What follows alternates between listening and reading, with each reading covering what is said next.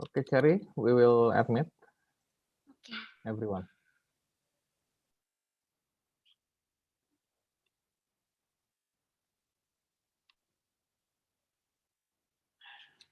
Hello, everyone. Okay, maybe we're going to wait for admitting process. Maybe it took around 1 minute until 2 minutes, and then we're going to start.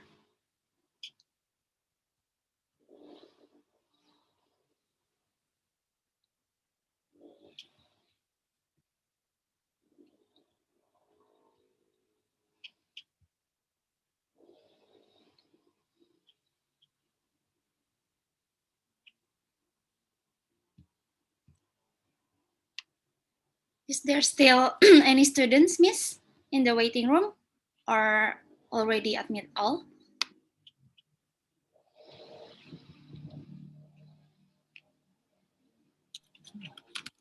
Okay, just continue, I think. Okay. Then I will start for the event today. Good morning, everyone. Welcome to the Cross Cultural Management Student Conference 2021. Thankfully, we are all here with a good condition, even though it's celebrated online. Let me introduce myself. My name is Cherry, and I'm from Management 2018. I'm guiding this event with Agnesia. Hello, Agnesia. Hello, my name is Agnesia. I'm from Management 2018. There is also Jesslyn from Management 2020. Hello, Jesslyn. Hello, thank you. And I'm Jesslyn. And the last one, there's also Yehan from Management 2017. Thank you, Jesslyn. Hello, everyone. We hope the Cross-Cultural Management 20 and 21 is going well. So let's start our activity today with the pray.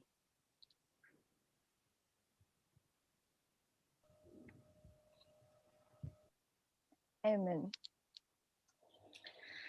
First of all, I would like to welcome Mrs. Isti Harini as the head of Management Undergrad Program, Mrs. Triana Iskandarsya as a coordinator of the Cross-Cultural Management course, Mrs. Angela as moderator today, Mr. Fernando, Mrs. Ilan, and Mrs. Raska as the lecturer of Management Program.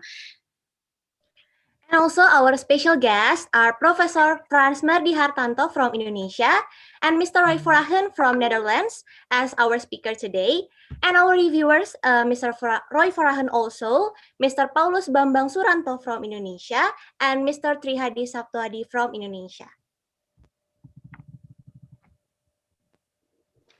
And also all the participants of the Cross-Cultural Management Student Conference 2021.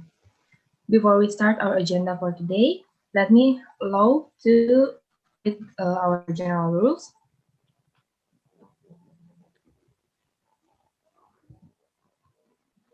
I'll do a share screen.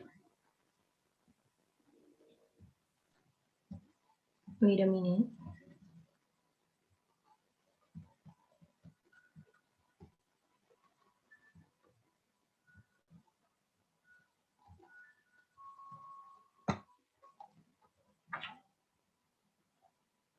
Okay.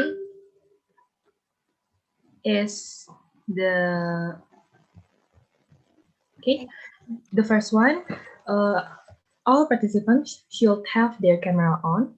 The second one, all participants muted during all sessions, both seminars and presentation, unless permitted by the host.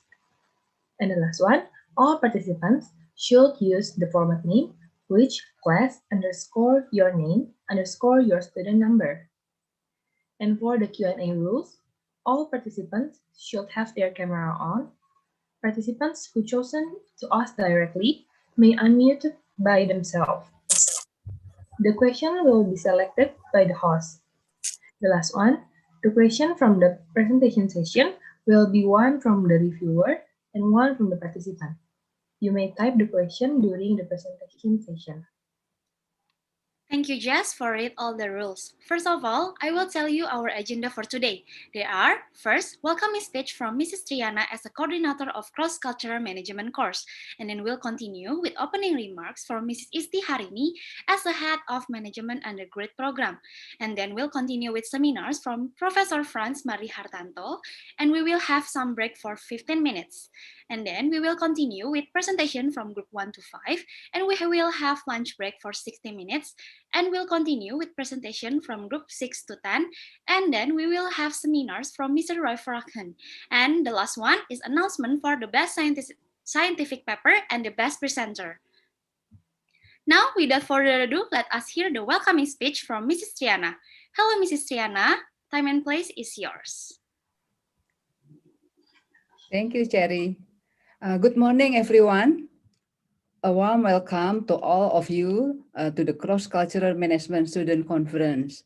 A warm welcome to our Honorable Head of Bachelor of Management Study Program, Ms. Dr. Istiharini. Our best welcome to our Dean, Ms. Dr. Budiana Gomulia, and also to our keynote speaker, Professor Frans Mardi Hartanto, our special speaker, Mr. Roy Foraken, there our reviewers, Mr. Trihadi Sabto Adi, Mr. Roy Foraken, and also Mr. Paulus Bambang Suranto. Ladies and gentlemen, the student conference is one our effort so that students are able to master cross-cultural management competence. We believe the cross-cultural management competence is one of the competencies that young people need to have today. Therefore, through the cross-cultural management course, we strive for students not only acquire knowledge, but also attitude and skill that they have. They are able to overcome cross-cultural problem, especially in business world. Thank you for your great support for this conference. Thank you for our students. We are proud of all your effort that have been made. Thank you to the final reviewer, the semi-final reviewer, Miss Indra Sari Chandraningsi, Rizka Aulia Asa, Prabowo Irawan, and also last but not least to our committee, Miss Elaine Kusteja, Miss Rizka, Mr. Prabowo, and also Angela Teresia, and also our MCs. Ladies and gentlemen, please enjoy the conference. God bless. Thank you, Mrs. Triana, for your welcoming speech. Now, let's move on to the next agenda. The next agenda is opening remarks from Mrs. Istiharini. Mrs. Istiharini, time and place is yours. Okay, thank you, Yehan. Good morning, all. Good morning to our speakers and reviewer, Prof. Frans Mardi, Mr. Roy Foraken, an independent writer and researcher from the Netherlands, Mr. Trihadi Sabto Hadi from Tahia Foundation, Mr. Paulus Bambang Suranto from Green Education Program, and all of the lecturers and participants. Well, it's an honor for me to meet you all and to open this event. It is the first conference in cross-cultural management course, and it is part of our internationalization program in management. Hope it will be one of the key program in our international program. Thank you to the team, Ibu Triana and team. You all done a great job.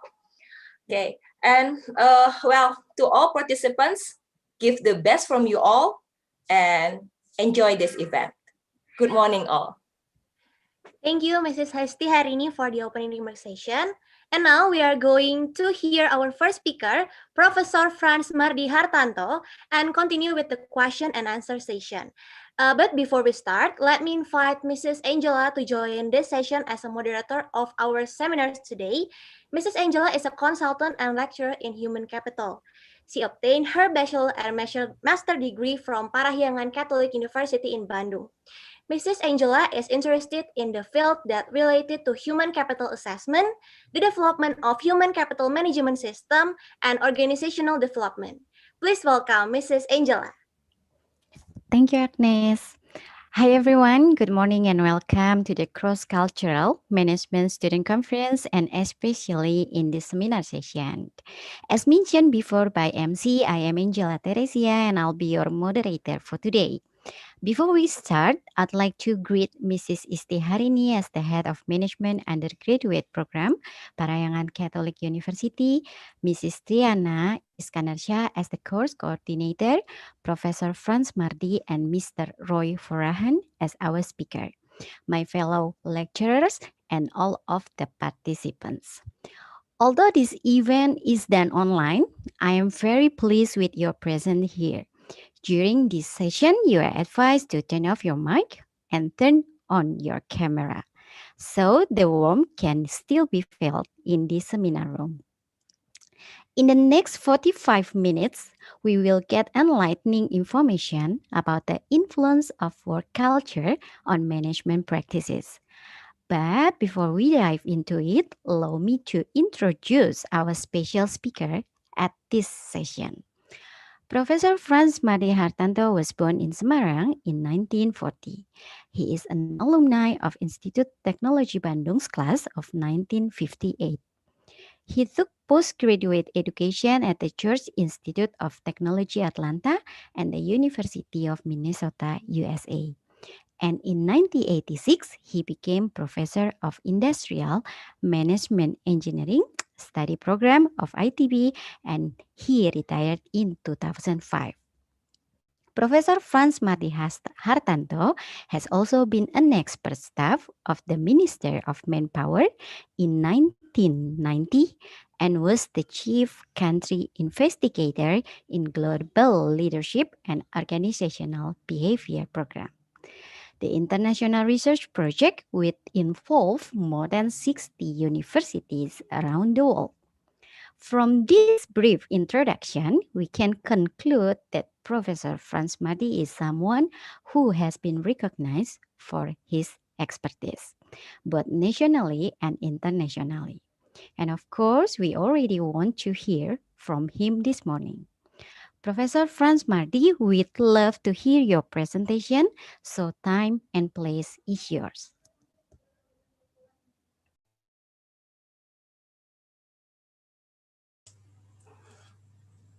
Good morning, ladies and gentlemen. I'm really glad that I have the chance to speak to you again directly from home. And I think everyone is doing the same thing. It is something that I'm a bit surprised about is that this conference is organized by students, but in spite of everything, it has been done. It has been done well, and I hope my presentation will also be enriching to you, all of you. And to Mr. Forahan in Holland, goedemorgen. I still can't understand when someone is speaking in Dutch, but I have difficulty to speak it myself because I haven't spoken the language for more than 70 years. In spite of everything, I will start presenting what I have in mind.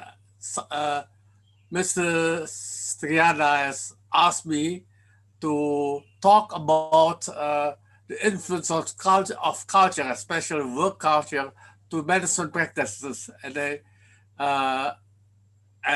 at this moment, I would like to present to you what I found during my research and also during my consulting practices that I have been doing so far with different companies in Indonesia as well as abroad. Let me share the screen now. I have made a presentation in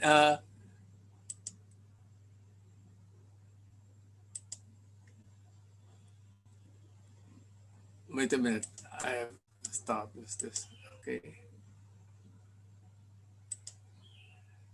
No, it's the influence of culture on management practices. I have also prepared and have given the Indonesian version to Mrs. Triana, and I hope it can you can all have it. But I also prepared this when yesterday I see that I have to speak in English. I prepared this presentation just as translation of what is written in the Indonesian version. Now, if we are talking about management practices, in the past, we all always think that when management practice is right for one company, or that it will also be right for others. It has been proven that again and again that it is not so. There are a lot of adjustment that has to be made before it can be applied. The purpose will be probably the same, but unfortunately, in achieving the purpose, sometimes need different ways and different methods. And here and the thing that really create the differences is the culture, the context of the management practices. When the context is right, and the management is practiced in the right context, then it can produce the results. But if it's not so, then you are going to have difficulties. Now, why has culture become a management issue nowadays? Now, people begin to realize that business actors are people. They are not just human resources. I hate that. I hate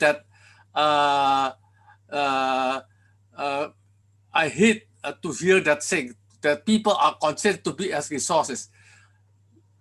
We can understand it has its roots in the American Constitution that has been interpreted by the Supreme Court in 1884 that create the so-called termination at will decision, and really consider people, that workers, as being just assets or resources equal to those other four resources. Likely, those are the machines, the methods, money, man, machine, methods, the 5 M's, the 5 M's, okay? Money and I hate that, because workers are not equal like that. Workers are people. Business actors are people who have different resources in the forms of human virtues, potentials, and competences that can be combined into various human capabilities. And that is something that that people have, that resources don't have, that the set don't have. The success of an organization will be determined by the effective use of capabilities of the actors. So if you are good management, if you are really good, then you can make the best use of the members of the firm, of the resources of the members of the firm. Organizations are living and developing human communities, not just an agglomeration of management functions operated based on rules. We cannot accept that. At least I cannot accept that organization is just an agglomeration of management functions operated based on rules. And consequently, people also begin to realize that basically workers are knowledgeable persons who are honorable, conscientious, and living. I add living because they live, they can change, they can grow up, they can learn, they can become better. Not just resources that can only do the same thing again and again. Although now we are talking about machine learning, but how can they learn? They can only learn because of the directions of people who design them. But people, they can learn whatever they want to be, not because of their father want them to be, or their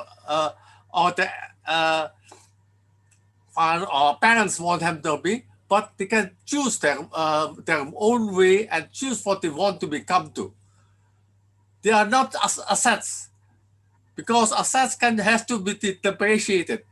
On the other hand, people, if they are working well, they are not depreciated if they are participating in activities. They are appreciated, not depreciated.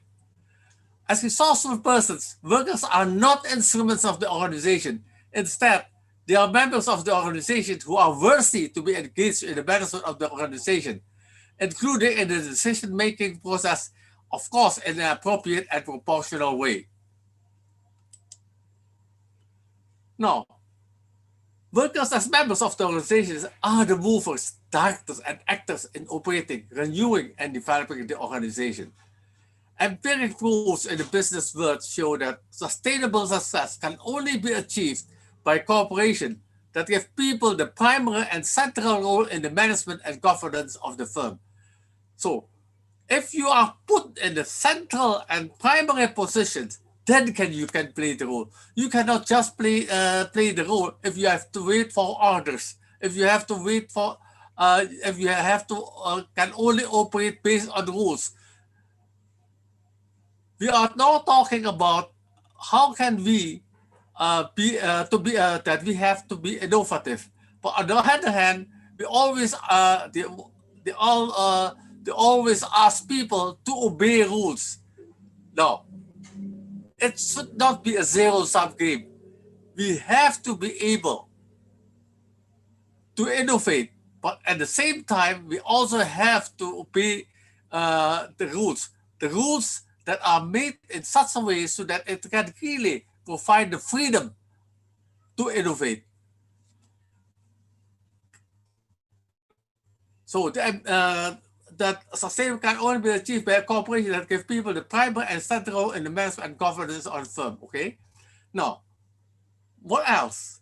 Business actors also know that the collective capability and agility of the members of the firms are the major driving force to face business challenges of the future. Who can they depend on? They can buy the best technologies, but if they don't have the right workers to operate them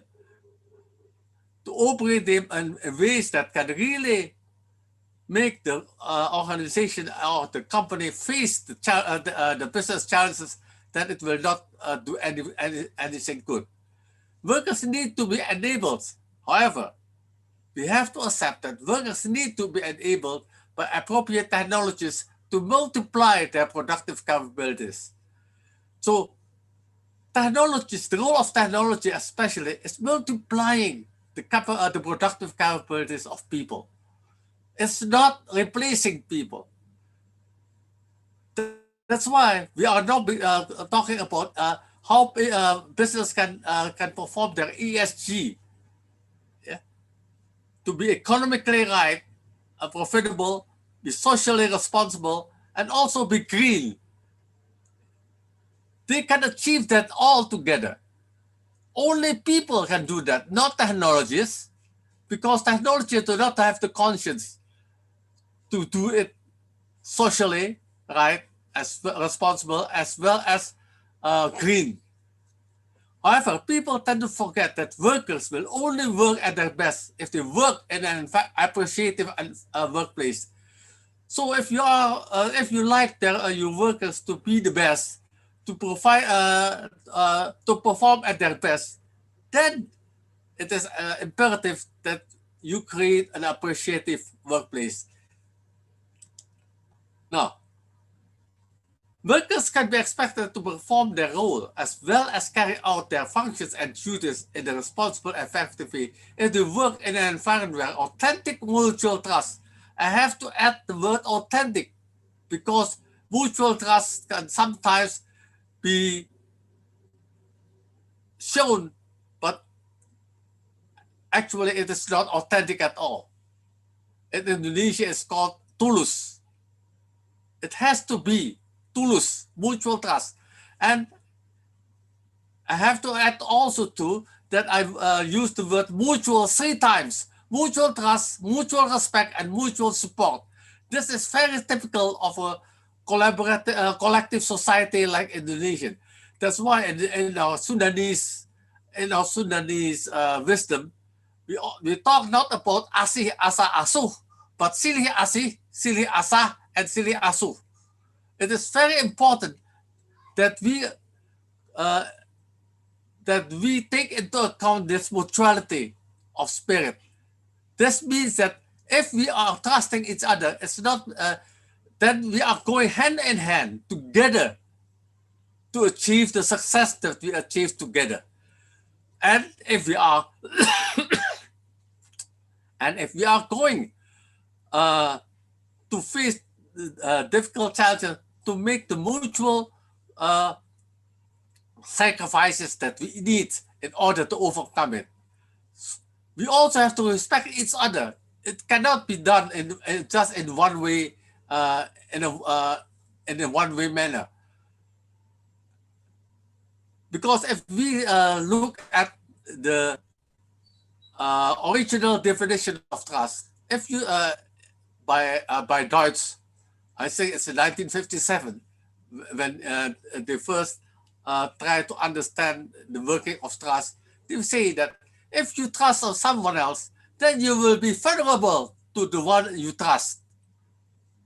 No, that is not mutual trust. If you are developing a real mutual trust, then what are you going to do? It's very easy.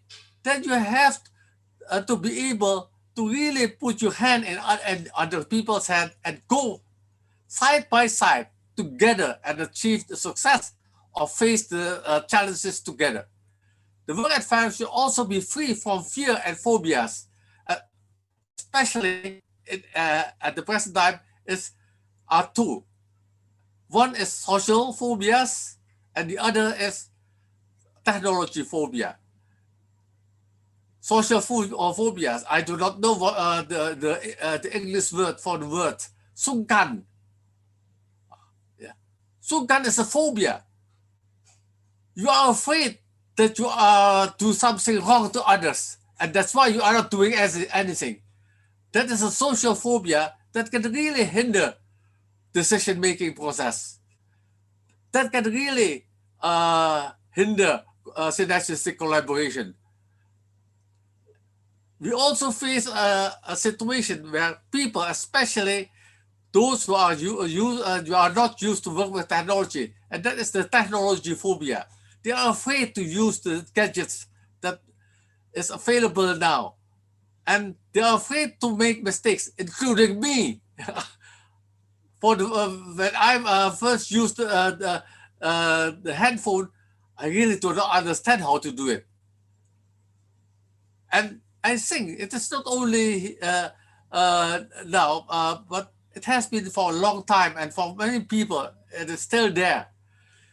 We also have to develop a conducive workplace that is conducive for hard work and synergistic collaboration. This now, these reasons are the way is why we need to understand work culture issues to create the conducive a conducive workplace that is conducive for hard work and synergistic collaboration, because that's the key to a future success. So this is a combination of definition that has been defined by many experts from around the world, including my good old friend Hofstede from Holland, which I happened to be able to meet by myself, and I think it's in 1996, I think. Now, work culture is the totality of beliefs, attitudes, behaviors, institutions, arts, tradition, norms, and other products of the mind that have become the characteristics of a community and a social environment. Work culture is a system of meaning that is related to work, jobs, and work relations that are agreed upon and used in the daily work life. Now, as a system of meaning, work-related culture is made of work habits of the members of the work community when they meet, interact, and work. So, when we are talking about work culture, it's made. Then we are talking about work habits, especially the good working habits, and that is something important to develop. We have to develop at the workplace good working habits because that becomes the core of the new work culture. Work culture is the habitat where workers do their work, contribute individually and collectively in the value creation process, as well as develop, grow, and seek the meaning of their work. I always add the word grow. Why? Because grow is always related to living entities. Because it can grow by itself and seek the meaning of their work. In this sense, work culture becomes the source of inspiration of their work life.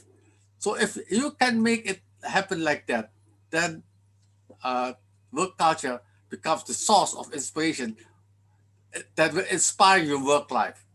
And that makes your work life more meaningful. Now, how can we see, how is it reflected, or how can we see or feel it? Now, work culture is reflected in the habits of how people interact and communicate at the workplace. Acceptable vertical relations at the workplace. What are the acceptable vertical relations at the workplace? The relationship between the boss and their subordinates. The spirit and aspiration of people when performing their job and duties. Are they complaining or are they enjoying it? Time orientation when experiencing their work life. Now, this is very important. People who are more, who tend to be more pragmatic, more practical, tend to have a short time orientation. That means they are only focused on the now and probably on the past. Well, in fact, there are others who are also looking at the future. They are imagining how the future should look like, visioning the future. Now, this time orientation will also affect their way of doing things at the workplace. Norms and values that are highly regarded at the workplace. It's always reflected in the norms and values that are highly regarded at the workplace.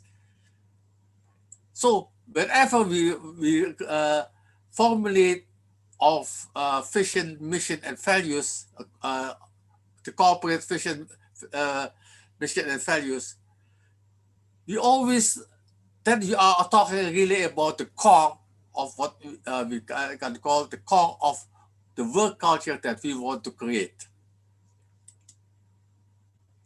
Now, basically, what is the concept of a work culture? It consists of basic beliefs and assumptions. There's the implicit things, the core of it, the norms and values that is reflected in what is expected, the do and don'ts that is relevant and acceptable at the workplace, and the behaviors, performance, and service as vision. The acceptable behaviors, performance, and service. These are the construct of what we call work culture.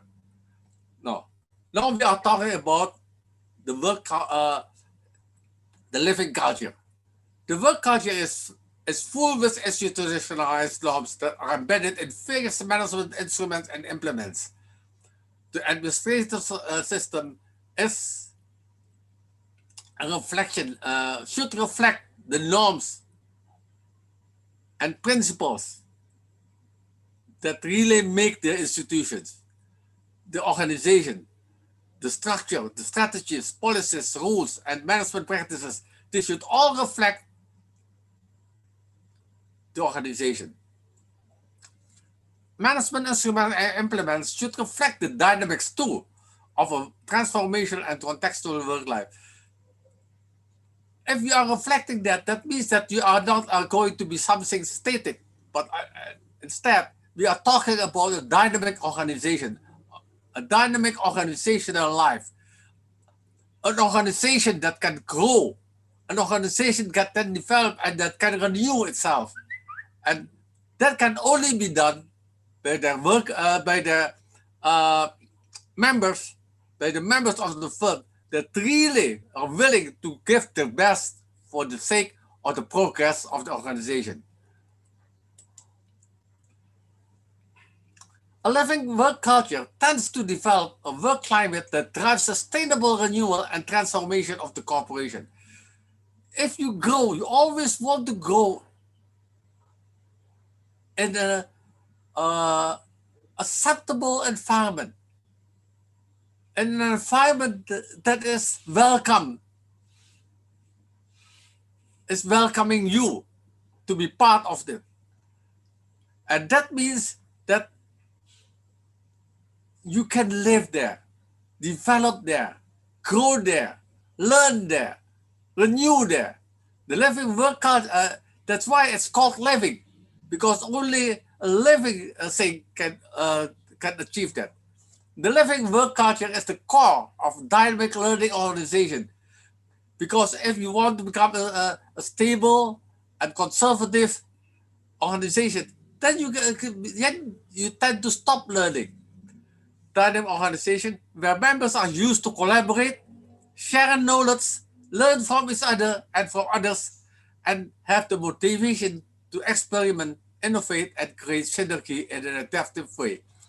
It should, I should always remind you that people tend to forget that this is very important, learning from each other, because we always think that learning should be from books and from the internet. No way. If you are doing that, you are just adopting second-hand knowledge. But if you combine your knowledge with the knowledge of your friends around you, and even from your competitors, and you combine them with what you already have, then you can create something new that no one else has know about it. And that is something that can bring you about and really make you develop. Look at how great innovations are made by people who are willing to learn from others. So learn from each other or from others and have the motivation to experiment. You have to experiment. You cannot stay.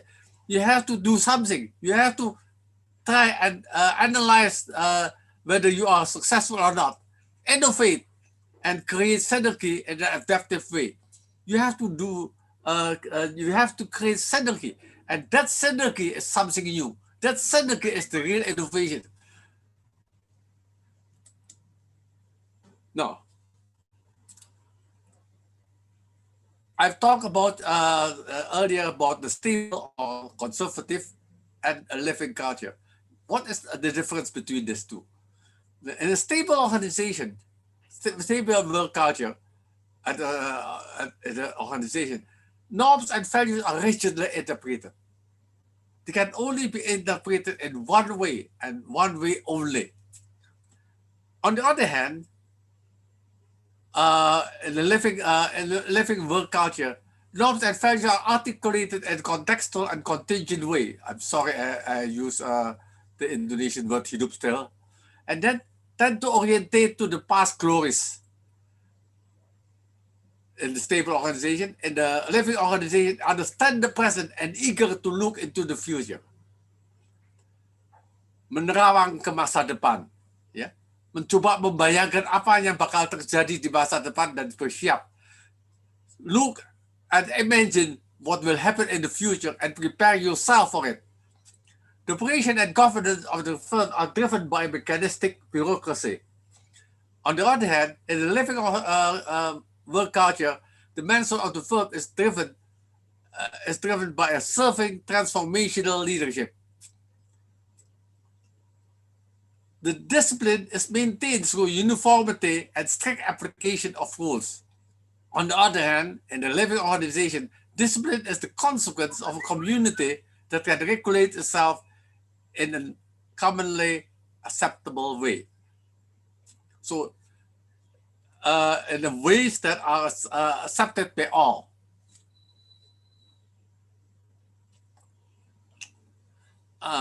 In a stable organization, people tend to be intolerant toward mistakes. On the other hand, in a living organization, they provide room for mistakes.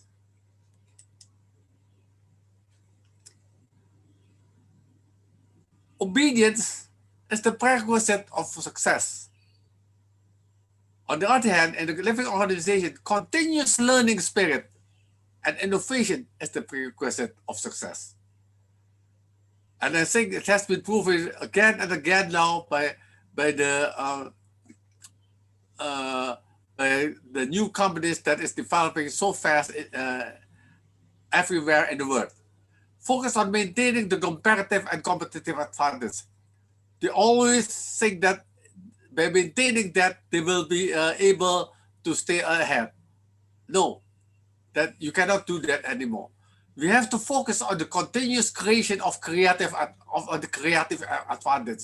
So it's not only comparative and competitive advantage, but now they have to you have to be able to maintain your ability to create new advantages, creative advantage, and that is embedded in people. Systems and rules are developed to establish and uphold stability. On the other hand, systems and rules in the living organization, systems and rules are developed to support innovations and continuous renewals. So rules are not developed to establish and uphold stability. Rules and systems are developed to support innovations and continuous renewals. Rules are formulated to limit and reduce freedom, but in fact, in a living organization, rules are formulated to regulate the use of freedom. So it is not limiting the freedom, but you have to use it in a very responsible way. What we see now in our social problem now is that we have all the freedoms, but we do not have the rules in how to use it in a responsible way. Organization structure is formulated to establish the limits of authorities, while in living organization structure is formulated to enable purposeful and responsible cooperation. So one is to limit the authorities and responsibilities.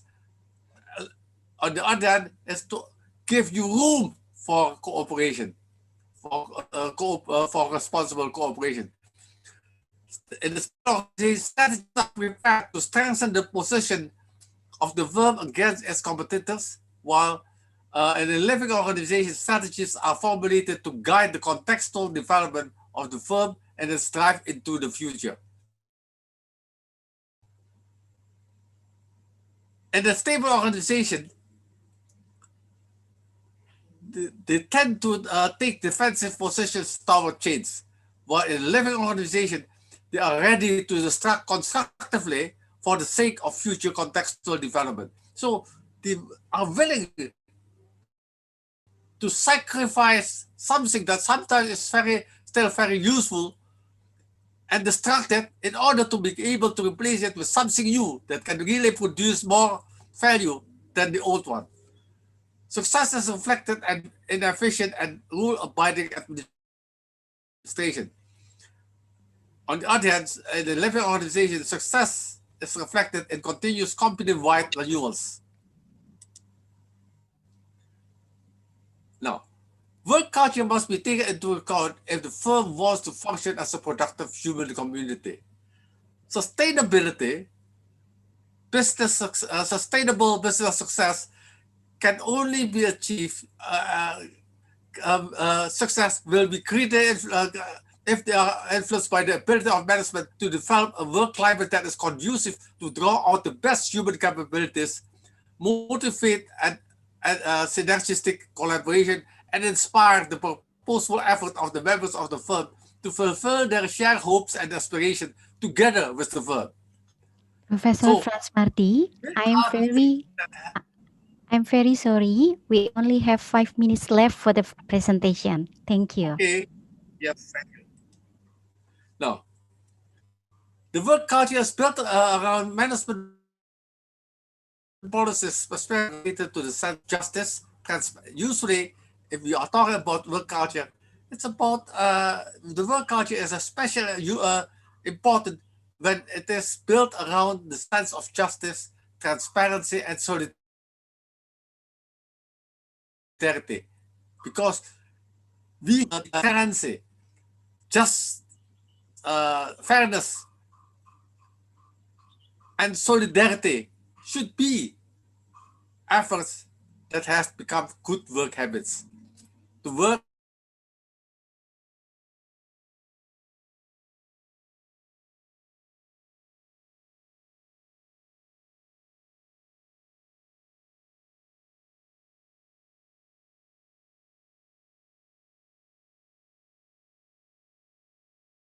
responsible and the future of the firm and its members. The work culture is closely related or fragmentally. The development of work culture is usually well prepared and planned, but it can also develop spontaneously, emerging work culture. Members of the firm needs to be engaged in the development of the work culture through their participation of developing and implementing good work habits. Now, building the momentum to develop work culture. Since work culture is multidimensional, it's involved all fields and functions as well as the support of top management and all corporate functions. Culture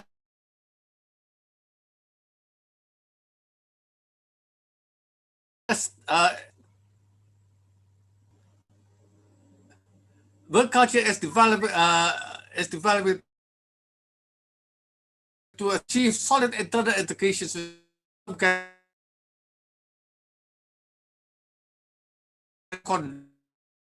external adaptation, solid insight. Because if not, then you will be driven out by the storm that happens outside. Progress, development, and grow. Progress, develop, and grow together to realize their shared target.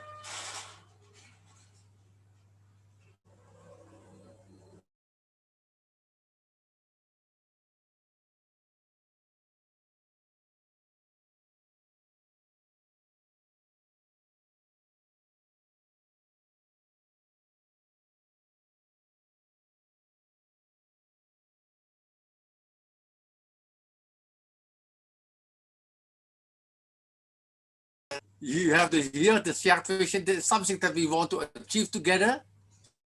And then we also meet two more important challenges. One is external, can be faced through external adaptation, and internal that faced through internal integration. And how are we going to do that? Internal integration should be the development and formulating of structural systems and practices. Together, should support internal. On the other hand, these are needed in order to fulfill their mission. On the other hand, the mission is formally to face the external chances in the right way, and in order to carry out the mission, we have to always to be based on shared values, on the philosophy or system of beliefs, or sometimes it's called the credo, and the constitution, law, and national culture. And besides that, you have to have the good corporate governance so that the board of directors will always act and direct based on existing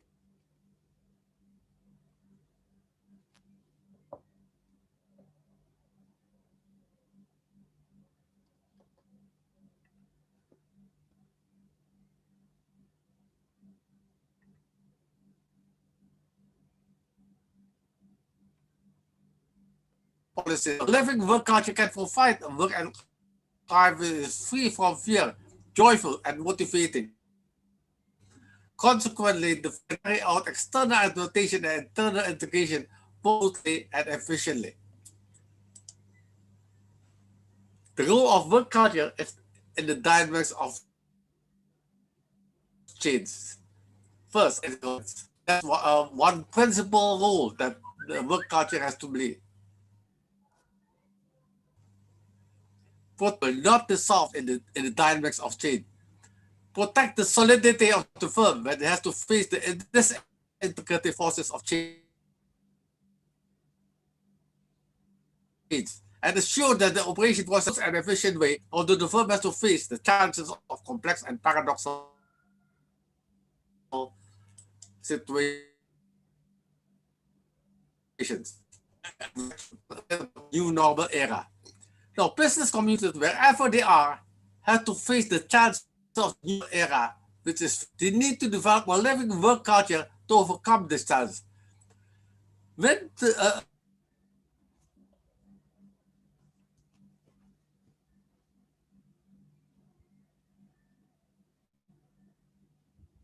duplicate or cut and paste things that have been successful in others and apply it to ours. It will not work that way. When there is interactions among business communities, cross-cultural differences need to be observed and understood, but not be put in a conflicting position. Difference in the presence of management should be made into learning resources, not triggers of conflict. When complementarities are found among the differences, they should be developed into synergistic and collaborative management practices. So in this new normal era, where everybody are adopting, are trying to adapt to the new challenges, then they are developing into something that is also something sometimes differently perceived by others. And we know that in order to be able to face the challenge of the new normal together, we have to work together. We have to collaborate. So in order to be able to do that with others, with companies, with other companies, then you have to look for, not for differences, but for complementaries, where we can find that although we are different, we can really complement each others. And by doing so, we can develop synergistic and collaborative management practices. Differences in work culture are normal, but we should not adopt an effective management practice of another business community applied as such in our community without adapting and adjusting it to our own needs and wishes. Finally, it's a continuous process. The destruction of a living work culture needs the full support of top management and the firm. And further,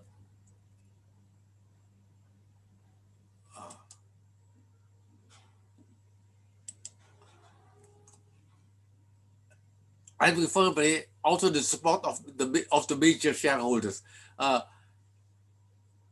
I say about the major shareholders because when I make a study about family businesses, many of the owners of the firm are really getting involved in developing the culture because they want to uphold the values that they cherish in their family, and it won't become to make it part of their living organization. And if that's good, as there's a culture, then the family business can really bloom and become really big without creating antipathy from others. The support of top management needs to be shown by the direct involvement of top management in the cultural development process and a willingness to provide the necessary resources for the development. Cultural development happens gradually and is not easily observable, but members of the firm can feel it from the improvement of the work climate. Positive change is reflected in the more humane and caring climate and the development of more trusting relationships. However, tactfulness and order are still observed. But although you are more caring, you are more humane, one time you have to say no, and then you have still to say no, although it is against the wishes of your friends. So you have to be tactful and keep order. As such, the encountering cultural renewal change in paradigm and mindset usually happens radically, but relation management practices are usually implemented incrementally. We need to be persistent when developing a work culture, since its impact cannot be observed directly, although it will gradually speed up and show its beneficial results. A good work culture is usually enriched with local wisdoms, especially in its emerging new work habits. However, business practices need to be developed based on the universal perspective and abide to international norms and standards for the respective industry. I think this is all what I would like to say to finish it all. Thank you very much. Terima kasih. Thank you, Professor Franz Madi, for such an inspiring and provocative presentation. Due to time constraint, we won't have a Q&A question and answer session, so that allow me to give a summary of what has been presented by Professor Franz Madi. Today, culture is a concern of management and has a very important role for an organization. Culture needs to be developed on an ongoing basis and should be perceived positively for employees in the work climate. Culture will provide good benefit not only for the organization but also for employees as resourceful individuals. Work-related culture is made of work habits of the members of the work community when they meet, interact, and work. Another important thing is what we call as living culture, which management instrument and implements should reflect the dynamics of a transformational and contextual work life. So it can be said that it is important to have a synergy between culture and management practices. That's for today. And once again, thank you, Professor Franz Madi and all the participants. And I'll give the time and place back to MC. Thank you. Thank you, Professor Franz Madi Hartanto, for the inspiring session, and also our moderator, Mrs. Angela. Before we end the session, I'll invite all the participants to take a photo together, and please turn on your camera. Because there are several pages here, keep your camera on until the last page is finished. I'll start from the first page.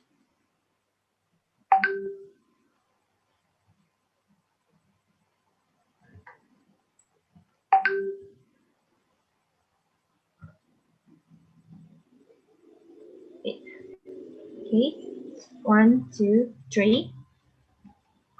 Next page. 1, 2, 3. Next page. 1, 2, 3. Next page. 1, 2, 3. Next page. 1, 2, 3. Next page. 1, 2, 3. Next page. 1, 2, 3. Okay. The last page. 1, 2, 3. Okay, thank you guys. It's done. Yeah, thank you, Jaslyn, for the photo session. And before we continue, I want to welcoming all the lecturers who just joined our conference. There are Mrs. Indah Sari, Mr. Kosmas, Mrs. Alok, Mrs. Mary, and Mrs. Rizka Asaf. Welcome to all the lecturers. And before now, we are going to have a break session for about 15 minutes. But I suggest that the participants stay in this room during the break session, because the next session will be start in 10:20. Thank you. Maybe we should give applause to Professor Franz Mardi. Oh, thank you. Yeah, With the please give reaction, our, with the reaction in below, okay? yeah. Yeah. Thank you very much, Professor Franz Mardi, for the Professor session. Franz.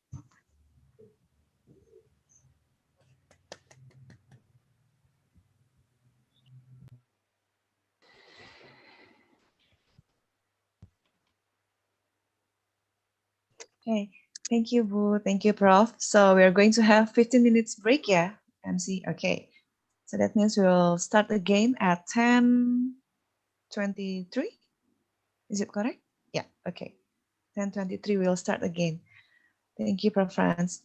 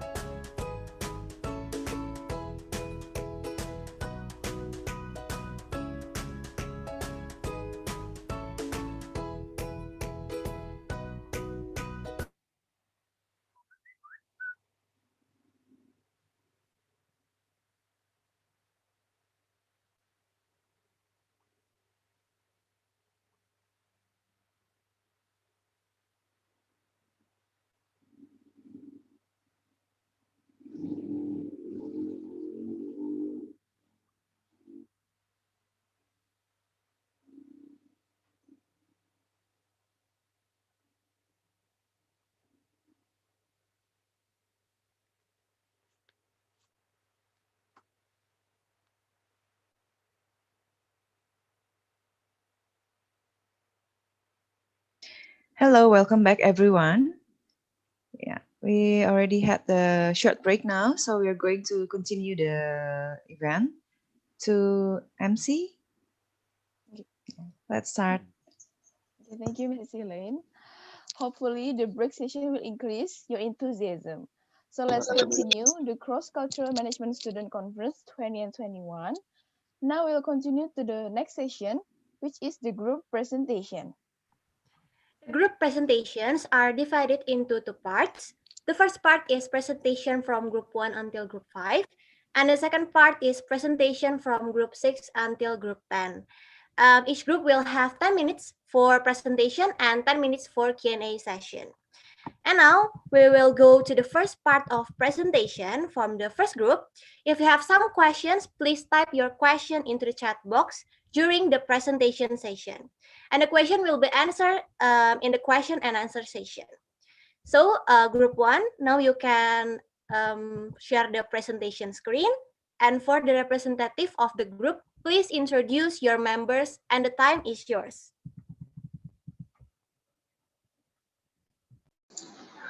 Good morning, our lecturer and our audience. Today we are going to present culture strategy for adapting merger and acquisition. First of all, let me introduce our team member. My name is Ivan Josephine, and there is my friend Axel Ginola, Darian Jihan, and Zaki Irham. The research background of this paper is, one of the goals of the company is to make the company grow and be sustainable. However, the resources that are owned are limited, both in financial and human resource. To achieve this, it is not uncommon for a company to do merger or acquisition. This is done so that company can combine power and control over the market and improve their company performance. The company wants to diversify its businesses, increase its fund and human resource. However, there are often failures in acquisition and merger due to difference in work culture within the company conducting the merger or acquisition. The absence of cultural integration between the two companies, the inappropriate process of cultural change, and a leader who cannot be a bridge between the two companies. The possibility of failure will be even greater if merger and acquisition are carried out with two different countries or continents. The percentage of failures in acquisition and merger is very large, at 70% to 90%, according to Harvard Business Review. The key to successful merger and acquisition is integration and understanding what we are buying. Next. From the research background, we can formulate the problem. The first one, the effect of cultural differences on acquisition and merger. The second, how to minimize acquisition and merger failures. And the last one, why do companies make acquisition and merger despite the high percentage of failure? Next.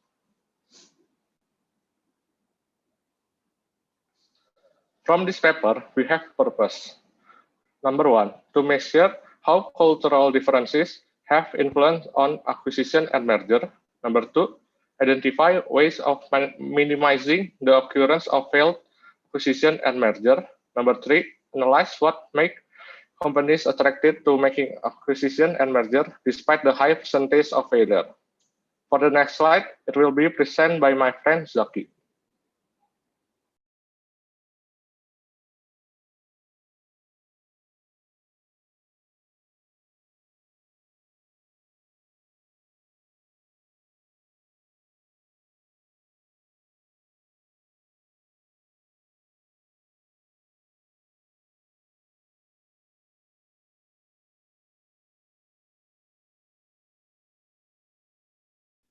Hello, I think you haven't unmute yet. So next I'm going to explain about acquisition. So what is acquisition means? According to SAK or Statement of Financial Accounting Standards, acquisition is a business combination in which one of the company, namely the acquirer, obtain control over the net assets and operation of the acquired company by providing certain assets, recognizing a liability, or issuing stock. and the benefits is as follows. So next is merger. What is merger? Merger is the process of bringing two companies, one company and remaining standing with its name, and third company lost its name and wealth, all combined with other companies in accordance with the meaning of the word merger. There are two more companies that become one, and the benefits of merger is as follows.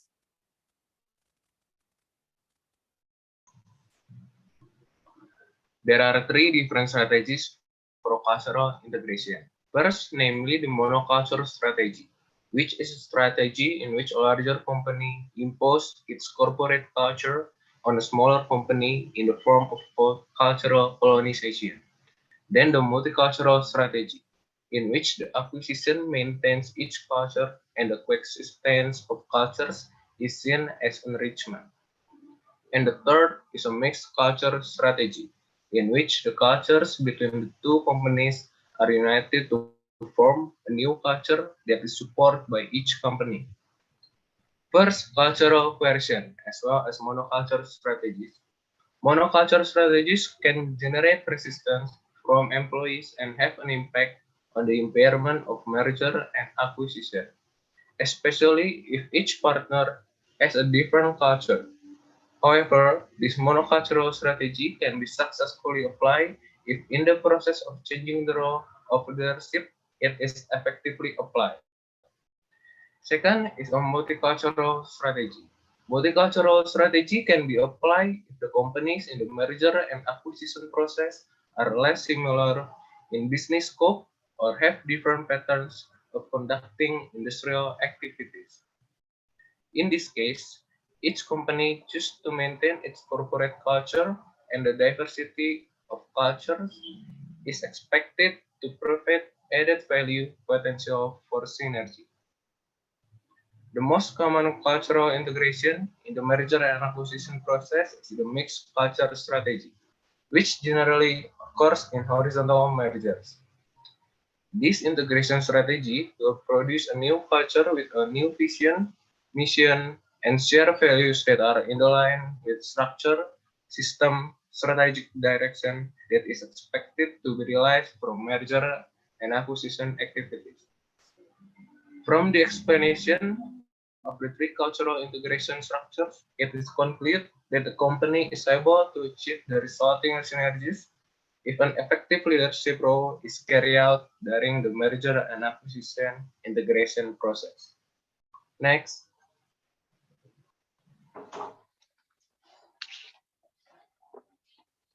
The case examples that we have with acquisition and mergers is Daimler-Chrysler with Mitsubishi. Daimler failed to acknowledge any local practices and principles of Japan's business culture. In Japanese culture, trust and attention to others' feelings are essentials. This means that Japanese business people value personal relationships more than dry facts. This differs greatly with a strictly fact-based and pragmatic approach of the German counterpart. Not paying any attention to the concept of localization, Daimler appointed German managers who immediately started giving orders as if they were in Germany. As the result, Japanese subordinates felt extremely reluctant to take orders from them, which had negative impact on overall efficiency. Next.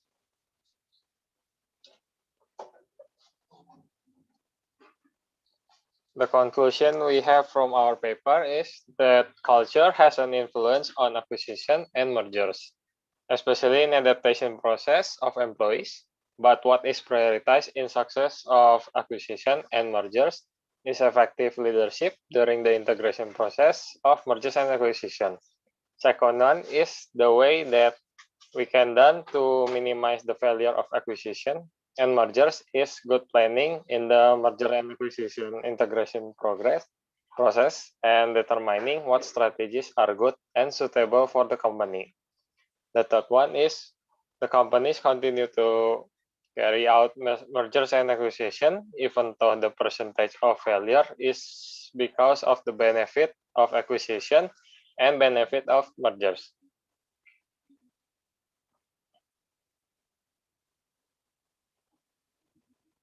Thank you for listening. Thank you, Group 1, for your presentation. And now we're going to the Q&A session. Please, for the reviewer, you may unmute yourself to ask your question. Good morning. Thank you so much for your presentation. I have a question about your case study. What was the method used to analyze the case study? Thank you, sir, for the question. And Group 1, you may answer the question now.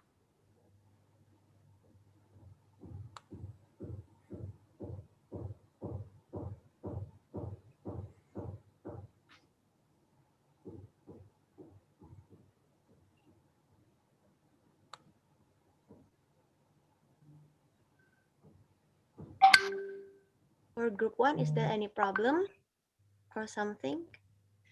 Are the question is clear? Sorry, can you repeat the question, please? Yes, of course. I was wondering how you studied the case study. Oh, okay. Did you conduct any interviews, or was it purely literary review of the literature?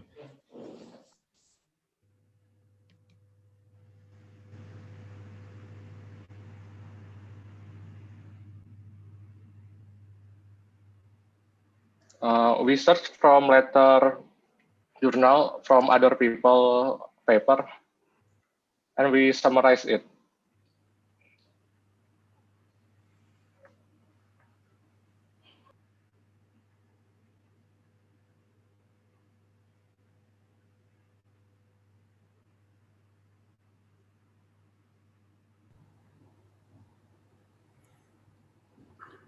I have a question.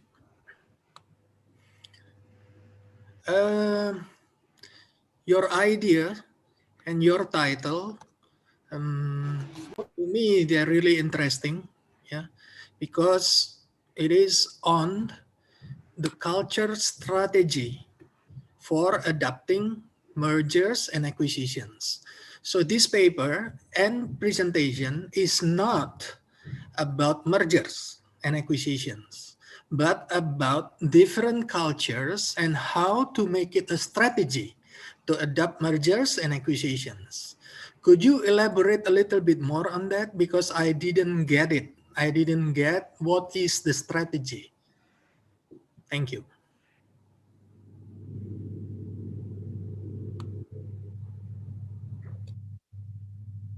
Thank you, sir, for the question. Group 1, please answer.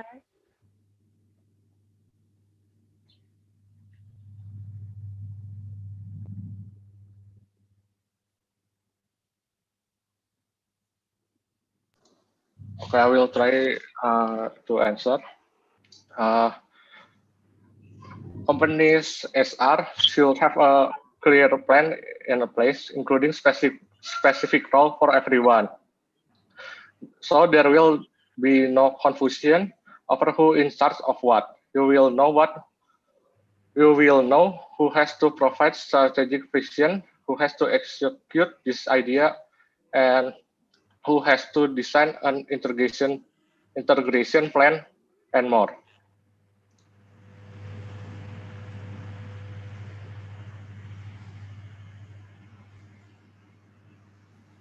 Okay. Okay, a follow-up question.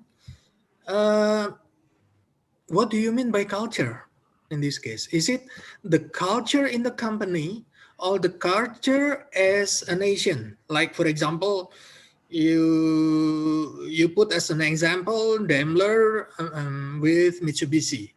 So German and Japanese. Is it Japanese culture and German culture, or is it Daimler culture and Mitsubishi culture? Not quite sure about that because it is not addressed. I at least I didn't get that.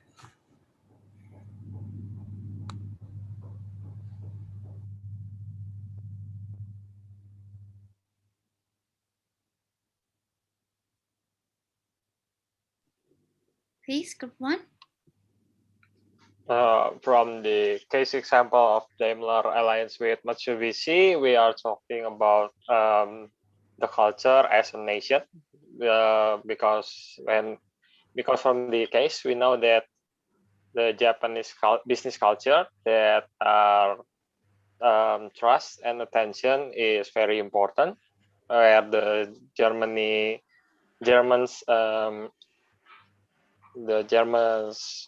the culture that they are strictly fact-based and pragmatic approach.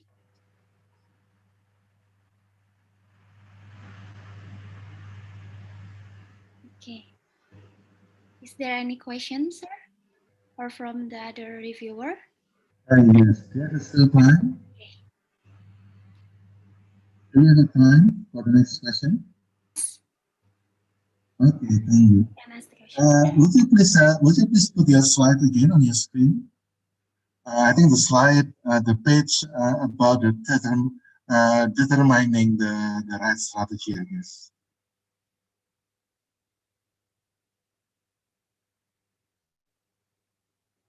Sorry, I can hear you clearly. Can you repeat the question? Can you share your screen? Oh, okay. Yeah, the slides. Okay, this one. Thank you. So can you hear me well, Ivan? Yeah. Okay. You have a three strategy how to choose the right integration, right? And I assume, and then please confirm whether my assumption is right, that actually this is not about which one is better, right? This is about how you apply strategy for the right context, for the right circumstances. So my question is that if you want to apply this one of the strategy, what factors are consideration before you apply the strategy? You understand my question? Yeah. Okay, thank you.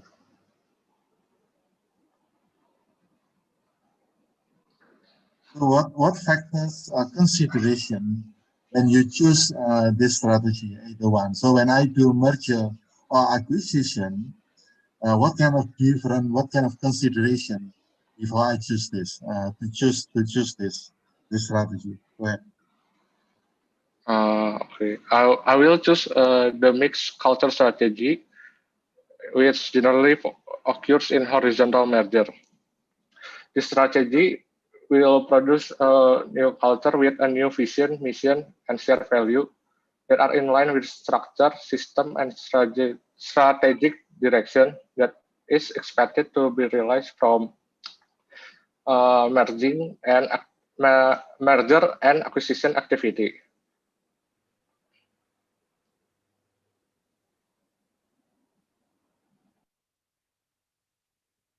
So follow-up question is that, so you disagree with my assumption, right?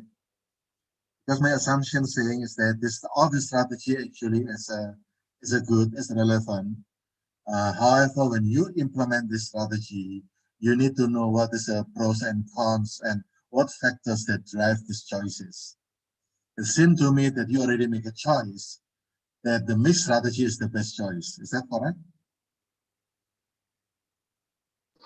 For me, yes. Okay. Personally. Okay, thank you. Okay, maybe it's all from the reviewer. Is there any question from the participant here?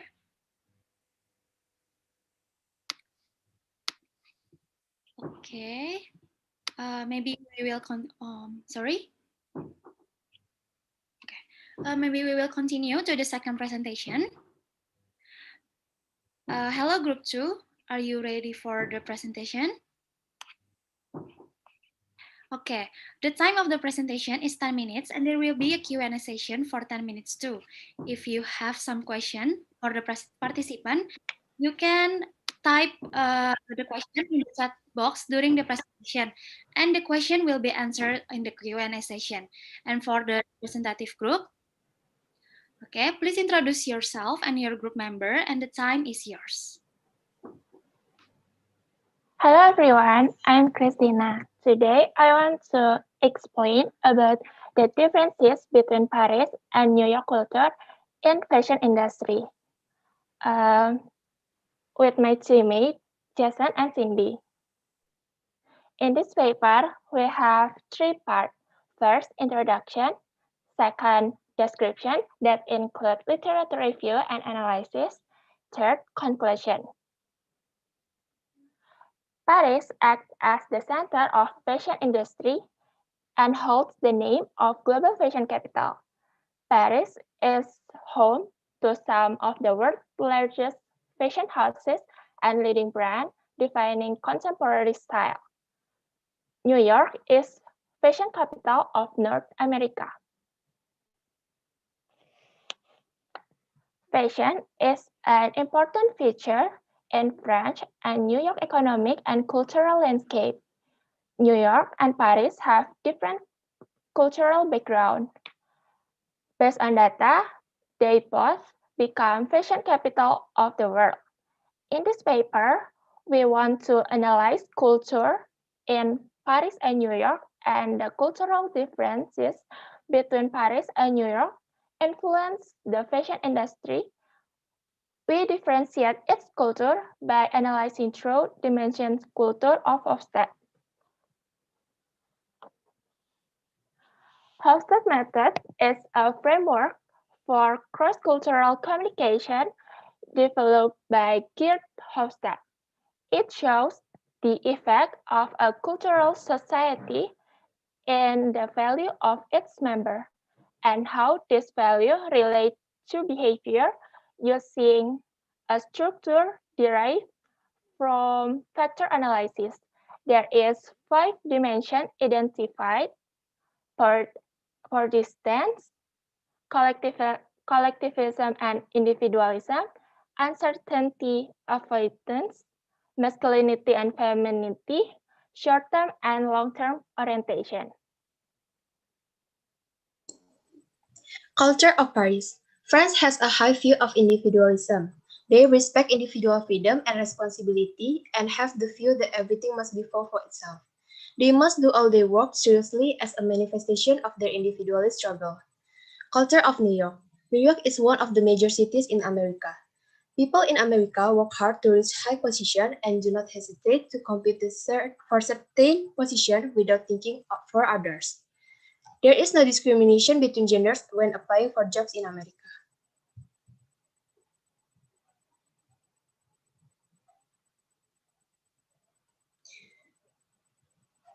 This is video about Paris Fashion Week and New York Fashion Week. Fashion Week happens twice a year in the major fashion capitals of the world.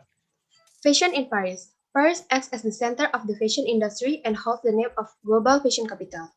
The city is home to many famous designers including Chanel, Louis Vuitton, Pierre Cardin, Saint Laurent, Dior, Celine, and many others.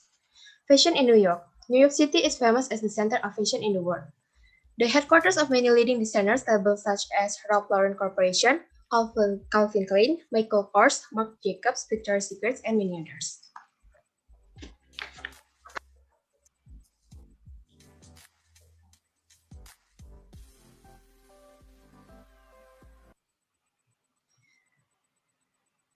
This is a graphic picture of Hofstede's score between France and the United States.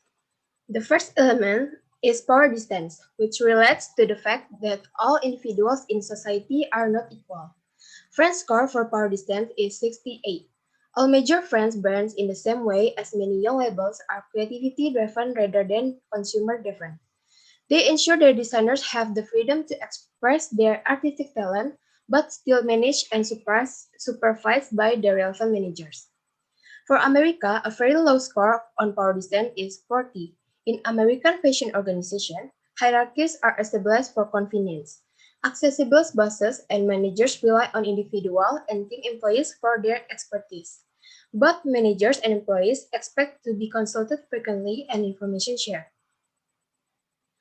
France, with a score of 71, in individualism and collectivism dimension, has proven to be an individualistic society.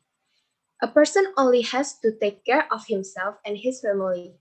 The French are self-motivated to be the best in their trade, mostly in fashion and service. Therefore, they expect respect for what they do, after which they are very much willing to serve you well. Besides, America is one of the world's most individualist. The score is 91. Cultures reflect itself in the following terms. The American premise of freedom and justice for all. As a result, Americans are not shy about approaching their potential colleagues for seeking information.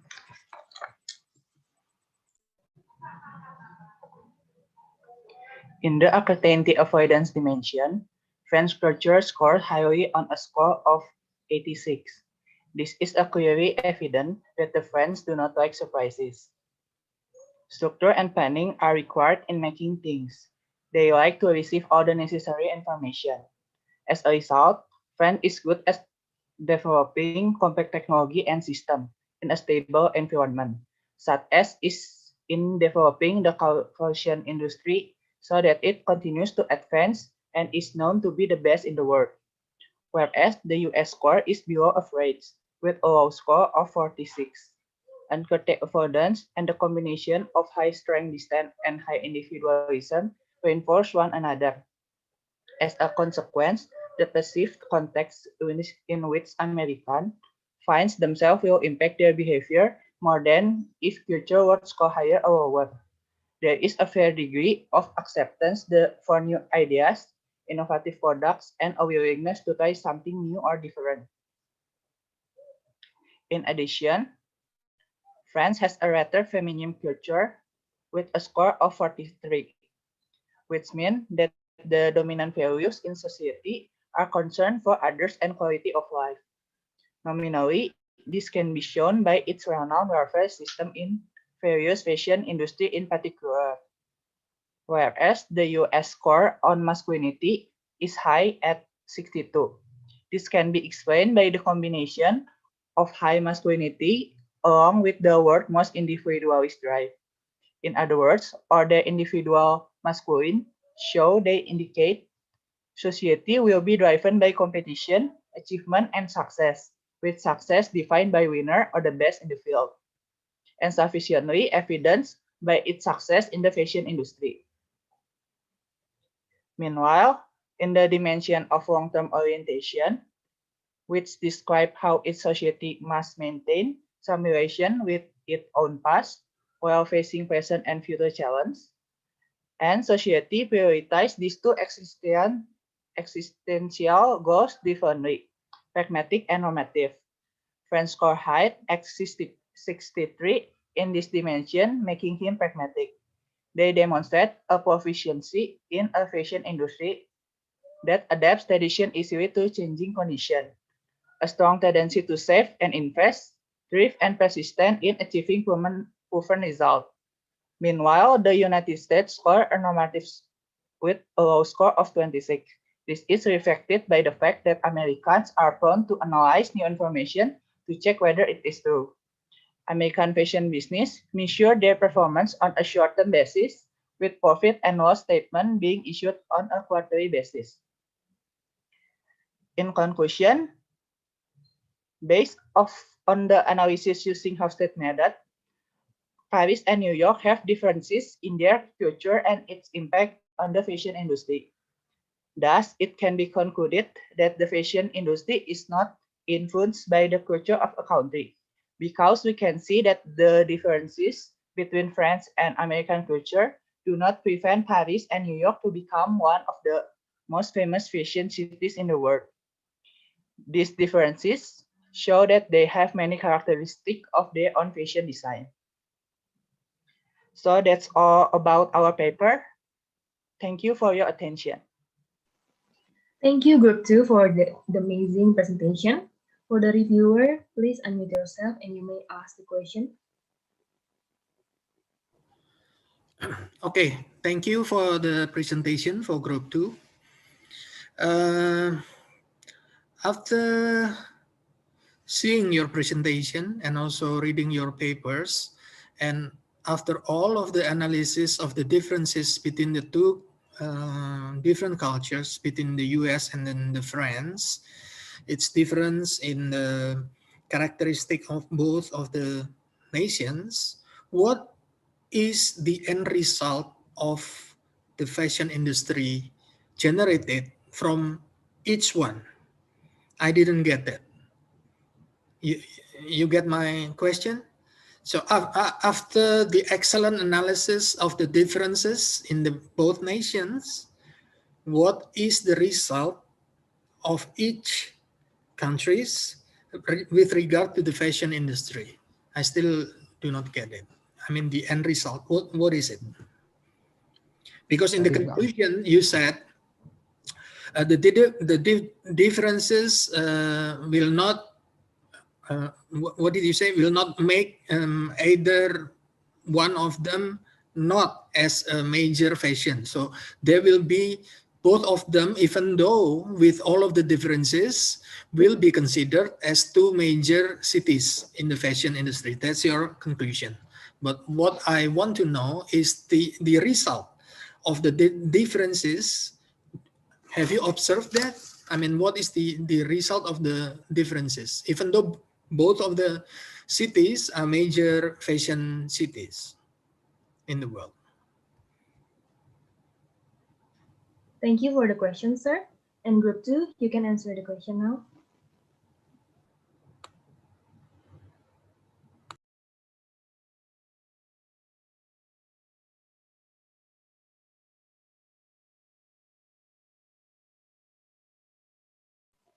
Group 2, is there any problem?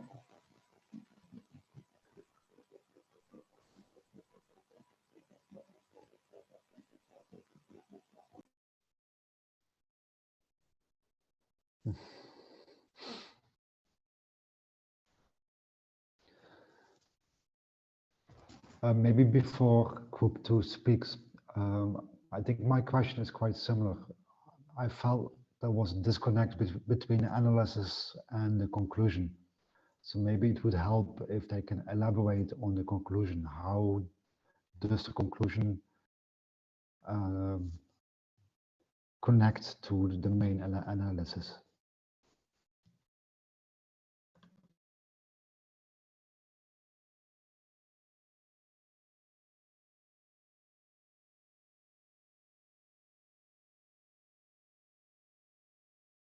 Group 2, you can answer now.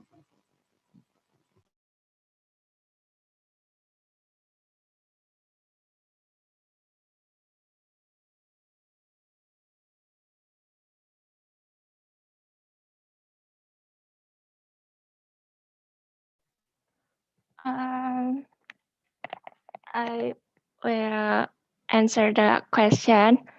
I think American culture is more complex fashion because they has a freedom to use whatever she make or it's make, and Paris more individualistic culture, so it makes more minimalist fashion.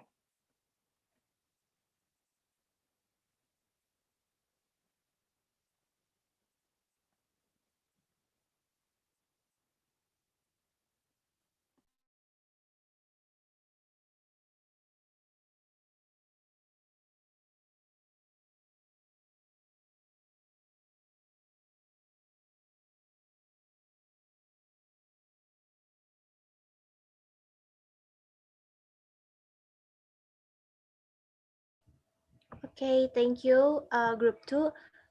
Sir, are the answer is enough or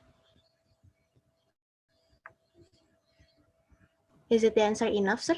Well, if you ask me that, I'm not satisfied with the answer, but the answer is the answer, so it's okay. Okay, thank you, sir, for the questions. We can continue to the presentation. The next presentation, please. Yes, thank you. Next, we are going to the next presentation from Group 3. Thank you, Group 2. The time of the presentation is 10 minutes and there will be a Q&A session for 10 minutes. If you have some question, please type your question into the chat box during the presentation session and the question will be answered in the Q&A session. For the representative of the group, please introduce your group members and the time is yours. Hello, good morning, ladies and gentlemen. Welcome to this conference. And today we're gonna tell you about our research about the difference between Pizza Hut Indonesia and America in terms of marketing during the pandemic. My name is Marcel Justin, and my friends Vivaldi Stephen, Natasha Aurelia, and Miguel Adi will start the present.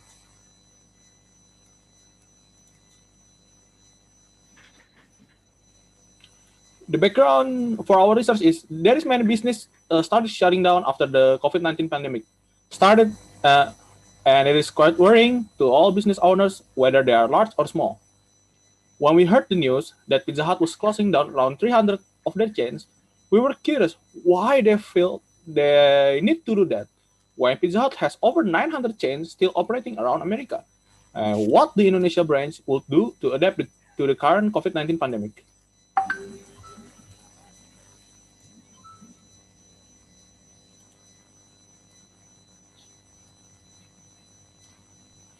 This is our abstract. The keywords for our research is culture, strategy marketing, and Pizza Hut.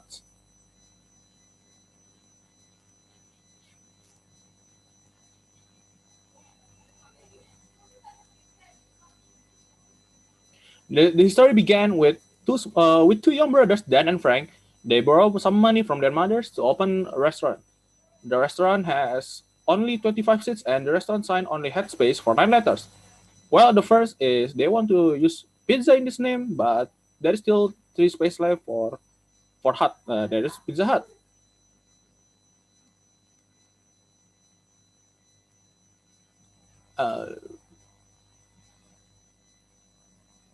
And the story for Indonesia. In Indonesia, Pizza Hut opened in the first restaurant in 1984 at the Jakarta Theater Building, Tamrin area.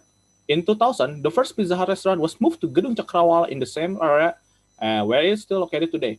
For now, Pizza Hut has more than 200 restaurant chains spread across 22 provinces in Indonesia, from Aceh to Abepura. The formulation of problem is, what is the history of Pizza Hut so they can succeed in Indonesia? What is Pizza Hut's global business strategy? What is Pizza Hut's marketing strategy? What is Pizza Hut's marketing strategy during this pandemic? And what is the state of Pizza Hut in America and Indonesia during this pandemic? The purpose of the research is to know the history of Pizza Hut so they can succeed in Indonesia, to find out Pizza Hut's marketing strategy during this COVID-19 pandemic, to find out the difference between Pizza Hut Indonesia and America during the COVID-19 pandemic, and the last is to figure out Pizza Hut's global strategy during this COVID-19 pandemic. The function for our research, for writers, add insight and knowledge about Pizza Hut's culture and the key to Pizza Hut's success. And for our readers, the first is can add insight and knowledge about the culture of pizza and the key to the success of Pizza Hut. The second is can be used as a reference for making papers and scientific papers in the course of marketing management and called cross-cultural management. Pizza Hut vision to improve the well-being of our customer community and people connected to our endeavors. Run, lead, restaurant. To achieve the vision, they are focused to three-word strategy. Be the best employer for people in each community around the world. Deliver operational excellence to customers in each restaurant. Achieve enduring profitable growth by expanding the brand and leveraging the strengths of Pizza Hut system through innovation and technology. Mission of Pizza Hut to be the best Pizza Hut for every pizza association. Alone we are delicious, together we are yum. We are fierce, patient, execute, uncountable, recognize, listen. Next.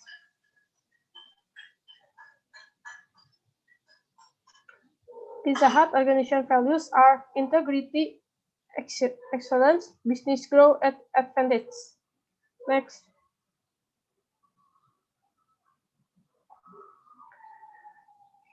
Dimension, hostess dimension of Indonesian. Power distension is high, individuation is low, masculinity is low, uncarnality adherence is low, long-term orientation is high, individuals is low. Next.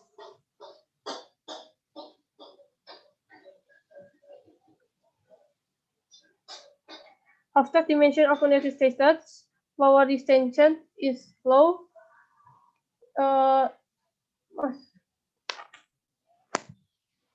Masculinity is high, undercarriage advantage is low, long-term orientation is low, indulgence is high. Next. Pizza Hut service culture. In order to create a good service culture, knowing how to serve customers is a standardized by the name of 10 moments of truth, which include greeting customers, finding a table, allowing consumers to sit down, serving orders, notifying the length of waiting time, following up on arrivals, or approaching the customer's table periodically without being asked to ask about their needs, or better known as double check, offer a cover menu, prepare a bill, and say thank you to every consumer who has finished eating. Pizza Hut global business strategy is launching new products by presenting a complete and trendy menu, includes creating a variety of new flavors for pizzas and pastas, accompanied by a variety of drinks. To respond to a competitive industry, Pizza Hut is expanding its geographical penetration by building more outlets with a more friendly atmosphere and a family restaurant impression. Reach new customers by offering a variety of food packages at affordable prices with the aim of making consumers feel happy and want to come again. United States Pizza Hut state during COVID-19 pandemic. The American branch of most of them are dine-in restaurants which are not suited for carry-out and delivery at a time when millions of people are sheltering and eating at home. During the pandemic, pizza sales has only skyrocketed. In July of 2020, Domino's Pizza reported a 30% increase in their quarterly profits. Pizza Hut is focusing on their home delivery and pickup part of their business, focusing more on their little branches, allows them to better handle online orders. Indonesia's Pizza Hut said during the COVID-19 pandemic, the Indonesian branch of Pizza Hut is also focusing more on takeaway and delivery services. Kurniadi Sulistyomo, the corporate secretary of PZZA, said that they are limiting the numbers of work hours and also decreasing the numbers of seats available for dine-in for health and safety reasons. In the first 9 months of 2020, Pizza Hut Indonesia has reported a net loss of 8.63 billion rupiahs, while last year it was a net profit of 149.24 billion rupiahs. In an attempt to gain any semblance of profit, Pizza Hut Indonesia is selling pizza for a marked down price on the side of the street to ongoing vehicles. Next is marketing strategy in USA. There's 4 strategy, that is product strategy, price strategy, place strategy, and promotion strategy.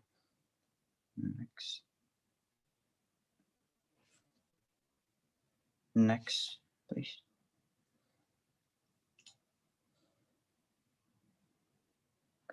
Marketing strategy in Indonesia. The company identified key measurable marketing strategy aimed at increasing brand awareness and sales on a national and local scale.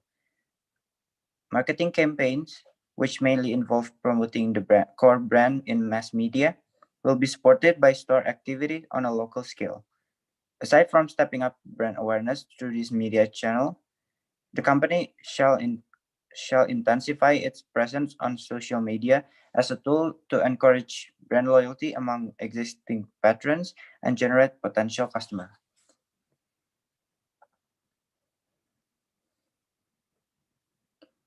The conclusion is, because of COVID-19, the 2 branches began to focus more on delivery and takeout than dine-in.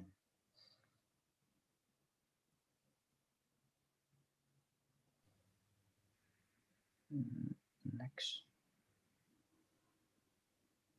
The difference between Pizza Hut in America and Pizza Hut in Indonesia. Pizza Hut in America closed 300 restaurants around the United States and filed for bankruptcy, but is still maintaining 900 restaurants chains around America. Pizza Hut in Indonesia still opens every branch and is selling their pizza on the side of the road to ongoing vehicles. Next. These are the reference, and thank you for listening to our presentation. Okay, thank you, Group 3. So impressive. For the viewer, if you have some question, you can unmute yourself. Yes, thank you. Can you hear me?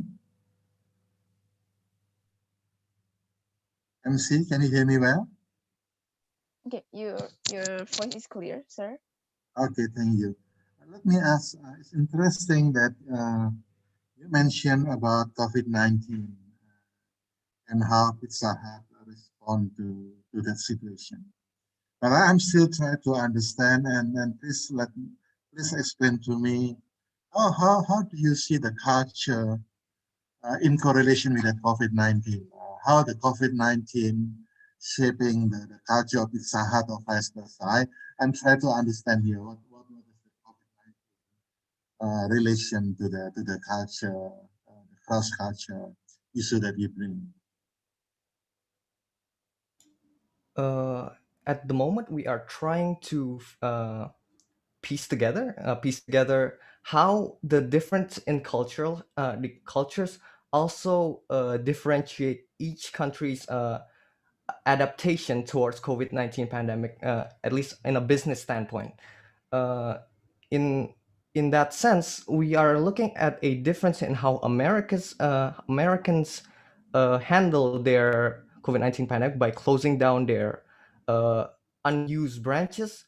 Meanwhile, Indonesia still opens every branch, but is trying to adapt by selling pizza on the side of the street rather than closing down, which is which in my view is a clear difference in how they handle things, and that is my point. So follow-up question using your framework. So what kind of culture reflected by that action, that two different action?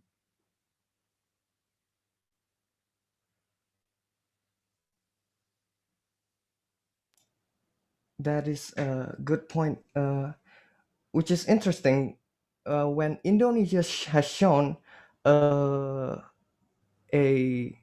rather high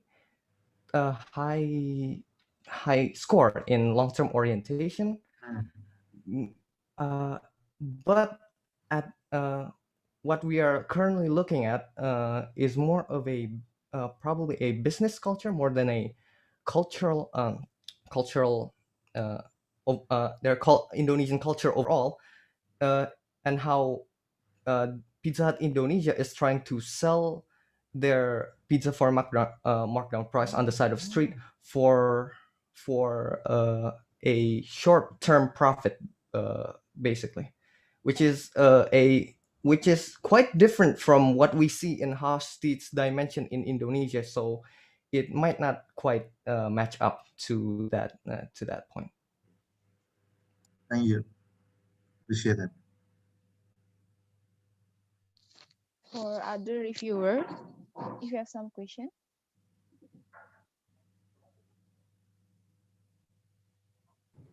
No question from me. Thank you. From Mr. Roy Farhan. No question for me. Thank you.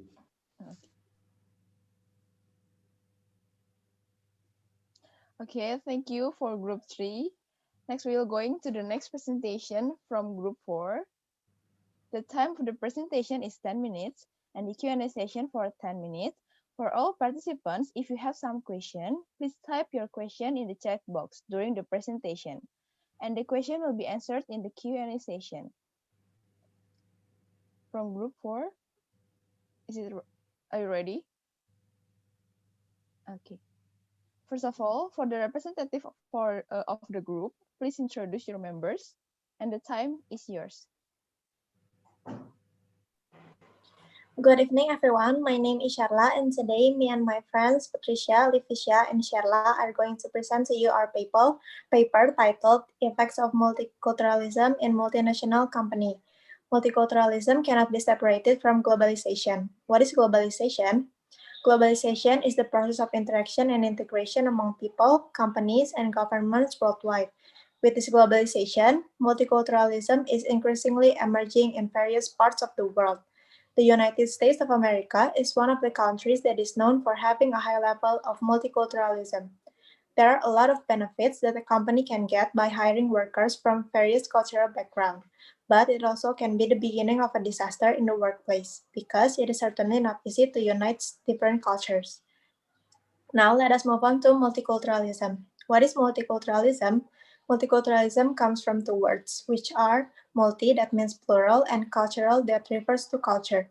Multiculturalism includes ideas, perspectives, policies, attitudes, and actions by the people of a country who are diverse in terms of ethnicity, culture, religion, and so on, but have aspiration to develop the same national spirit and have pride in maintaining this diversity.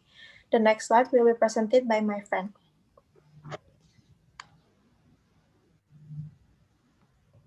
Next, let me tell you what is a multinational company.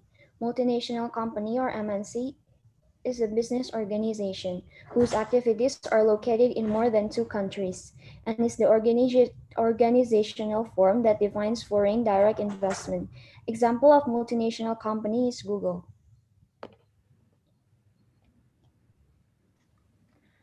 The next slide will be presented by my friend. Google LLC is an American multinational technology company that specializes in internet-related service and product, which include online advertising technologies, a search engine, cloud computing, software, and hardware. Google has several products such as Google Meet, Google Drive, Google Maps, Chrome, and many more. Internationally, Google has over 78 offices in more than 50 countries. In 2019, Google has over 114,000 employees worldwide who come from different cultural backgrounds. Google's main office is located in Mountain View, California, United States. People working in Google company are very diverse. Thus, the Google company has their own ways of dealing with this multiculturalism in their company. Next. The role of multiculturalism in multinational corporation. The diversity of resources in the company must be managed properly. Diversity is a double-edged sword, which if poorly managed can cause business damage, conflict, and negative effect. Diversity issues can affect human resources throughout the organization, existing departments, work group, or interaction in the organization. A successful organization is one that proactive the problem of diversity. Diversity in the organizational context is defined as several important human characteristics that affect individual values, opportunities, and perception of both oneself and others.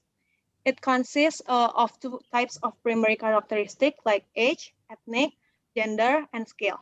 And the secondary learning is geography, work experience, income, religion, language, and many more.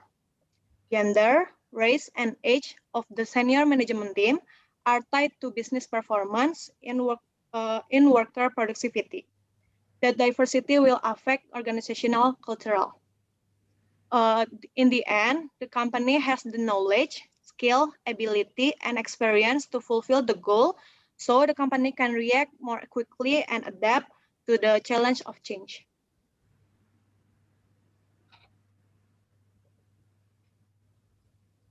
The impacts of multiculturalism in multinational corporations.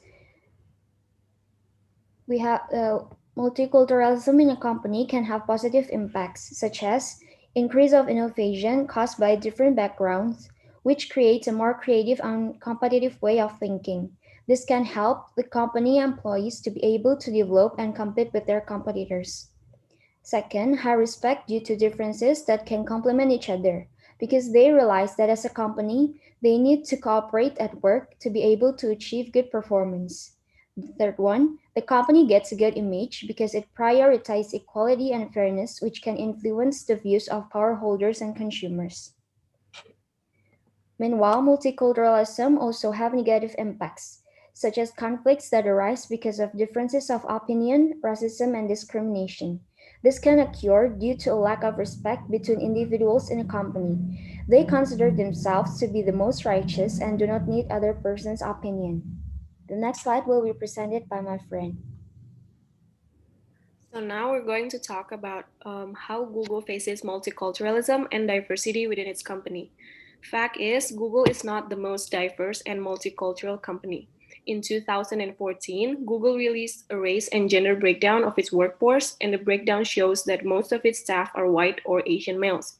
Since then, Google has been improving its racial equity and inclusion through multi-series training for Google's employees, or also called Googlers, which includes training on racial consciousness and boosting diversity among leadership.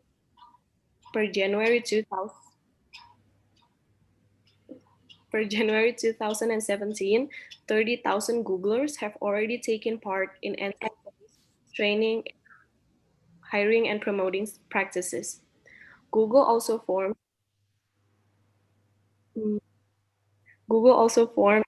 Central Excellence Project Management Office to employee suggestions for improving education. Google has also been focusing on recruiting women of color with leadership potential. Google also promised to improve its representation of underrepresented groups in the company's leadership by 30% by 2025. Last but not least, Google is also working to make inclusive practices a new normal inside the company. Next slide.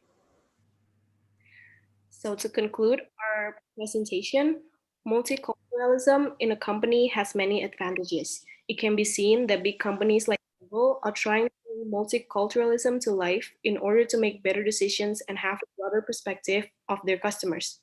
However, having multiculturalism may bring some new challenges for the company itself as conflicts and different opinions arise. But these conflicts can always be solved in the company, and its employees are made aware of how important multiculturalism is and how it can help the company grow in the long run. Next slide, please. Thank you for your attention. Wow, such a good presentation from Group 4. Thank you, Group 4, for the presentation. For the reviewer, if you have some questions, please unmute yourself and you may ask a question for Group 4 directly. Thank you. Good morning. Thank you for your presentation. I have a question about how you define racism. It seems you would define racism as a lack of respect. Can you please elaborate on this aspect, especially in the light of Black Lives Matter movements? Because, yeah, I'm curious why you define racism as a lack of respect. Thank you. Okay, thank you, sir, for the question. For Group 4, please, can unmute yourself to answer the question.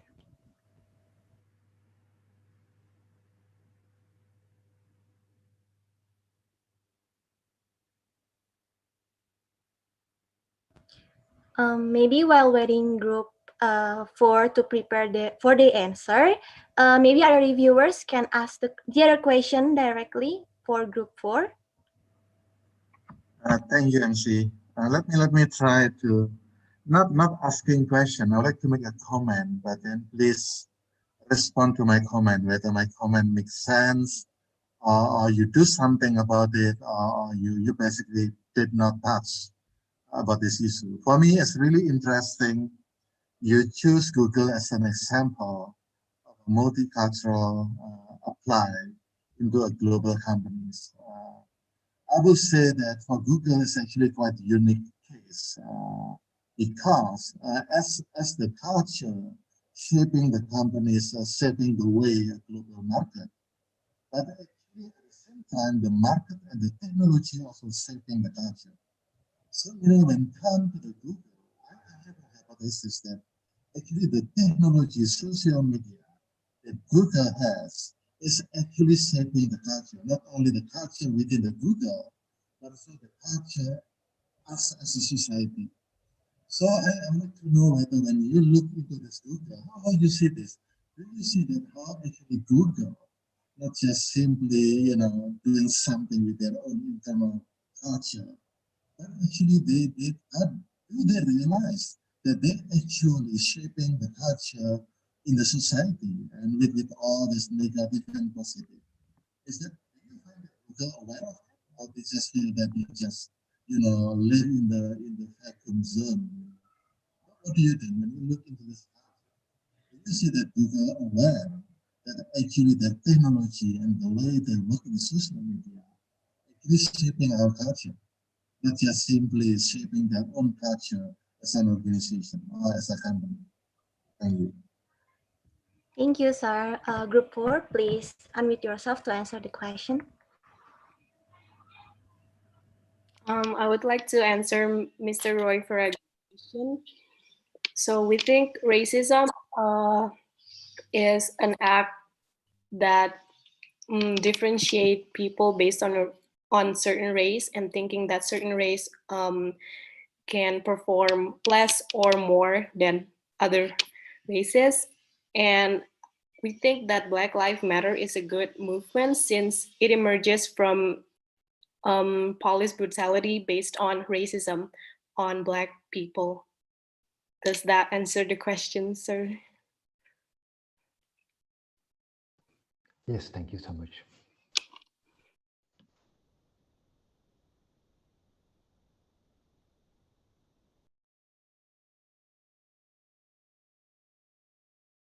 Maybe some feedback from Mr. Trihadi from Group 4.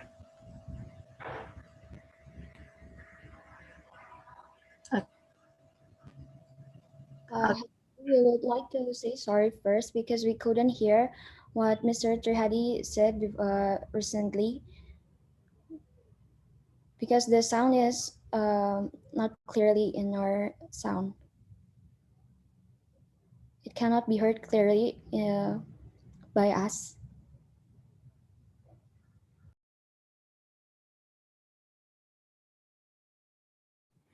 Okay, if I may make a comment, this is not a question, it's just a comment. Thank you for the presentation, and your presentation, I think, addresses the idea and according to the title. So congratulations, even though there is question about why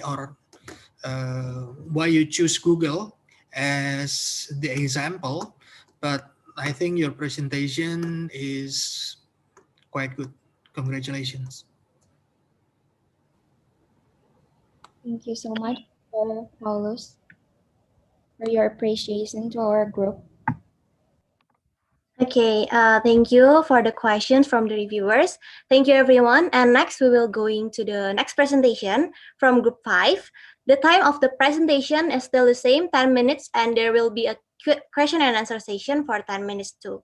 If you have some questions, please type your question into the chat box during the presentation session, and the questions will be answered in the Q&A session. For the representative of the group, please introduce your members, and Group 5, the time is yours.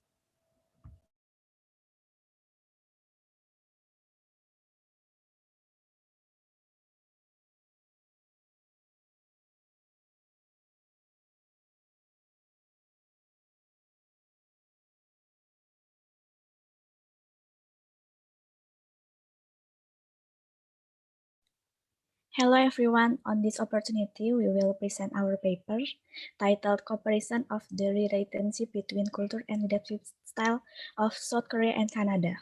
Before we present our paper, I will introduce the members of our group.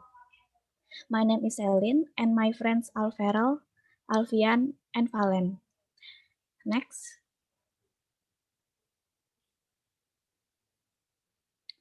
Why we choose this title?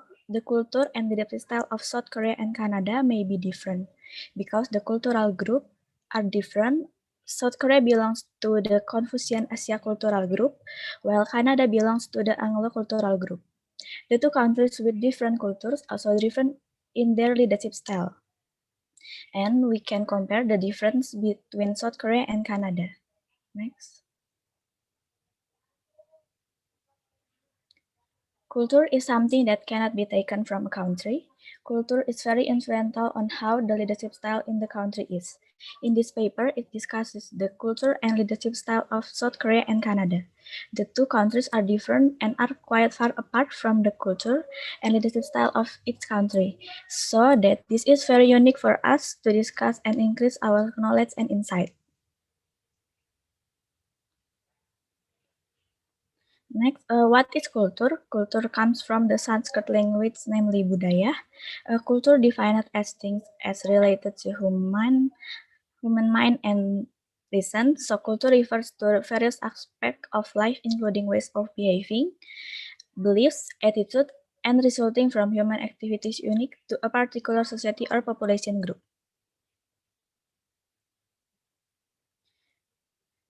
Next, I will explain South Korean culture. South Korea supports freedom of religion, but Confucianism, Buddhism, and Christianity are the main formal religion. Traditional Korean clothing is called hanbok. Korean people dress according to their social status, so clothing is important. In the culinary, Korean culinary forms are influenced by their agricultural culture. Korean cuisine is mostly made from fermentation. One of the examples is kimchi and doenjang. Next. And now I will explain the culture of Canada. As we know, Canada is the second largest country in the world, stretching from the border of United States of America in the south to the Arctic Circle in the north. Canada has European roots, and its proximity to the United States has resulted in a mixed tradition of several cultures. Canadians are known as polite, wise, and peace-loving people in the world. Canada is the first country in the world to adopt multiculturalism as an official policy. Some of the unique traditions in Canada, such as Halloween and Thanksgiving. Next. Next, there is a cultural comparison between South Korea and Canada. First, South Korea, influenced from the state of ancient China. South Korea supports freedom of religion, believe in ancestral spirits, and they believe that there is reincarnation, and New Year's and Chuseok are celebrated around the supply and country. And for Canada, multiculturalism is high in the world. It has no official religion and also supports religious pluralism. And Canada has Thanksgiving, which is celebrated annually. And next, I will explain the definition of leadership style. According to Robert, leadership style is how a leader performs his leadership function and how is seen by who trying to lead or those who may be observing from outside. And there are several types of leadership style: autocratic leadership, militaristic leadership, paternalistic leadership, charismatic leadership, and democratic leadership. Next.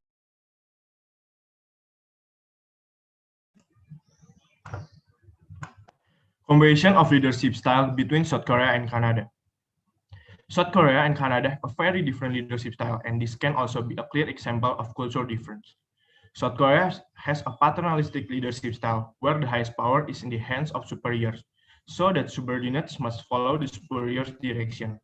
This leadership style results in a high power distance between superiors and subordinates.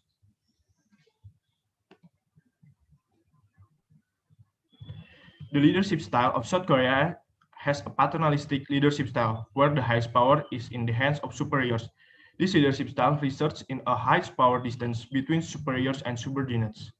Canada democratic leadership style, where superiors make decisions, taking from their subordinates' suggestion.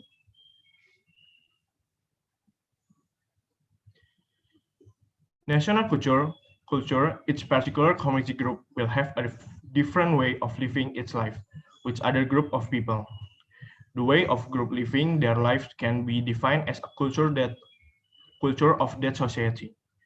One classic definition of culture follows: culture is a set of behavior patterns that are socially transmitted symbolically through language and other ways to members of a particular society, from Wallendorf and Reilly in Mowen 1995.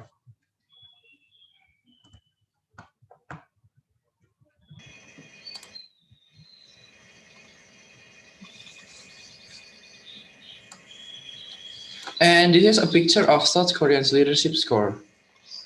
That the charismatic level means that the motivation of ability of South Koreans tend to have a slightly positive effect on their performance. Then the score of team-oriented means that South Koreans quite like working in groups because by working in groups, their performance increases slightly. Then the score of participative value means that South Koreans like to make decisions together and this has quite an effect on their performance. The score of human-oriented means that the performance of South Koreans can be slightly influenced by the generosity by a leader. In addition, the score of autonomous means that the South Koreans don't care about individualism and in their work environment and don't affect their work. Then the score of self-protecting value means the lack of safety level is somewhat hindering the performance given by South Koreans. Next is the picture of Canadians' leadership score. The first one is charismatic level means that motivation tends to make the performance better.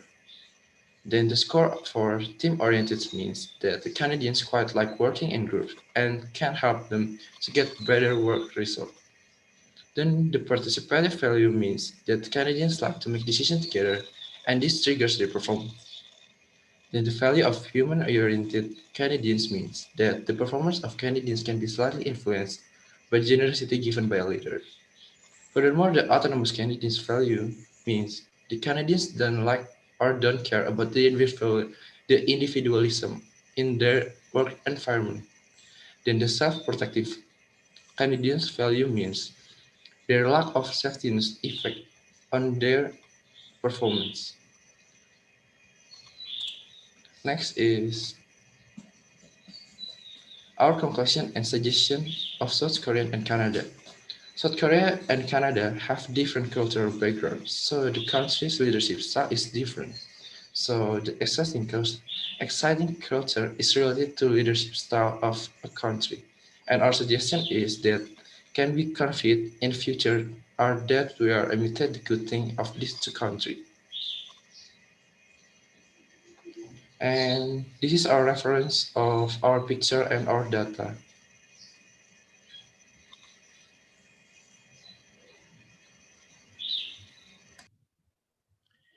This from the presentation group. We really hope that the presentation of following materials regarding cultural comparisons can add insight and knowledge to the audience. We also want to say thank you to Ma'am Triana for the guidance of making this essay. Sorry if there is something wrong in our pronunciation, and we hope all of you have a wonderful day. Thank you. Thank you for the group 5. Well done. And for the reviewer, you may ask the question now. Yes, I have a question. First of all, thank you so much for your presentation. Your paper seems to be about comparing leadership cultures between South Korea and Canada and analyzing the culture of political leadership through the spectrum of the national culture. But there seems to be then a feedback loop because now you're analyzing culture through the prism of culture. You didn't mention anything about political structures, how the different political structures have an impact on leadership culture. Can you say something more about the methods used and why you chose these to analyze leadership culture? Thank you. Thank you, sir, for the question. Group 5, are you going to answer now? Or maybe there's another question from another reviewer.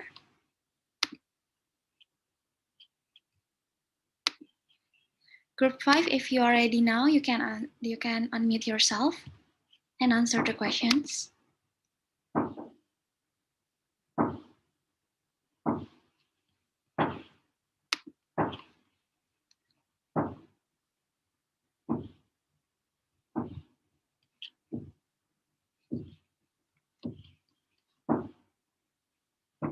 For other reviewers, or maybe participant here, is there any questions for group 5?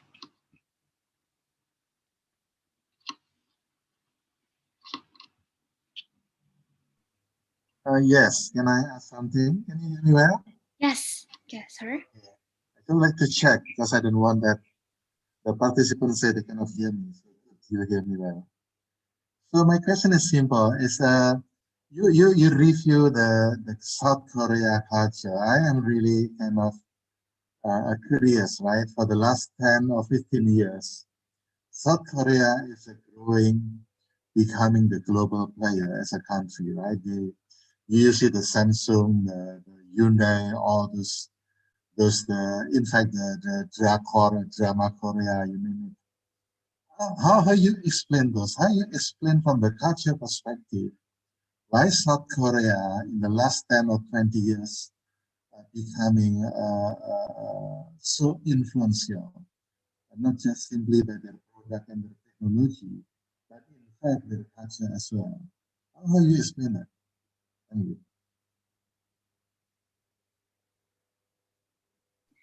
Okay, Group 5. Thank you, sir, for the question. And Group 5, you may answer the question from Mr. Roy and Mr. Triadi. I want to answer the question from Mr. Roy. I think leadership culture in Korea can affect by entertainment. An article by the Harvard Business Review South Canadian manager as diplomatic leaders who tend to be polite and agreeable. And constructive confrontation needs to be handled with empathy, and direct communication is seen as unsincerely harsh. That's it. Thank you. Thank you, Group 5. Mr. Roy, is it enough? Yes, thank you. Thank you. Group 5, you still have one question from Mr. Tihadi to be answered.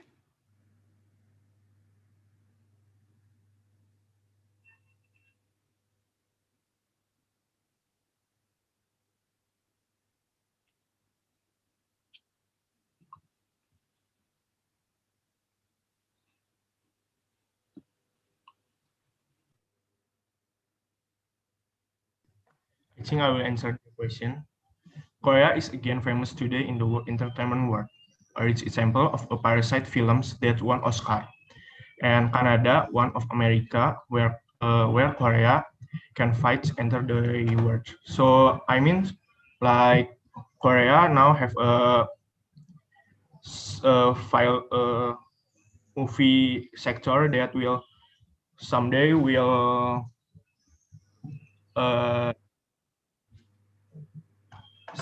be better than Hollywood. That's why we choose this comparison between Korea and Canada.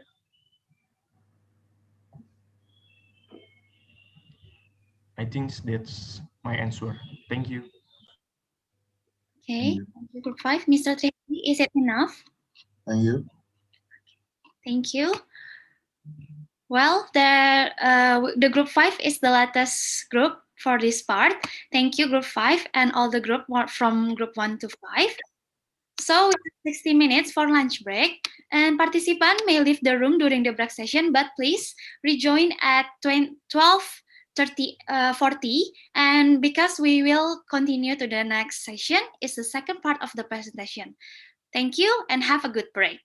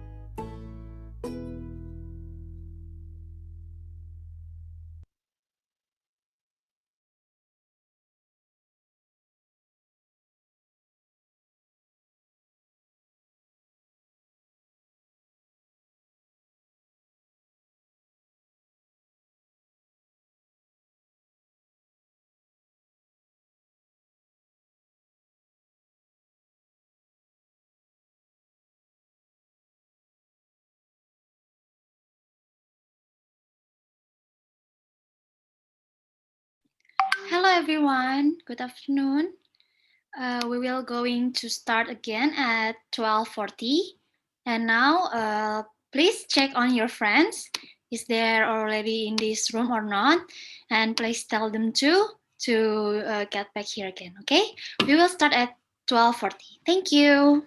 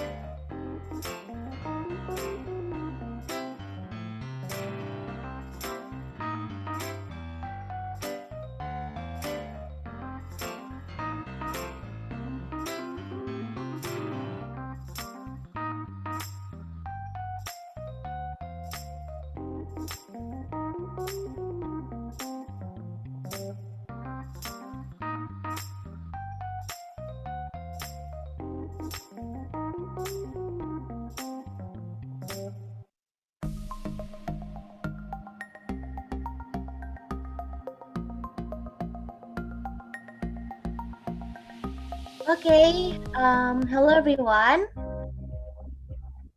Hello, welcome back to the Cross Culture Management Student Conference 2021. For all participants, don't forget to fill the form for the present with the link at the chat box. So now we will start the second part of the presentation session from the group 6 until group 5 until group 10. Before we start the session, we will have some photo session. I would like to invite all the participants to open the camera for documenting this session. Maybe Jocelyn or Cherry, please lead the photo session. Okay, please be ready all. Okay, I will start from the first page. Okay, 1, 2, 3. Okay, second. 1, 2, 3. Just stay smile because we never know wherever you are. Okay, page 4. Page 5. Okay, maybe I will wait a little. Okay. Okay. Thank you, Agnesia.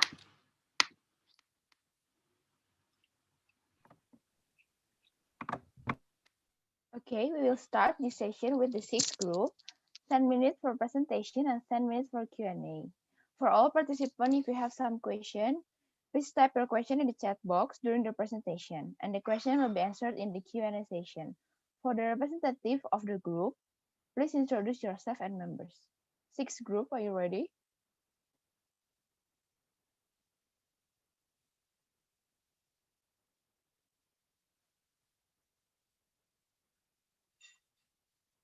Okay. Time and place is yours. Okay, good afternoon, ladies and gentlemen. First of all, thank you for the big opportunity that given for us to present our research. First, let me start by telling you a bit about myself and our group member. First of all, my name is Jasmine. Here are my partners Igam Widi, Putri Haruka, and Billy Fajar. So, today we would like to talk to you about organizational structure of Burger King in the United States and Indonesia. We are here today to learn about what are the differences of Burger King in the US and Indonesia. We have divided our talk into 4 main topics. First, we'll give you an overview of Burger King organizational structure. And then we will take a look at how organizational structure influence on their marketing strategies. Third, we will see the impact of differences Burger King organizational structure to their menu. And last, we'll take a look at the impact of Burger King marketing strategies on the way employees work in the US and Indonesia. Without any further ado, my partner Igam Widi will explain to you an overview of Burger King organizational structure.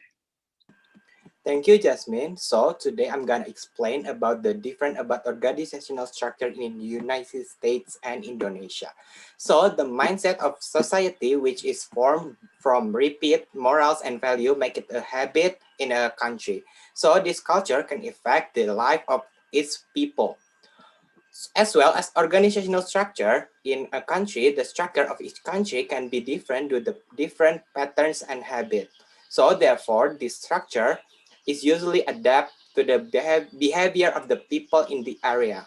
So Burger King, that almost famous in all country, right? So overall has a centralized organizational structure where they have a capability to maintain the core management team that makes most of the decision. So the second research of purpose will explain by Jasmine.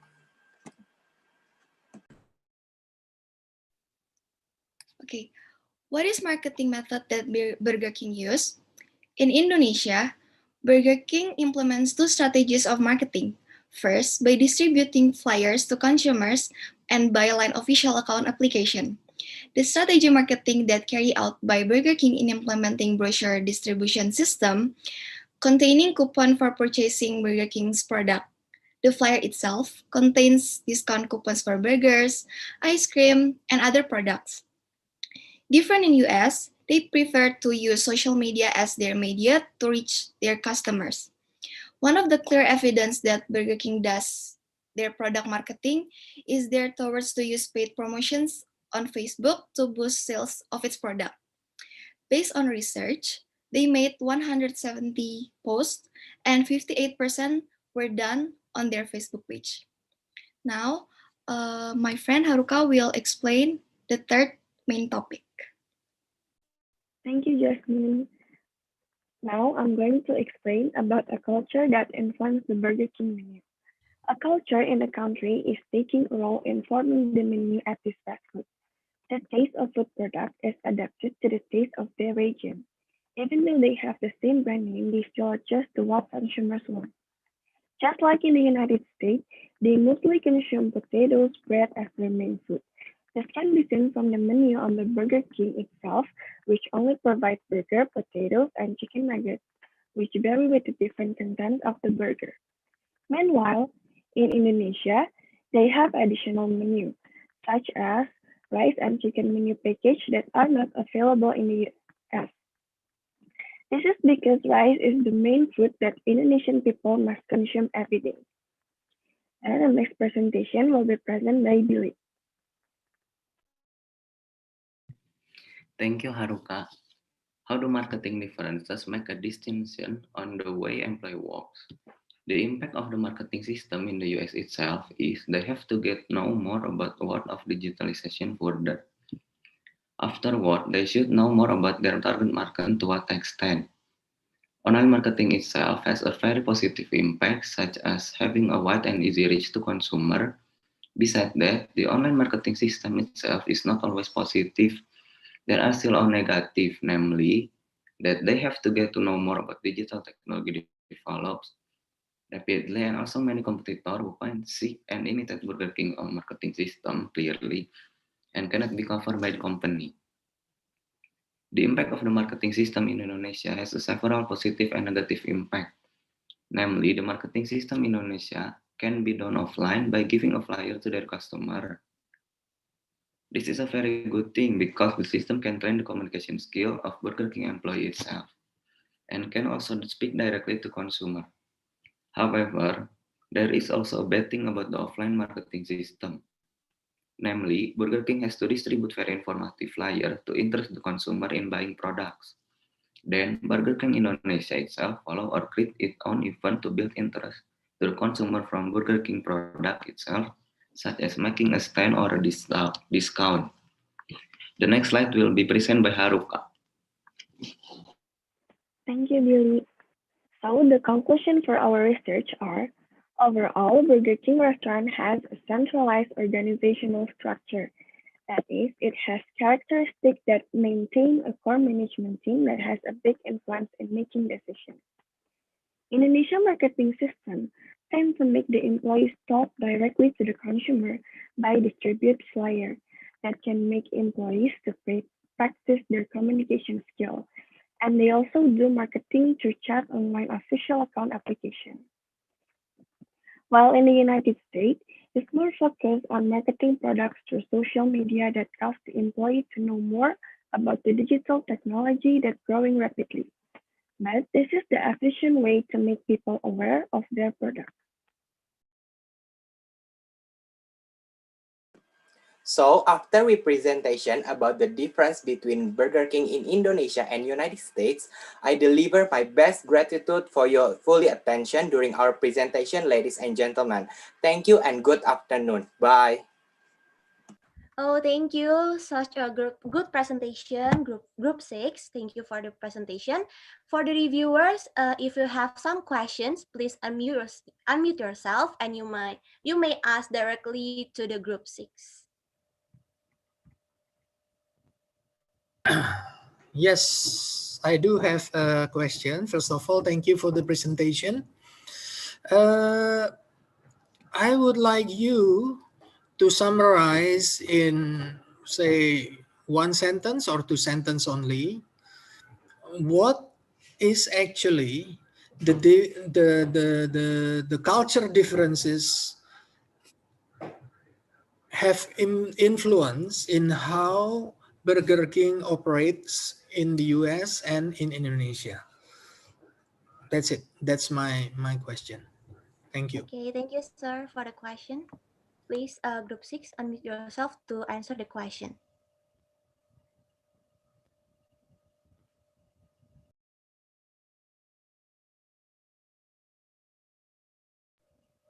Okay, while waiting group 6 to prepare their answer, maybe other reviewers can ask other question for group 6.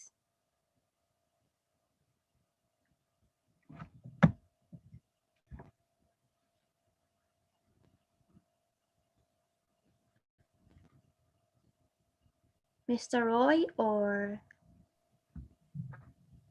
Yes. Okay. Can you hear me well? Yes. Okay, good. Just one question. Since okay, by the end of the day, burger is burger, right? It's American food, right? And basically, Indonesian Burger King is a kind of put it like a branch of the global Burger King that rooted in American culture. So do you think with all your study and your review or your research, do you think that the Burger King America gave enough flexibility to their counterpart in other country, such as in Indonesia, to do different things? And when you say the flexibility, also, do you know some kind of non-negotiable that, you know, non-negotiable product or services that may not be tolerated by Burger King America, right? So United States. So basically, I try to repeat my question is that, do you think that Burger King America, United States, give enough flexibility to Burger King in Indonesia to respond to the market in Indonesia? Thank you. Thank you, sir. Okay, you have 2 questions to be answered. So please unmute yourself, group 6, to answer the questions. Okay, first I will answer the question from Sir Paulus. Actually, the culture difference have influenced how Burger King operates in US and in Indo. The difference is if in US, to reach customers, they prefer to use social media. They promote their product by Facebook, for example. But if in Indonesia, they Burger King also use social media to promote their product to reach their customer. But Indonesia also use the strategy that they distribute flyers. So it also in Indonesia, they use communication skill to reach the customers. Is it answered the question or enough? Thank you for the answer. But there is only one factor, which is marketing, if you like, or promotion. But how Burger King operates is not only marketing, it's not only promotion. All right. So I don't know if you want to elaborate a little bit more, that's fine. If you said, for example, it's enough, it's okay also. It's up to you. I want to answer the question of Mr. Trihadi question. So we think, yes, Burger King give enough flexibility to respond the market in Indonesia because they adjust the menu to what consumer in Indonesia want. Like there are rice and chicken package in Indonesia, like that. Is that answer the question, sir?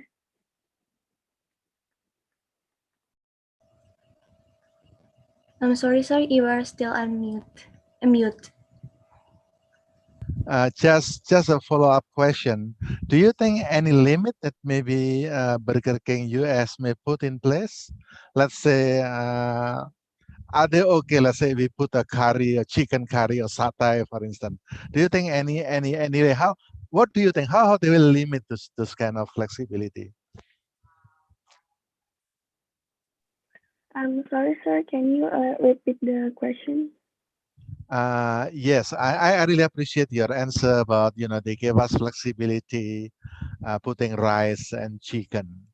But then my question, the next follow-up question is that, do you think that they may have a limit in terms of the flexibility? Meaning is that, let's say, will Burger King America, United States is okay that Indonesia having a satay or maybe, you know, Padang curry chicken, you know, I don't know, but do you think there any way that they define their product and not let Burger King Indonesia go beyond certain limit.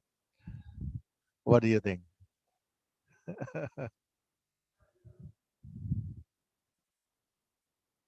Any idea?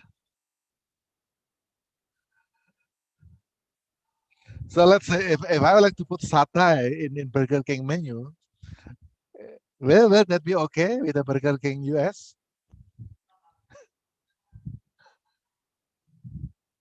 Maybe I can help Haruka. Yes, Burger King have their limits for their Okay. product. So maybe they adjust their menu, but they still not change the menu. Like if we put satay in the menu, that means we change the menu. So not like Okay. A special menu by Burger King. Okay. Okay. Yeah. Maybe that's all from me. Yeah, because this is really interesting. This conversation is really interesting, right, for me, because basically your team, this group, try to explain how actually the meals and the food is really has strong correlation with the culture. And I just put a question there just to think about how you define that menu, that food into the culture. While we do not have a clear definition, clear define of parameters, I know that we have something there in the culture that if you offer a different certain of if you offer a certain type of menu, that could be a totally a different menu, right? So I think somehow there is understanding among culinary industry or community, how they define the menu based on their cultural understanding. So I just put it there. That would be interesting if some of you may look deeper into it. But really appreciate your response. Thank you so much. Okay, thank you, Mr. Trihadi and Mr. Paul for the questions. And also thank you for Group 6 for the presentation. Next, we will go into the next presentation from Group 7. The time of the presentation is still the same, 10 minutes, and there will be a Q&A session for 10 minutes also. If you have some questions, please type your question into the chat box during the presentation session, and the question will be answered in the Q&A session. For the representative of the group, please introduce your members and the time is yours. Okay, thank you. Good afternoon, speakers, reviewers, lecturers, and all the audience. Hello, my name is Theodorus Henry, and I'm here with Brian Tommy Chandra, Vincent Sujarno, and Dava Maulana. Today, my colleagues and I will present an academic writing about IKEA, and it is called Indonesian IKEA's Product Become the Future Boss in Furniture World. I will start with tell you my little story about IKEA. Once I went to IKEA Alam Sutra and it is such a new experience. Even I would say it's really different to another furniture stores like Informa and Seleni. Maybe you are wondering, why would I say that? It's because I saw many people can do a lot of things, such as take an aesthetic photo, buy some cheap furniture stuff, or even just buy an ice cream. And this is the product that I bought in IKEA. This is a plant pot, and this is a small jar. So the question, what is the reasons why IKEA can do such things like that? In 2019, IKEA made about 41.3 billion euro. And yeah, it is a huge amount of money. They dominate Western markets such as Germany, United States, France, UK, and China. After that, they try to expand their market with China as one of their role models in Asia, with the investment about 1.45 billion euro in August 2020. IKEA tried to win Southeast Asia market, such as Indonesia. IKEA realized the way to win Indonesia by create a good brand and give space to customers to do everything they like in IKEA. They also made an agreement with Indonesian local entrepreneurs to make the product, and IKEA helped to distribute the product all around the world.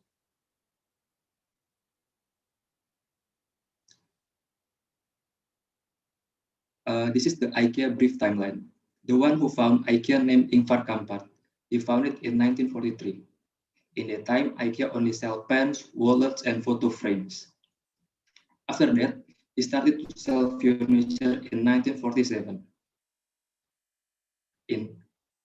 Next slide, please.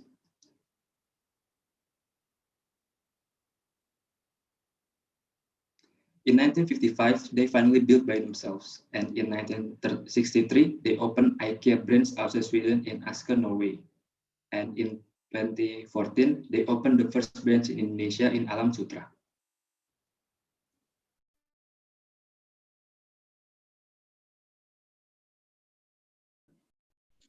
Okay, point one, consumer behavior difference between Sweden and Indonesia. For the place IKEA is known for, Sweden consumers are intelligent to spend their money on a product with good quality and design. After that, they are not only loyal to one brand, and it makes them only seek the finest product. Specifically, Sweden consumers love their domestic product more than the foreign product. Indonesia customer behavior is different from Sweden. Indonesia customers are affected by their income, and the fact that middle lower income like to spend their money on a various product. Indonesia customers are very loyal to the brand, although it's more expensive. Indonesia and Sweden have significant differences in customer behavior. Indonesian consumers love a product with aesthetical value and are less concerned about their health. Furthermore, on this COVID-19 pandemic, Indonesia people tend to buy something online and do not care about the quality. Indonesia people love foreign brands and follow new trending style. Other people love a domestic brand with unique Indonesian carving. Middle lower income Indonesia customer buy the cheapest furniture without concern about an aesthetical quality product, environmentally friendly. On the contrary, Sweden consumer like simple types of furniture with aesthetical value and are environmentally friendly. Next. Okay, next. Indonesia collaborate with local craftsmen to increase the selling power of Indonesian product. The corporation made it with local craftsmen in Gunung Kidul, Yogyakarta. They think Indonesia product correspond with IKEA manufacture, and they see the differentiation in raw product and the unique technique from Indonesian product. Because the product has been made manually and Indonesian product are considered sustainable corresponding to IKEA's philosophy. IKEA has the next generation program for collaboration with small-scale craftsmen. They make product by using Indonesian original material and process it into a craft with an international standard. A product for the partnership is only distributed for 1 or 2 stores, but if the product got a positive response that include product quality, it makes that the product even more widely. In 2016, Indonesia had 800 types of product that the number is a good increase from 2014 that record 766 product with export values exceeding $100 million. In 2020, there are 11 Indonesian producers in 389 IKEA stores worldwide. By collaborating, IKEA developed the business from craftsmen with a social entrepreneur mission by pushing them to be independent entrepreneurs with giving them access to design, production, training, and IKEA global market. IKEA sees that Indonesia is a new market with great potential because IKEA want to collaborate with the social entrepreneur to resolve the social challenges to the business activities they do. Next is IKEA collaborates with local artisans to make product market worldwide by IKEA, assuming 600,000 craftsmen supply goods to IKEA around the world. IKEA also collaborates with social entrepreneurs to overcome social challenges and and conserve the environment and reduce poverty. To become a supplier at goods at IKEA, you need to comply with a policy. It's called IWay. IWay goal is to always have a positive impact on people, society, and the planet by balancing economic growth with environmental protection and regeneration, as well as design and meaningful work. IWay upholds several standard requirements, and these are as follows. The first is prohibition towards labor. The second is prohibition to forced labor and modern day slavery. The third is anti-discrimination policy. The fourth is rights to union. The fifth is minimum wage standard and compensation for overtime. The sixth is eco-friendly. And the last is safety standard for the environment and prohibition towards polluting water, air, and soil. Come to conclusion, we can summarize that IKEA really know about Indonesian consumer behavior, so they can easily win the heart of the consumer. We can say not only IKEA who got the benefit, but also Indonesian local craftsmen who got the opportunity to make the product, and IKEA will help to distribute it. So we believe it's a win-win. Hopefully, there are more Indonesian product is available in every IKEA stores, and someday Indonesian product can dominate the world markets.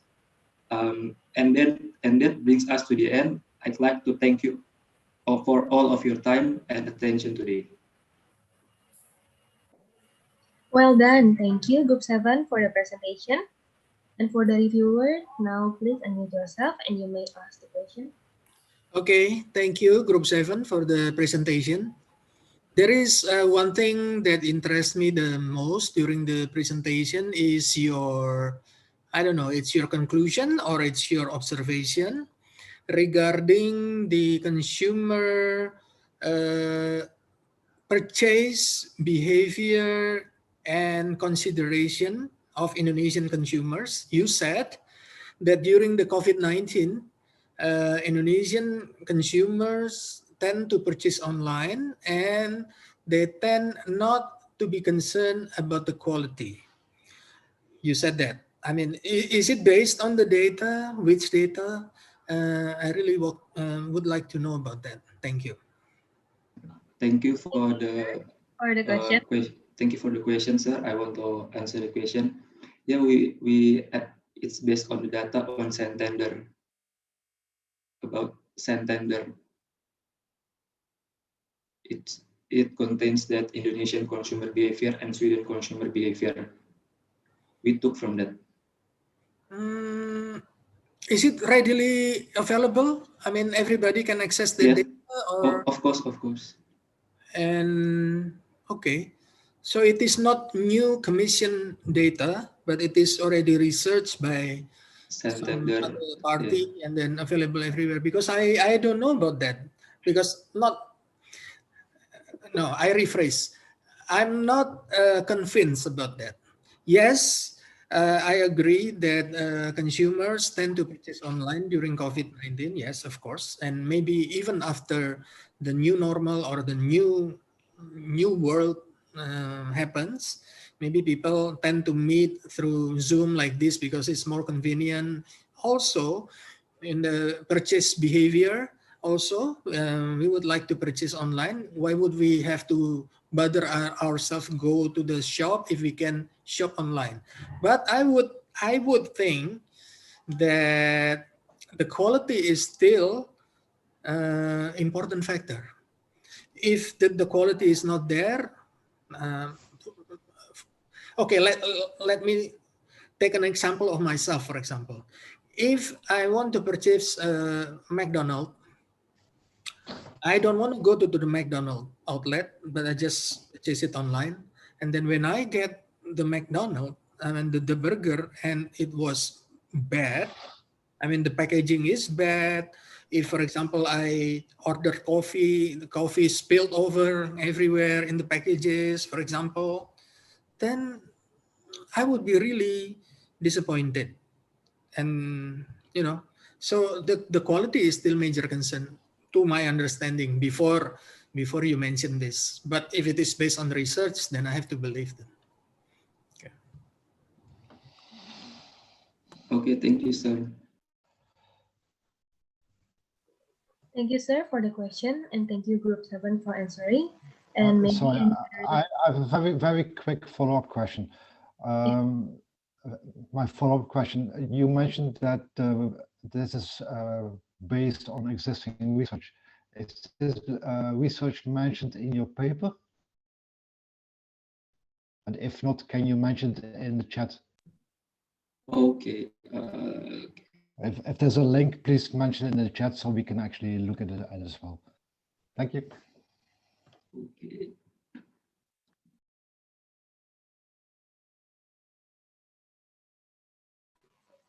Thank you, sir. And maybe Group 7 can answer it.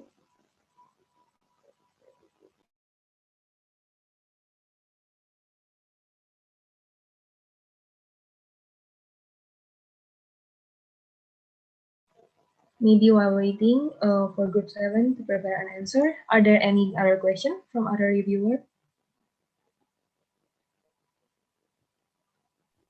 No question from me. Okay, then Group 7, please answer. The answer is done in the chat box that I sent. Yeah, thank you so much. My pleasure. Thank you, sir. Thank you, Group 7. Thank you, everyone. Next, we will going to the next presentation, maybe. Okay, next we will going to the next presentation from Group 8. The time of the presentation is 10 minutes, and there will be a Q&A session for 10 minutes. If you have some questions, please type your question into the chat box during the presentation session, and the questions will be answered in the Q&A session. For the representative of the group, please introduce your members, and the time is yours.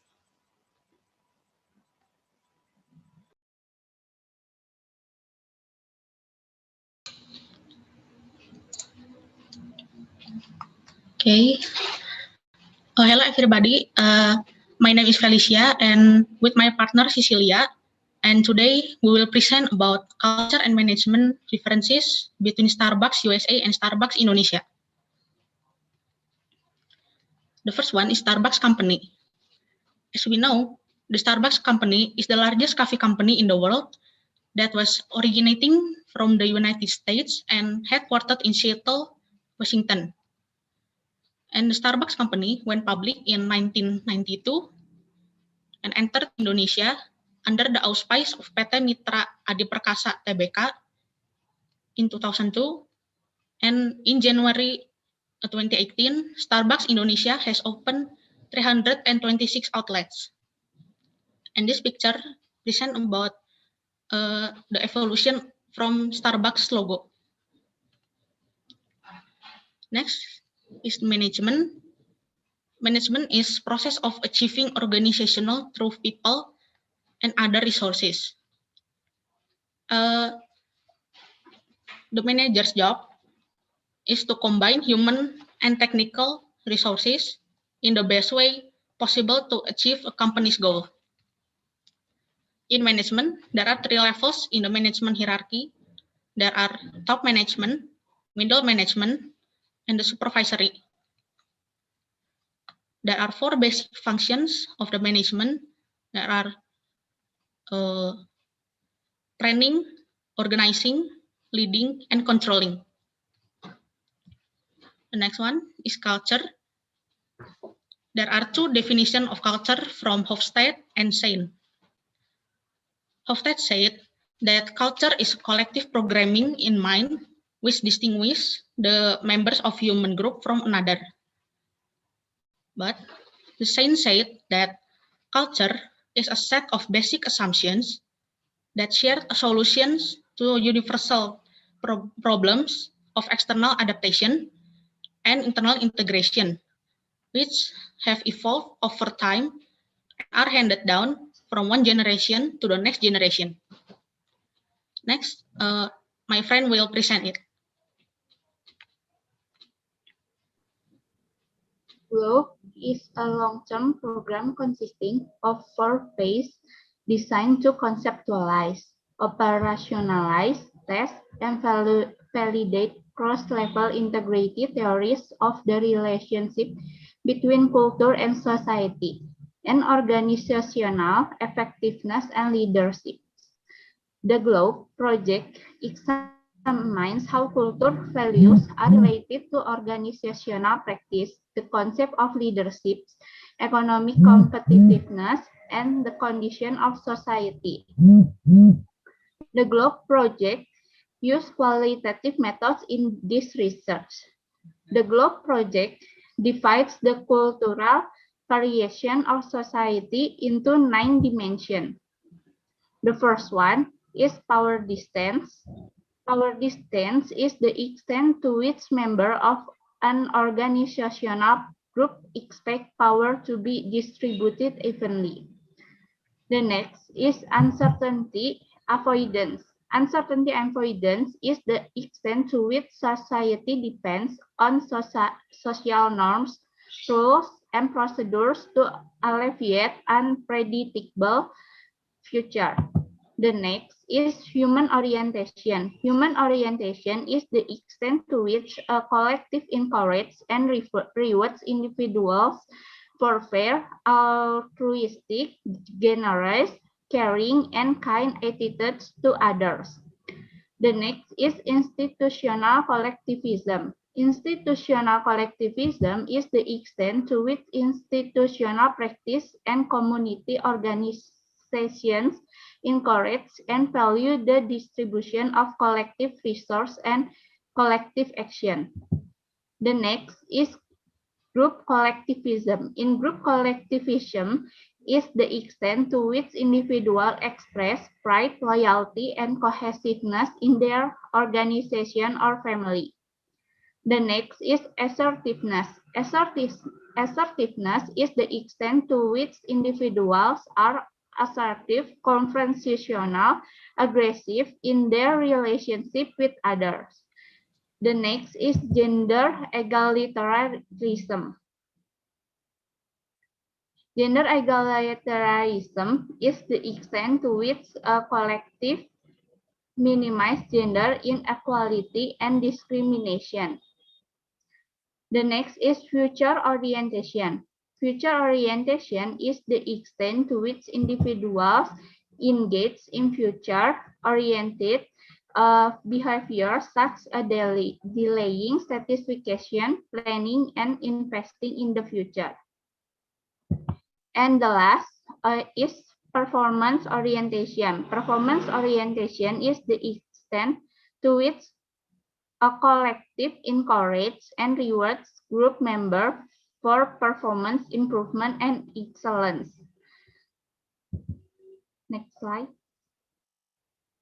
This is the picture, cultural and value difference between Indonesia and USA. Left picture is cultural practice and value in Indonesia, and the right picture shows cultural practice and value in USA. Next slide. From the table, we can see that Starbucks Indonesia has a higher score in power distance, in group collectivism, institutional collectivism, and human orientation.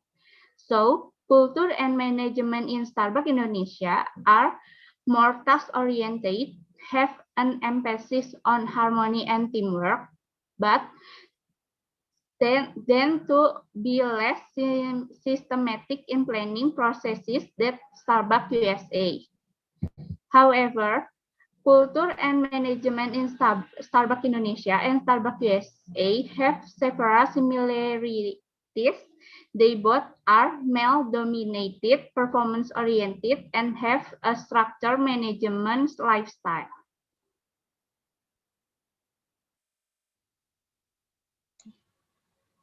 And the conclusion about our presentation today. The culture and management in Indonesia and USA country are different. So the culture and management in Starbucks in Indonesia and Starbucks in USA is also different based on the culture and management from each country. Culture and management differences between Starbucks Indonesia and Starbucks USA are Managers in Starbucks in Indonesia are more task-oriented, have an emphasis in harmony and teamwork, tend to be less systematic in planning process, and more emphasize harmony and loyalty than managers in Starbucks USA. And that's all about our presentation today. Thank you for your attention. Okay, thank you, Group 8, for the presentation. For the reviewer, if you have some question, please unmute yourself and you may ask the question. I don't have a question, but if I may, I have a little bit of clarification. First, thank you for the presentation. And what I noticed is you took up more than 3 minutes to explain to us about the management theory of management and also culture, the definition, whereas actually what we are interested in is the difference of cultures between Starbucks in the US and Starbucks in Indonesia. And you actually have the material. You explain, but very briefly, less than 30 seconds about the values of culture in the US and in Indonesia. Well, to me, it would be much more interesting if you use the 3 minutes to explore more on that difference of the culture between the two nations rather than explaining to us the theory about the culture itself, what is the culture, and then what is management, you see. That's my only comment. Thank you. Thank you so much. I would like to add to this. So not only is your exposition of the definitions of culture too long and too general, I'm also a bit confused about how you jump from the culture of a country to the culture of a company. How do you see the influence of, say, the culture of Indonesia influencing the culture at a company operating within the borders of Indonesia? Thank you. Okay, thank you for the question from Group 8. You can answer.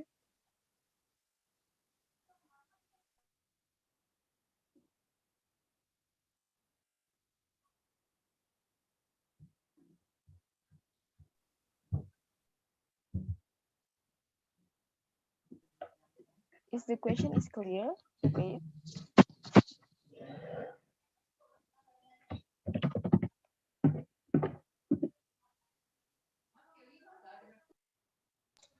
Okay, I would like to answer.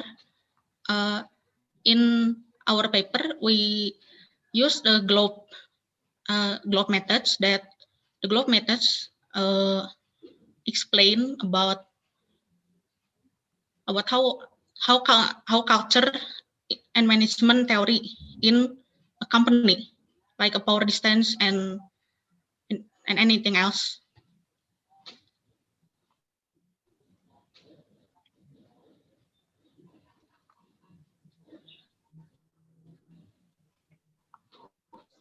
Okay. Any other follow-up question?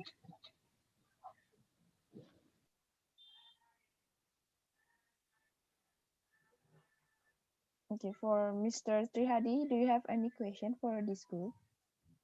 Yes, let me put a comment and then question, because I really appreciate the attempt of the team to really understand the culture, and Roy is right, how we actually try to understand, differentiate between the culture of the company and the culture of the country. And actually, I would like to encourage the team to look even further, because Starbucks is kind of a global phenomenon, right? So many people, the coffee culture is becoming so big now around the world.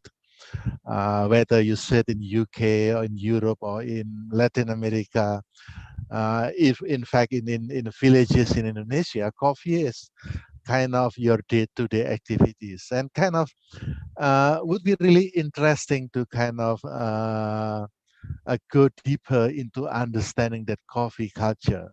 So if you know that the first cafe of Starbucks in Seattle is basically is in the corner of the wet market, right?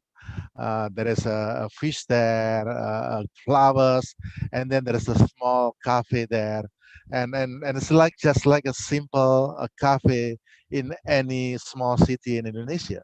So how that cafe becoming a global phenomena? That would be really interesting to look from the culture perspective. So I would like to encourage, especially the millennials, how to connect product like coffee can be a global phenomena. So I think that's something that you may need into the culture as well, not just the culture of the management, the organization, but the product itself is actually the product of the culture, right? And then how Starbucks actually fit into that. They know that their product actually can fit into so many culture around the world. So I think that's a phenomenon. What Starbucks put is that just simply a coffee. They also put the choices. So if you go to Starbucks and it's Starbucks cafe, you can order, I don't know how many, maybe 100 choice that you can choose from type of coffee, right? That's what they bring to the table. I think that's the piece that maybe, I would like to encourage the team to go deeper into it. That could be another thesis maybe from the management, business, and culture model. Thank you. Thank you for your comment, sir.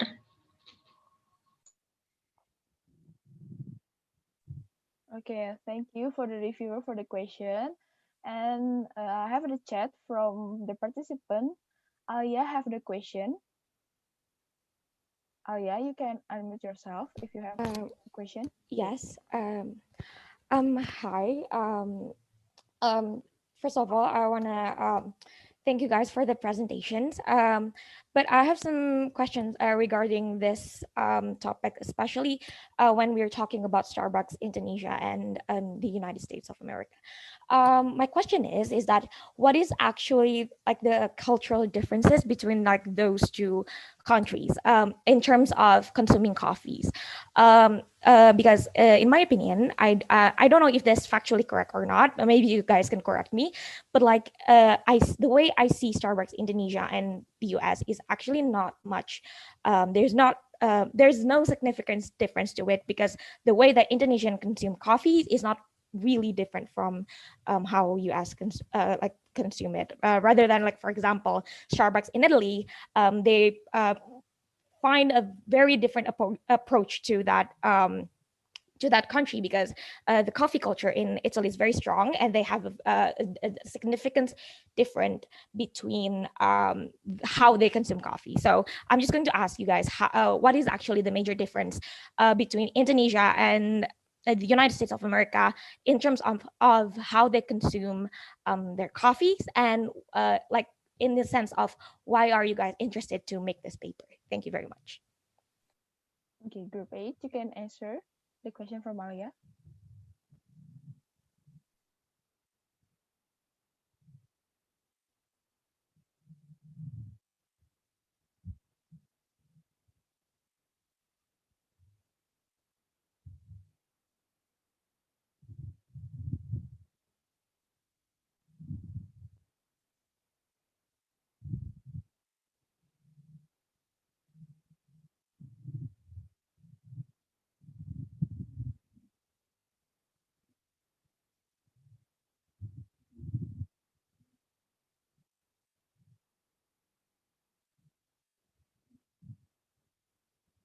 Group 8, you can answer it now because the time is short.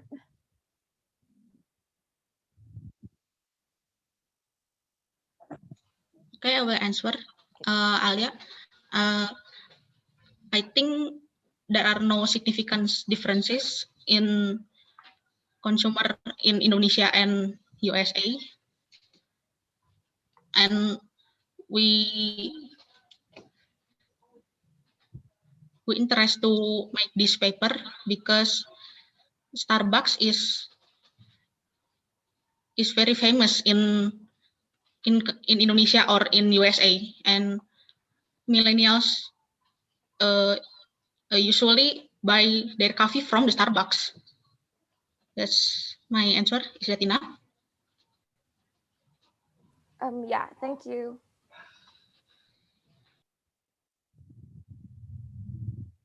Okay, thank you for group 8. We will continue to the next group 9.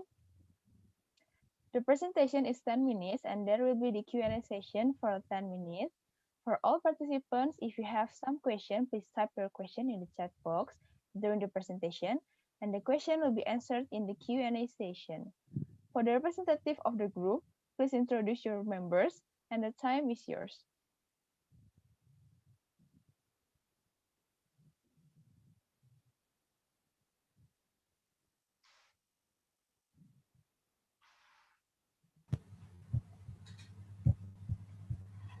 Okay, hello everyone. I'm Yunistiawati from the group 8, and I have 3 partners, namely Clarin Cynthia Cucu, Janwangsa Diputra, and Haliza Lutfiana.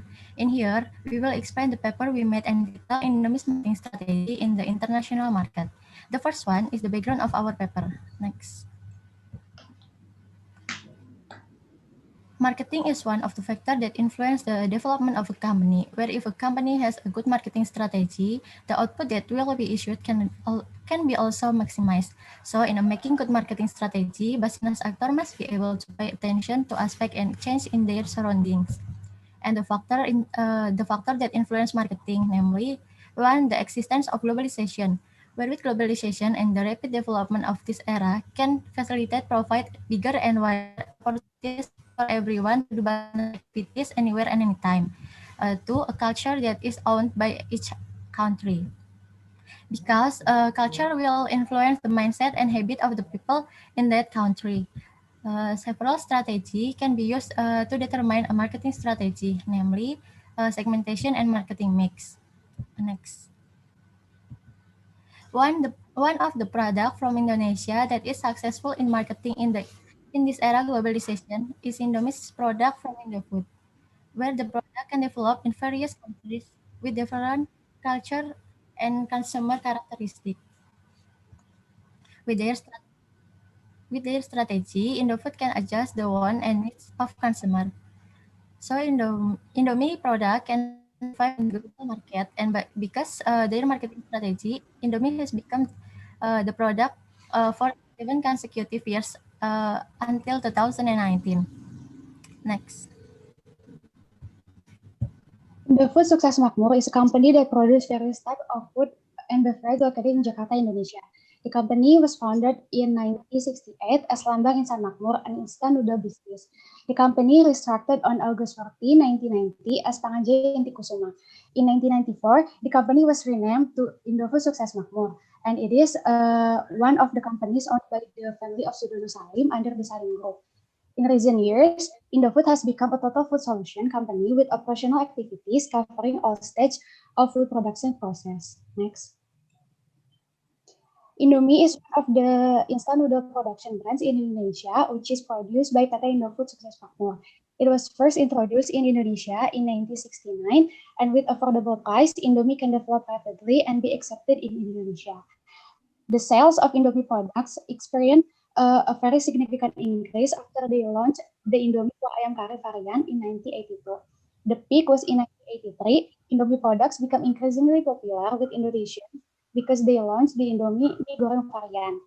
With Indomie's rapid development in the domestic market, Indofood finally tried to expand their market overseas. So in 1982, Indomie succeeded in exporting their products for the first time. Next. Then they began to form an export directorate whose task was to focus on developing and expanding Indomie export to foreign countries. The team focused on studying all import permits that exist in each country. Then the next step is to set a target countries such as Hong Kong, Taiwan, Saudi Arabia, and other countries.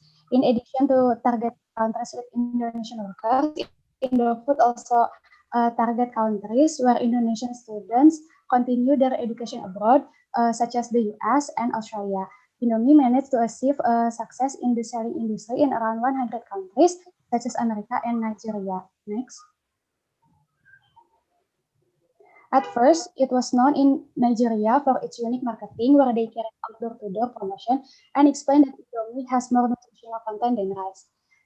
This promotion was carried out because initially Indomie had no competitors and was still foreign to people in Nigeria.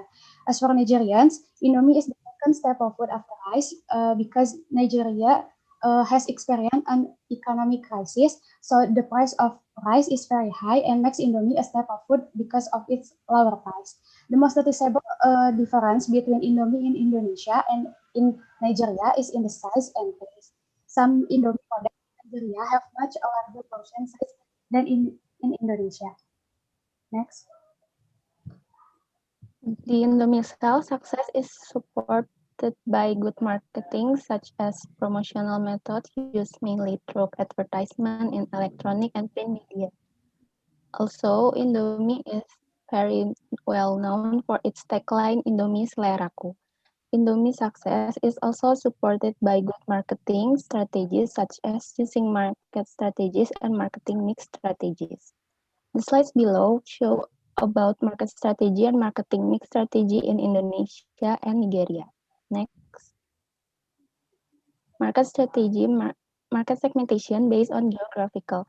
Indomie has spread throughout Indonesia. In Nigeria, Indofood also has its own factory, making it easier for Indomie to distribute their products throughout Nigeria, thus making easier for Nigerians to buy Indomie. Market segmentation based on demographic. Indomie variants can be consumed by all groups and genders. The price of Indomie vary depends on the variants, but the price of each variant are still affordable, so that everyone can purchase and consume it. Next. Market segmentation based on psychographic. Indomie product is aimed to all social classes because of that the price of each variant is affordable.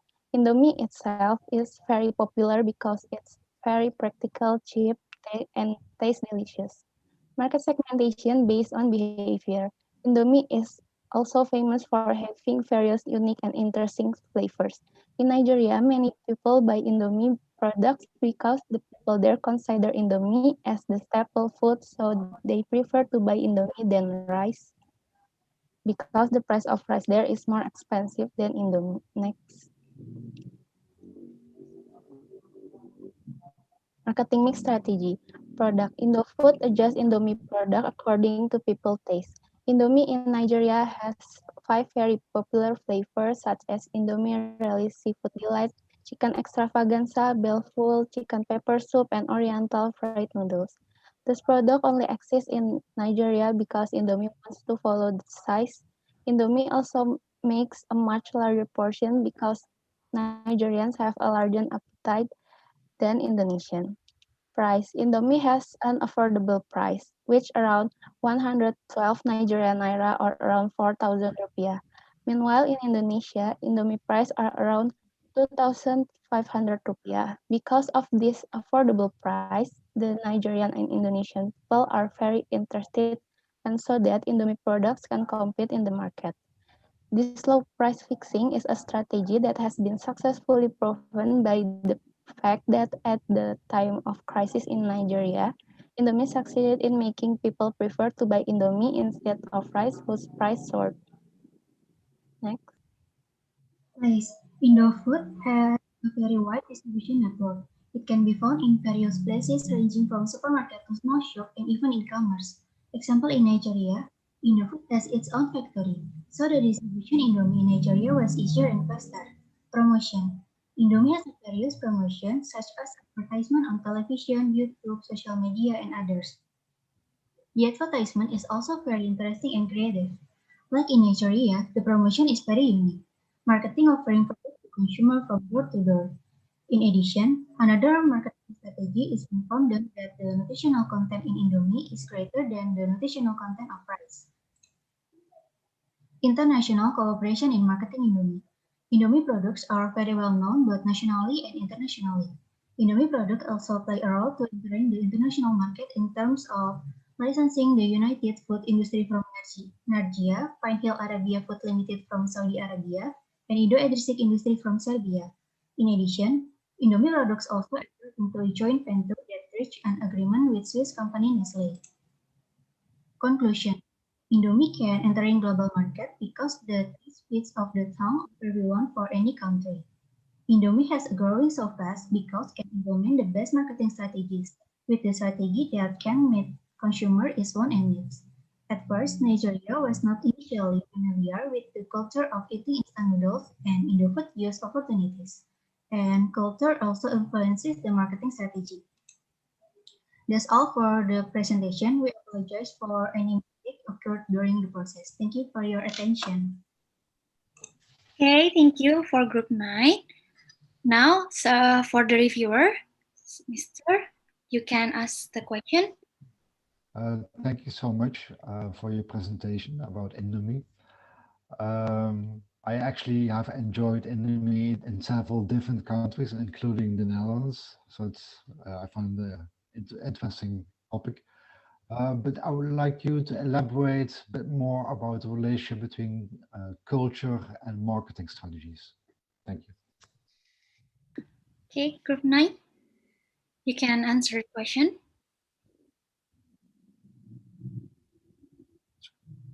Or maybe there are other questions from the other reviewer, Mr. Pablo or Mr. Tiadi.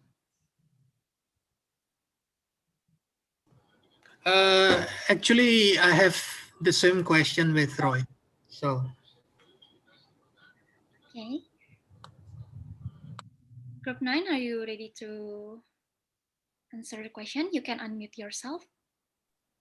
If the question is clear, group 9, do you understand the question?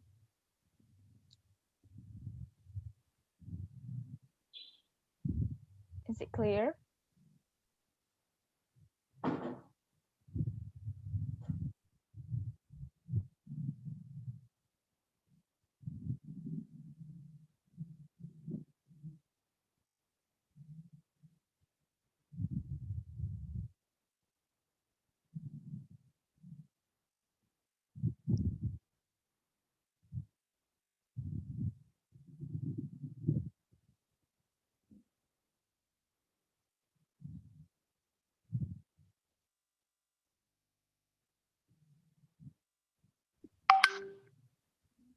Hello, group 9. Are you ready to answer the question? Or maybe Mr. Roy, could you please to repeat the question one more? Maybe group 9 has misunderstood about your question.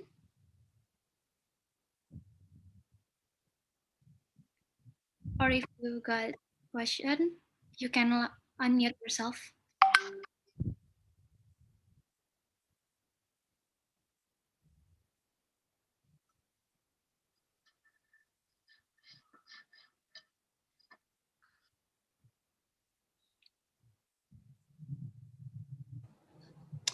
Well, actually, the question is the relation of culture and marketing strategies. Because what you mentioned there, Indofood or Indomie or Indofood implemented marketing mix, right? And as you know, not only Indofood did that or does that. Everybody does that, right? So what is the relation of culture with regard to the marketing strategy? Thank you, Mr. Paulus. Okay, group 9. The time is yours.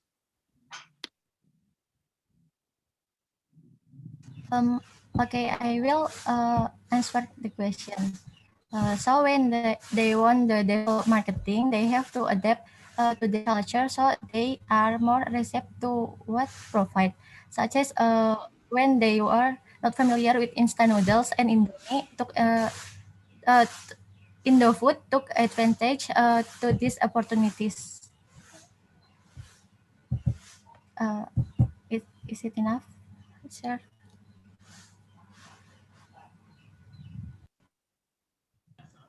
Okay, maybe there is another question from. Any more points? That is one point, which is Okay, I think, yeah, I can accept that. But is there any other point? Group 9, if you want to give additional answer.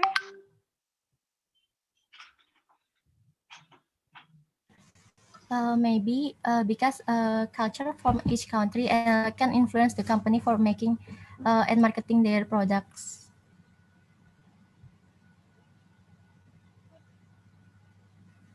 That's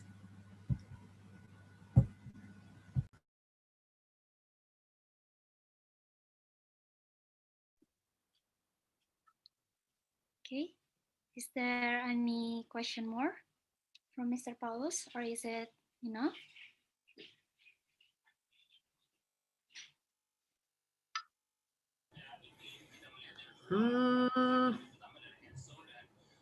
I guess it's okay because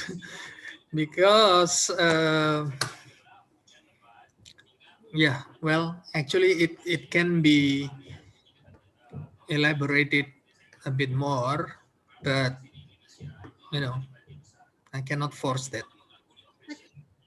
Thank you so much, Mr. Paulus, and thank you for Group 9 for the presentation. I think we will go into the next presentation. For the last presentation for today, it's from Group 10. Group 10, are you ready? And you can start to prepare the share screen. And the time is still the same. You have 10 minutes for presentation, and there will be a Q&A session for 10 minutes too. And if you have the question for the participant, please chat. Please type on your on the chat box during the presentation session, and the question will be answered in the Q&A session. For the representative of the group, please introduce your members, and the time is yours. So good evening, ladies and gentlemen. First of all, allow us to introduce ourselves. We are from Group 2 of Class E, consisting of myself, Patrick Stephen, along with my colleagues, Jeffin Cardenson, William, and Susan Angelia. We will now present our paper titled The Influence of Cultural Distinctions Between China and the United States on Managerial Style and Work Culture. Next, please. So as a little bit of a background, the reason behind why we chose to wrote this topic is that because as of the time of this presentation, the United States' dominance on the world stage has been challenged by China as a new rising star both economically and technologically. Both countries may end up as joint superpowers with significant influence over the rest of the world, and the world will definitely take more benefit with the two cooperating instead of just mindlessly competing with each other in order to exert power and influence. No other example is better to showcase this than the recent trade war between China and the United States, which puts the world in the corner as it caused significant disruption to the rest of the world as the global GDP plummeted by nearly 1%, and the trade flows where the US and China were checkpoints were diminished as a side effect of the trade war. Now, one could argue that the cause of such conflict between superpowers can be attributed to both countries' interest in emerging victorious in this battle of will and persistence. But it is also arguable that the US and China have got a number of fundamental differences with regard to culture, attitudes, and beliefs. In the long run, should China and the United States have to start working together more as the main driving forces behind the world's global affairs, particularly with respect to the economy, then American and Chinese companies acting as each country's representatives must be able to be aware, identify, and address the obvious distinctions between the cultures of China and the United States in order to be able to work together in order to move beyond hostility and competition and move towards cooperation for a better and improved relationship and a transnational collaboration. Next, please. And so it is in the best interest of us, the writers of this paper, to attempt to identify and analyze the distinctions between the two countries' cultures using two separate tools, Hofstede and Trompenaars, in order to come up with a detailed explanation and analysis. These multiple dimensions are used in order to provide depth to this analysis. These differences will then be associated or linked with the usual practices of how American and Chinese people do business in respective countries. Next, please. So that we can finally get a picture of how much the difference is between these two countries in order to be able to provide a reconciliation tactic which could be utilized by multinational and transnational companies with employees coming from both America and China. Next, please. Thank you, Patrick. Now I will explain the result of our analysis using the Hofstede dimension. Next. There are 5 dimensions of the Hofstede model, but I will explain about the 3 significant differences of Hofstede dimension. There are for distance, individualism or collectivism, and long or short orientation. Please, next. Based on data from Hofstede Insight with respect to power distance, American workers have relatively low power distance, while Chinese workers have a high power distance. This is clearly shown in how employees in China face difficulties in communicating with superior. China culture has a high power distance of hierarchies on organizations that are high enough. Usually, when interacting with other people from different countries tend to view position. Usually, within companies, a person with a higher office is more respected and appreciated than employees should be obedient to their superior. Then the lower level employees would be difficult to communicate with superior because of such a high level of power distance. Please, next. In contrast, the American culture, which has a lower power distance, which means that in organization, the relationship between superior and a subordinate is not very clear. Next, China has a higher level of collectivism that the company using us or other group orientation. It has a significant difference with US because the capitalists and want to earn a large salary as a form of appreciation and individual interests. The differences between Chinese and American culture have an impact on the management style and work culture of the company. For example, when both countries work in one company, like the Fuyao company, then the style of the 2 countries managing the company will be different. The US company are very focused on money and tend to want a pay raise a reward, and different Chinese countries working together and more objective for the company and even the country. Next. Then in Fuyao company, the Chinese invest in America, investment made is a long-term investment. So it can be seen that China has a long-term orientation, while US has a short-term orientation. Next. Well, I will continue the presentation and explain the result of our analysis using the Trompeter's dimension. For the first, we get a difference between the individualism and collectivity, where the Americans are more individualistic than the Chinese worker who always love to work together. And then the Americans are more interested in the reward, achievement, or maybe the target than they need to reach than the Chinese worker. And the Chinese people are more diffused in the cultural dimension than the American while working, because the working environment of US worker is freer and less intense, which is different with the Chinese workers working environment.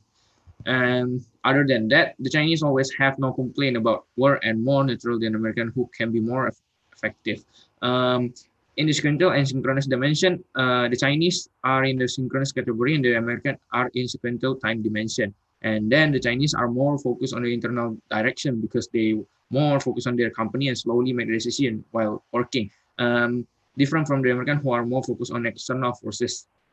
And from all of the difference, there's one only thing in common between these 2 countries, and it was universalism, because they always follow the rules and respect each other while in one company.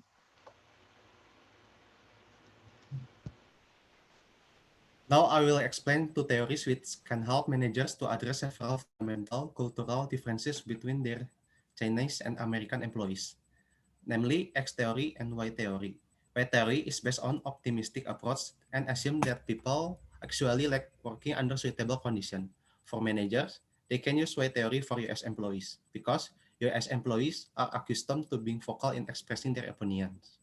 Please next. Meanwhile, X theory is based on pessimistic assumption, which that workers do not like their work and avoid it as much as possible. For manager, they can use X theory for Chinese employees because Chinese employees always obey orders from their superiors. Please next. Now I will explain 5 steps that can help managers to reconcile. The first is to reaffirm a commitment to a sustainable relationship and its benefit for both parties. An example is that manager can create win-win solution for workers and superiors who have differences in culture, which concentrate on benefits with collaboration for each culture. The second is to recognize that we have differences with others.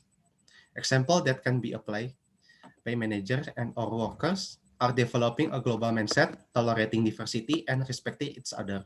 The third is to continue by looking for common ground, courageously discussing with colleagues so that we can better understand them. An example is conducting a survey or having a simple discussion with fellow workers about something in the job that they like or dislike. Then manager can find common ground to come up with workable solution. The fourth is combine existing solution or create solution by utilizing the most appropriate element from the opposite cultural dimension. By practicing creative thinking and demonstrating our willingness to learn. An example is when American workers want to be respected by their superiors, then Chinese manager can apply incentive provided that American workers must do their job optimally and want to mingle with other workers who have different culture.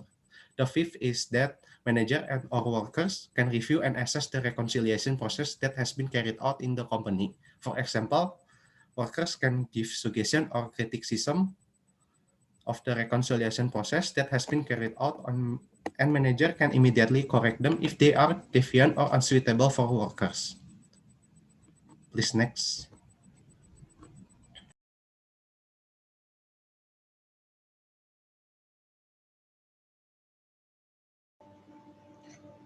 And so to conclude, the distinctions between the American and Chinese cultures are undeniable. And using tools provided by Hofstede and Entrepreneurs respectively, we have been able to highlight just how significant the distinctions between US and China are, especially with respect to potential conflicts that could arise when the two cultures meet as a result of those distinctions. Next, please. Regardless of the many distinctions between China and America, however, there is still a possibility for reconciliation of those differences. And in order for those reconciliation to work, both parties must be willing to show some level of active effort in pursuing that reconciliation. This applies to every single employees of any number of multinational and transnational companies facing or experiencing transnational detrimental effects of cultural clash with fellow workmates coming from different cultures. And no exception can be made for American and Chinese employees working in the same companies facing these difficulties. And so all in all, distinctions between American and Chinese cultures are unavoidable in the first place, as so many Hofstede entrepreneurs dimensions have showcased here. But it is in the power of those interested in cross-cultural cooperation to set those differences aside without forgetting to acknowledge them and address them in a manner that is inoffensive and constructive in order to build a long-lasting collaborative relationship with workers whose cultures clash with our own. And next. And so that is the end of our presentation. We thank you all very much for listening. Thank you. Okay, wow, such a good presentation. Thank you for Group 10 for the presentation. And for the reviewers, if you have some question, please unmute yourself and you may ask directly to the Group 10. Okay, thank you for the presentation, Group 10. I have one question. Let's imagine that you have a capital. You have a capital and you have an opportunity to develop a business. So you create a company and you finance all of the operations because you are the one who has the capital, and you put all of the capital in that company.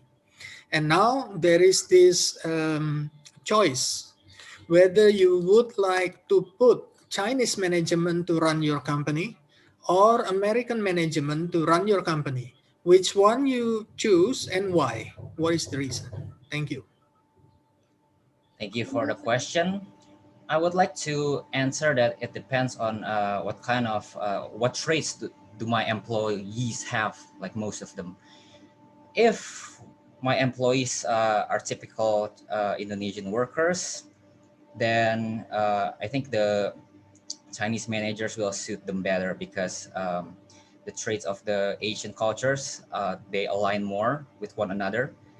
And so, to be honest, we have more Chinese cultures than we do with the Western cultures with regards to especially power distance as well as collectivity. Indonesian people's power distance are usually higher, whereas the American power distance level, usually on the lower side. And so usually the managers of China, coming from China, would be more adaptable to the cultures of Indonesia as well, where we respect authority a lot, and there is a very clear line between subordinates and the coordinates, right, and the superordinates. And so it will be much more easier for our employees also to adapt to how the Chinese managers manage them in that sense, as well as the collectivity part of it.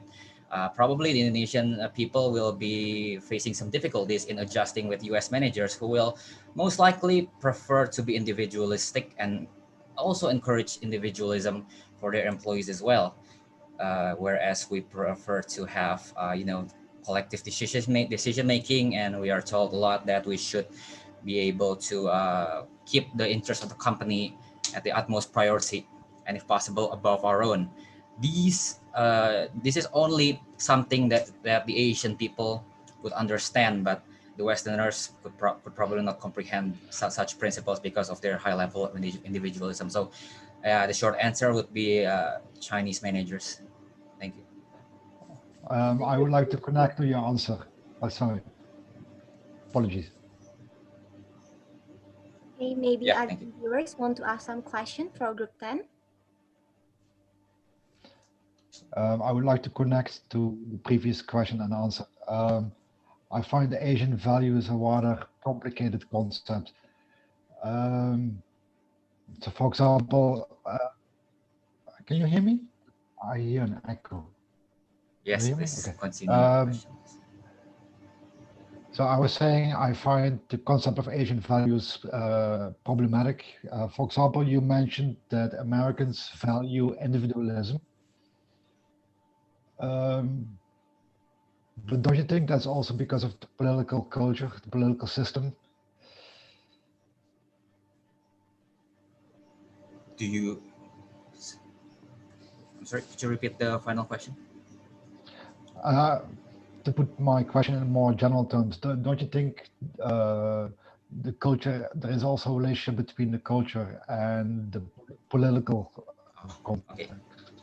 Is there a relationship between the cultural tendencies of the US with the political? Yes, of course. I mean, so the Americans, especially American generations, along these years, especially since the Second World War, they are convinced, the American people are convinced, and they were raised from children. They're made into believing that they are born on the greatest country on earth, right? And so it makes them believe that they can do anything they want as long as they have the will and persistence to do it. Even if they have to do it alone, they have the power to do so because they were raised that way. Because since the end of the Second World War, they have been the world superpower, the most powerful, and ever since the Cold War ended, they were the sole superpower up until today, where the Chinese people are challenging their dominance. But if you look at it politically and historically, the Chinese people were raised in a different way. Like since 30, 40, 50 years ago, they were still mostly living in poverty. The Chinese people, they had no such belief that they were the greatest country on earth or whatsoever, and so they wanted to help each other. And most Asian countries are like that. We're still developing countries, and without that belief, then it merges the collectivity part of all of that. And so I would like to say it again. Yes, of course, it's got connection with the history and with the political aspects of both countries, and how in the US the political system is, as you know, authoritarianism, where we are the Chinese people are all told to be respectful of others, and they must prioritize their country above everything else. Whereas in the United States, the political system says that you gotta respect individual rights, and if individuals thrive within an organization, then you can take the connection that the organization may thrive as well. So I think that's how those things influence the cultural aspects of both countries. Does that answer your question? Yes, thank you. Thank you. Thank you, Patrick. Maybe Mr. Trihadi want to ask some question for group 10? Yes, thank you. I really appreciate this paper and presentation, and it's not easy to make a kind of analysis about China and US. I used to work in both countries in 90s and 20s. Uh, Indeed, they are really diametrically different. But both countries impressed me. China, I've lifted poverty, billion, actually, 100 million people in the last 10 years. So no other country do that. But then the question for us is that what would be in the future? If I would like to summarize, make it simple of China system is that they're basically a capitalist economic system while keeping socialist communist political system. So they basically give a lot of choice in the way economic being run. You can basically do whatever you want with your capital, but actually you only have a one choice in the politics as a communist party. But then in US, you have a both choices. You get a Democrat and Republics, and you have a lot of choice in terms of your political aspiration. You either refuse them, but then also you have a lot of choice in the economy. So basically, those for me the bottom line that could be a game changer in the future for China. Now with all the China uplifted from poverty, will they continue okay and accepted being given only one choice for political system, only Communist Party? Will also they will have inspire or aspire to get more choices in their political voices while they're getting much more wealthy and economic growing well. In what limit do you think, now I'm asking the team, in what limit do you think that China people will, based on their culture and aspiration, that they will demand the political system work as what they work in the economical system? Thank you for the question. That's very interesting. I would like to say that I don't see that I don't see it happening in the near future that the Chinese people would sort of go on an insurrection or rebel against the government, unlike the Hong Kong people might have done, because, well, in China they have not seen a fate better as they have experienced before. It's different from Hong Kong, who have been like colonialized by the British government at some point in time, where the British government, they were like an example of how democracy could aspire better living for the people. The Chinese people, in the meantime, did not have such luxury of experiencing something like that. And so with no indication of how life could be better in that area, it is unlikely for them to rebel against the government or demand some sort of a political change into their system. Because as you have stated before, it is no longer a dictatorship per se. It's more like a state capitalism. State capitalism is different from communism per se, because with state capitalism, you can still run your own business, as you've mentioned. So things have gotten really better there. And with the change from a totally 100% socialist system to this merging with the state capitalist system, they have seen their economy emerging as a new global superpower. And so I think since things have been very good for them, and the fact that also, as we've seen with the pandemic, how their system has allowed their government to force the citizens to be able to more obedient, to be more disciplined, and they have been able to come out of that pandemic while the rest of the world, the US including, are still very much struggling. So yeah, there's pros and cons so far, but it is unlikely for them to change their political system, if that's what you mean. That is my view in that regard. Thank you very much. Thank you. Okay, so the time for Q&A just finished. Thank you, everyone. What an inspiring and insightful presentation from Group 1 until Group 10. And now we will have a 10 minutes break, and we suggest that participants stay in this room during the break session, because the next session will start at 14 past 40 p.m. So, thank you.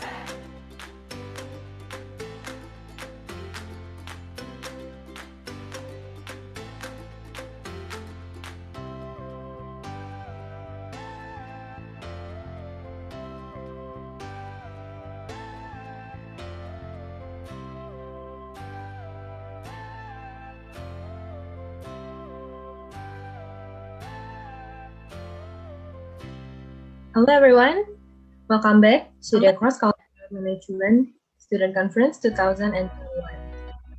We hope everyone has a good break, and now we will continue to the next session, Roy Farahan. Before we start our session, let me invite Mrs. Angela to join the session as a moderator of our session.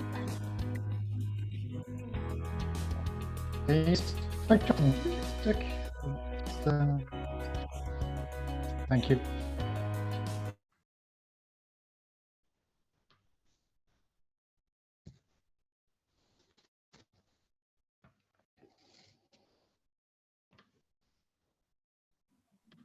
Hello everyone. Yes, okay. Before we start, let me invite Mrs. Angela to join the session as a moderator for our seminars.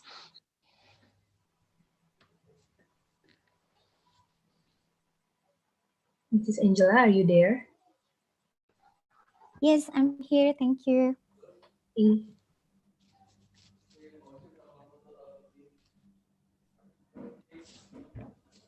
Do you want me to start? Sorry. Wait a minute. Shall I start? Yeah. Okay. Hi everyone, welcome back to today's seminar session. This second seminar will be delivered by Mr. Roy Farahan. How are you, Mr. Farahan? I'm fine, thank you. I'm so glad we met at today's event. Before we begin this session, allow me to read a short profile of our speakers. Mr. Roy Farahan is a poet, curator, writer, and lecturer. He graduated from the University of Amsterdam, where he got Bachelor of Arts in Philosophy, Bachelor of Arts in Political Science, Master of Arts in Philosophy, and Master of Arts in Political Science. Wow. He lived and worked in Southeast Asia from 2003 to 2019. He has taught undergraduate and graduate courses in philosophy and political science at universities in Bandung and Jakarta, including our campus Parahyangan Catholic University. He has created being the editor of philosophy journal Melintas, organized and participated in and consulted on projects, exhibition, talks, workshop, and seminar in Bandung, Jakarta, Yogyakarta, Singapore, Kuala Lumpur, Manila, Yokohama, and Hong Kong. Besides his curatorial practice, he writes and publishes conceptual poetry. Mr. Roy Farahan, we can't wait to hear from you. So time and place is yours now. Thank you. Thank you so much for your kind introduction. Please just call me Roy. That makes me more comfortable. I'm currently in the Netherlands, so I'm 6 hours behind you. Zoom is like a time machine. So even though we are in the same space, I'm actually 6 hours behind. Which means when we started this conference, it was 3 o'clock in the night for me. And now it is almost 8:30. And I have to start my day job in 30 minutes.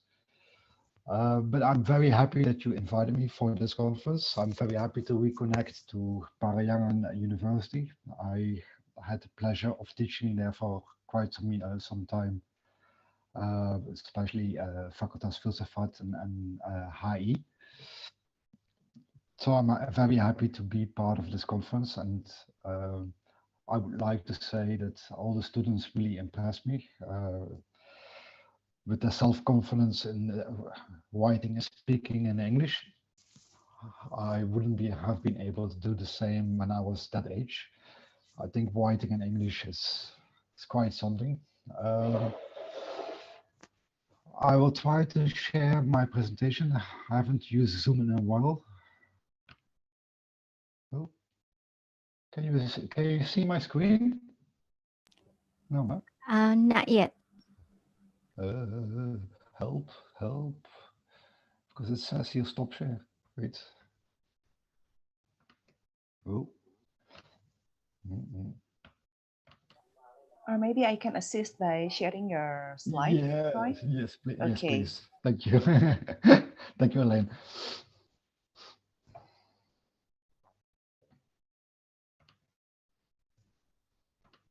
No. Okay, please hold on a moment. Yes, thank you, Elaine. Still loading.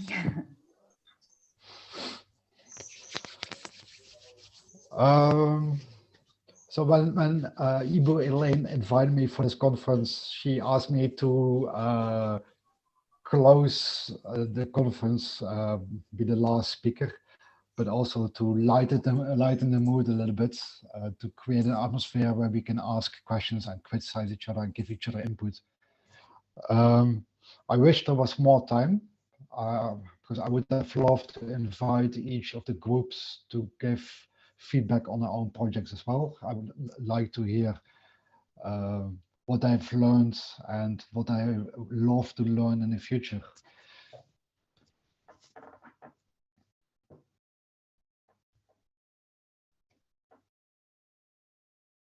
Still loading.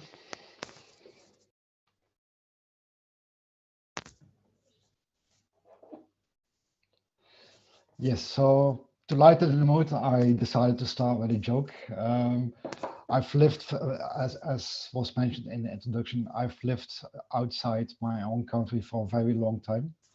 I lived for 15 years in the Netherlands. And culture is something very difficult to grasp, to put in words, especially when it comes to sense of humor. My kind of jokes didn't work in Indonesia, I can tell you so much. So sometimes I was being considered titik sopan. So I decided to start with a funny title. Can you go to the next slide, Elaine? I also noticed when I was teaching that there is not only a gap between me being from a different country and the students being from Indonesia, but also obviously from a different generation.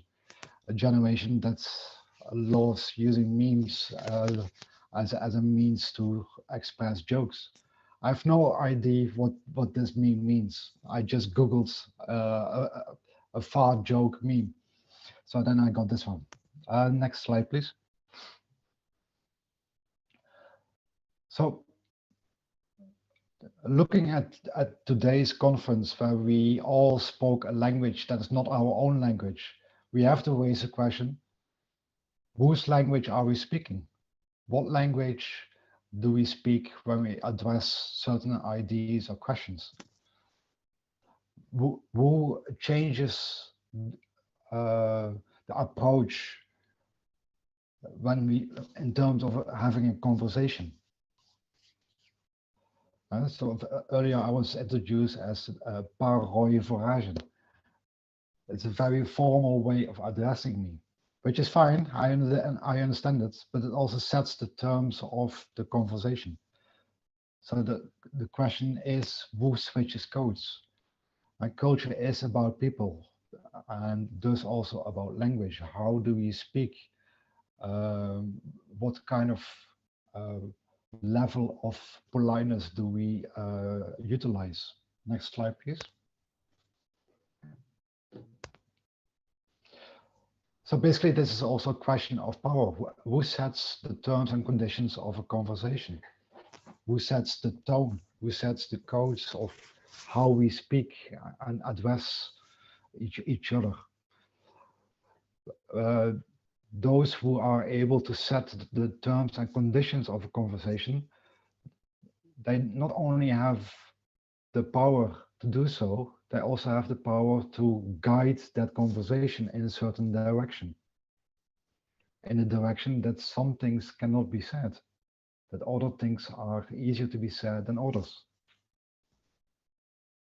To give an example from my own country, it's very difficult to address racism in a predominantly white country, because the conversation has been geared towards a direction where white people have more rights to say certain things than the non-white population. Next slide, please. So I think it's very important to realize in intercultural communication, intercultural management, that there is no such thing as neutrality.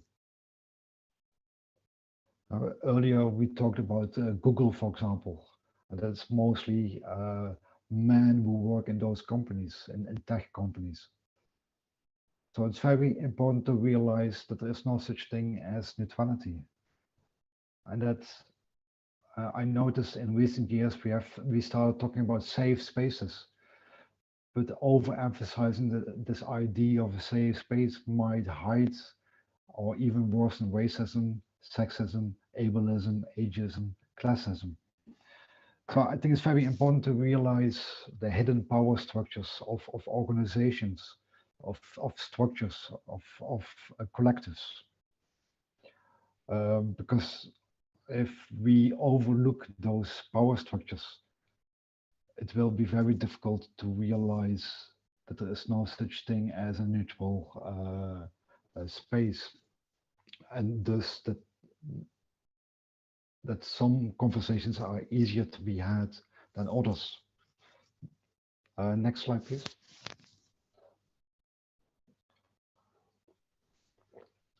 So as I mentioned, if we talk in terms of safe space, we might hide power inequality. So for example, if we would set up a conference between two countries, say Switzerland and Indonesia, and we would talk, and the topic of the conference is the economy. And we treat these countries as perfect equals. Is this a correct way of addressing the issue of economics? I think not, because that certainly overlooks the economic inequality between the two countries. So assuming neutrality makes voicing different and dissenting opinions very hard, or maybe even impossible.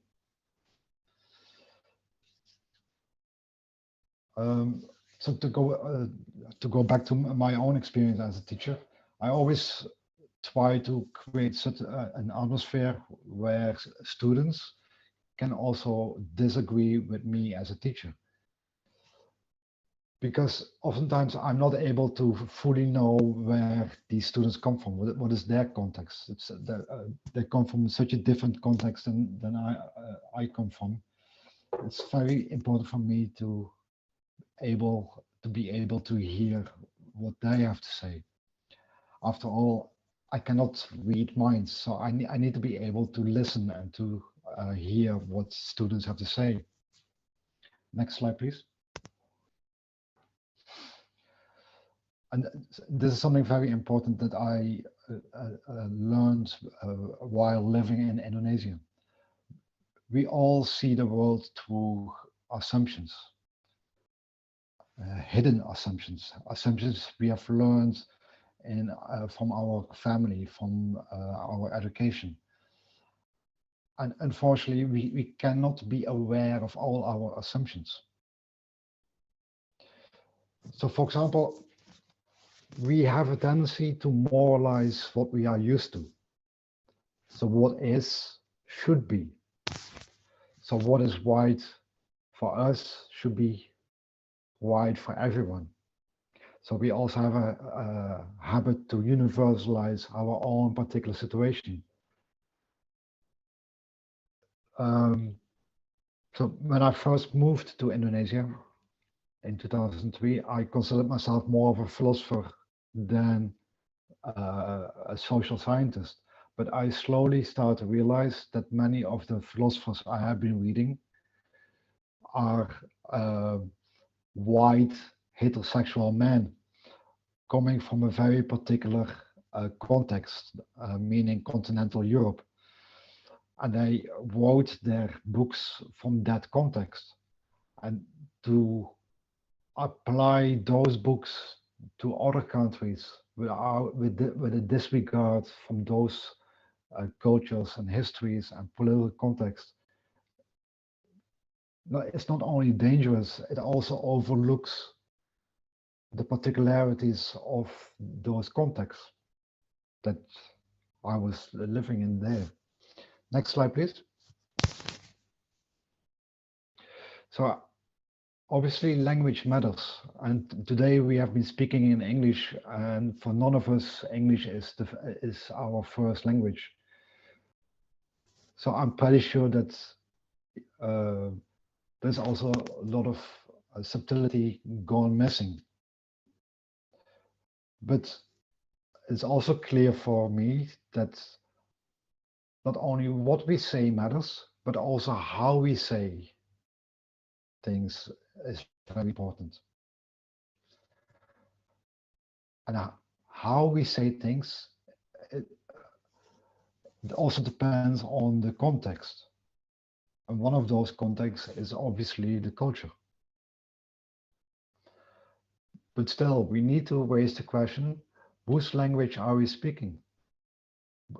Whose culture is valid in these kind of conversations? Next slide, please.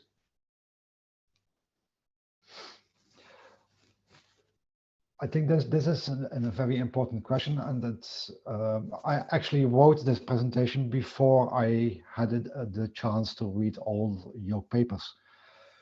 But reading all your papers, I had to come to the conclusion that the concept of culture is a very difficult one, and that all of you struggled with the concept of culture.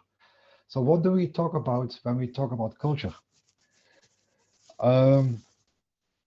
So there are basically three ways of looking at culture. First, culture as a set of traditions. And that's what historians study. And so the culture as a set of traditions are intergenerational norms, shared beliefs. Secondly, culture as customs, which is generally studied by anthropologists. And that can also include subcultures, for example, skater culture or queer culture, etc., etc. And thirdly, culture as utopia, which is an ideal, often also considered civilization. It's the area of experts. This is the area studied by philosophers. But what I noticed also listening to your presentations this morning is that oftentimes culture is used as an effect. It's an effect of all the behavior in a certain context, but it's also used as a consequence. We behave a certain way because of the culture. So there's a feedback loop between cause and effect. So you need to be able to be aware of that feedback loop to understand that culture is something very tricky. Otherwise, it becomes like a black box, and inside a black box, anything can happen, and you shake that black box, and something comes out of it that will fit your argument. And that is very problematic. So sometimes during the presentations and reading your papers, I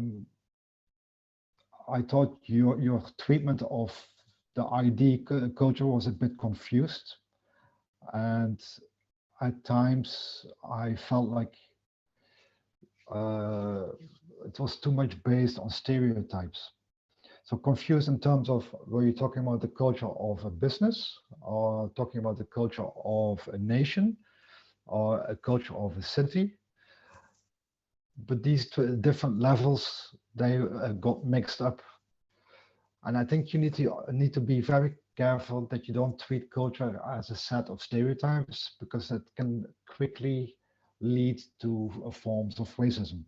So be very careful with that. Next slide, please.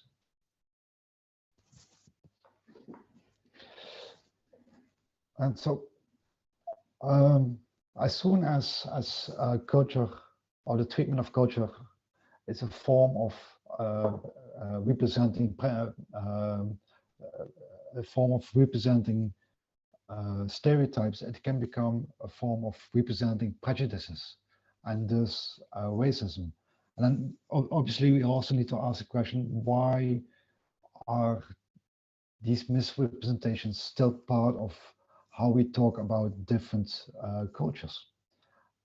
And that's very much has to do with power and knowledge.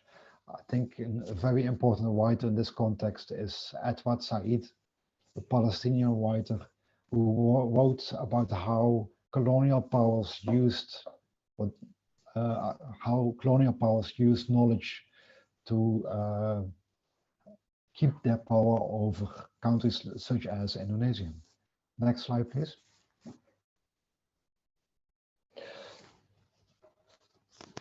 But of course, most of us will never address a whole nation or a whole culture. So we can talk to each other as individuals.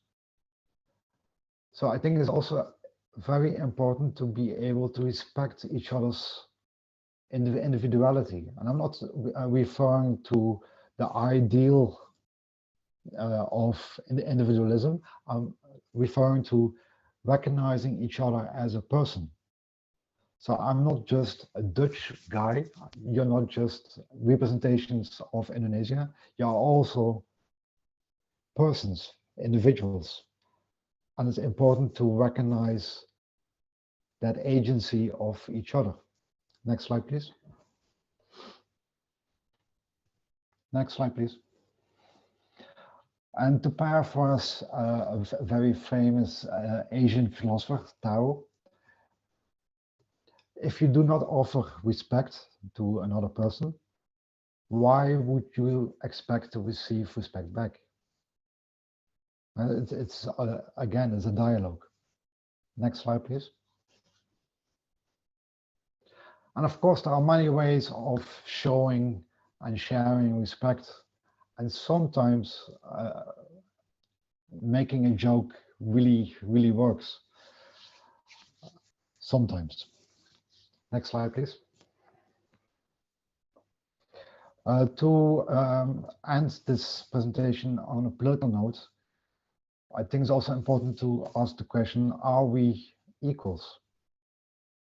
Can we have a conversation as equals? There's this famous book by George Orwell called Animal Farm, where all animals are equal, but some animals are more equal than others. I think that's a very important question to keep in mind when we are talking about intercultural communication, intercultural management, because we might have the habit to see culture as something soft and then lose sight of the power aspect. And I think it's important to see a relation between power structures of the economy, etc., and cultural values. How do they connect to each other? So that was my presentation. Thank you so much. I would love to be able to sit down and have coffee with all of you. Unfortunately, we are stuck behind each other's own screens. I actually really enjoyed listening to all of you today. It has been a long night for me. I only start my day, it's now almost 9 o'clock, so unfortunately I have to leave soon, but maybe we can do a few short questions. Elaine? Okay, thank you for such an inspiring presentation. So now I'm going to open like 1 or 2 questions. Is it possible, Roy? Yeah. Yeah. I have 50 minutes. Okay, for those of you who want to ask, please press the raise button and I will mention your name.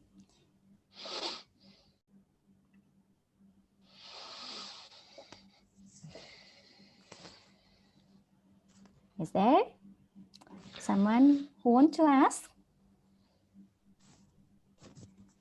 And until there are questions, actually I have a general feedback on the whole conference.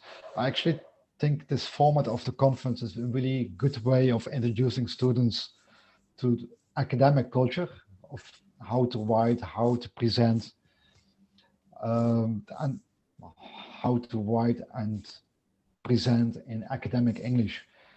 When I was a student, we never did this, and I think it's a really interesting addition to the curriculum of Universitas Parayangan to task students to organize a conference such as this one.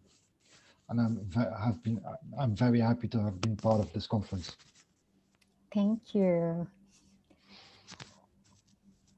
Okay. I'm still waiting. Anyone of you? No questions. No questions is fine as well. Okay, okay. There is a question then, Roy. Yes. So shoot the fart joke, please.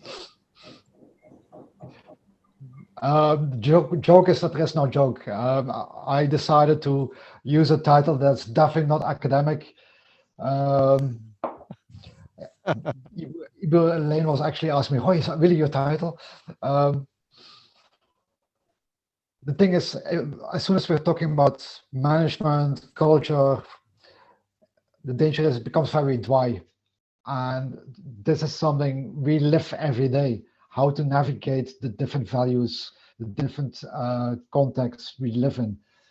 And I think it's also important, and that's something I realized when I was teaching in Bandung, to utilize sense of humor, because I think humor can open up a space for conversation.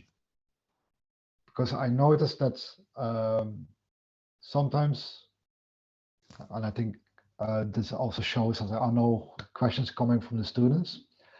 Students tend to be a bit shy in Indonesia. I'm talking very generally. I'm actually not taking my own advice now.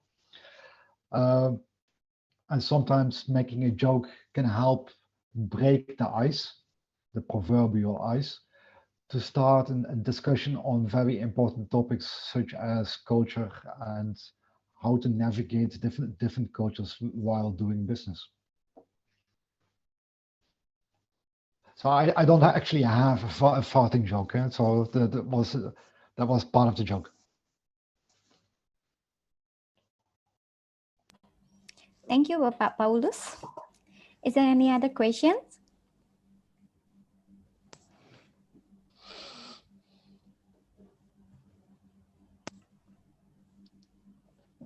Patrick would like to ask the question. You can unmute yourself, Patrick. Yeah. Thank you. Hello, sir. I would like to ask a question. So you're a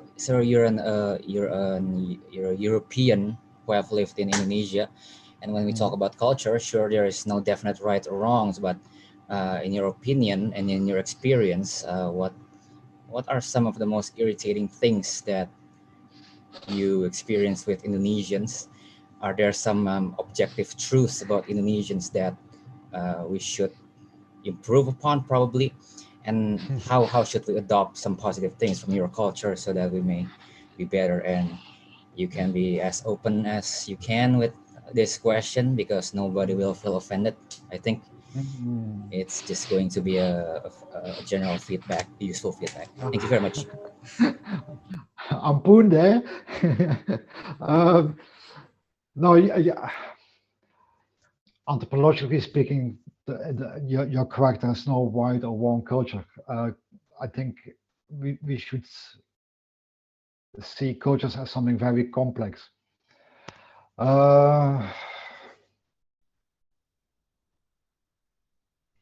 Actually, I would like to turn your question around and see what the Dutch can learn from Indonesia. When I was living in Indonesia, oftentimes I was asked, what is the food of the Netherlands? Food is very important in Indonesia. It's a way of connecting to people. It's a way of gathering. And the Dutch don't really have a cuisine. I would like the Dutch to have more of a cuisine. I think it's a good way of connecting with people. The second lesson I would hope to see the Dutch learn from Indonesia. Indonesians are very good at improvising. with the current pandemic, I noticed that the Dutch have difficulties to improvise.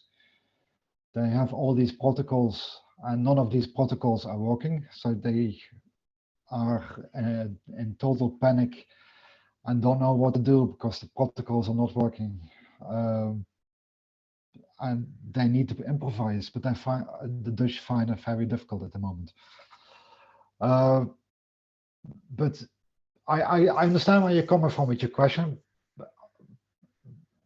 but your question is also very general, and it's not like I'm not trying to be evasive because I don't want to be impolite in this current forum. But I always find it very difficult to use culture in such a general fashion. I mean, Indonesia is a country of how many people? 250 million, and to say all Indonesians are like this and this, it oversimplifies the complexities of a huge country like Indonesia. If you put Indonesia on the map of Europe, then you go all the way from Dublin to Moscow. Indonesia is that big, and then we are trying to summarize that huge country in 1 or 2 sentences and call that culture. I find that simplification of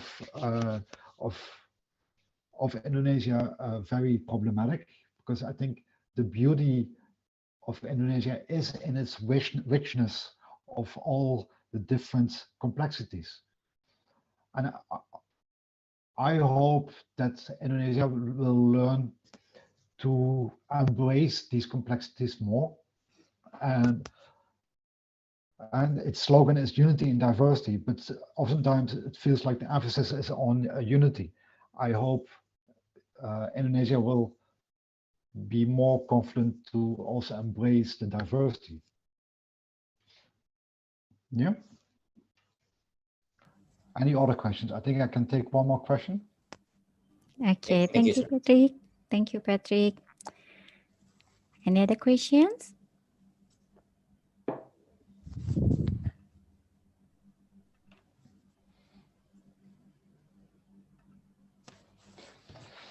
No?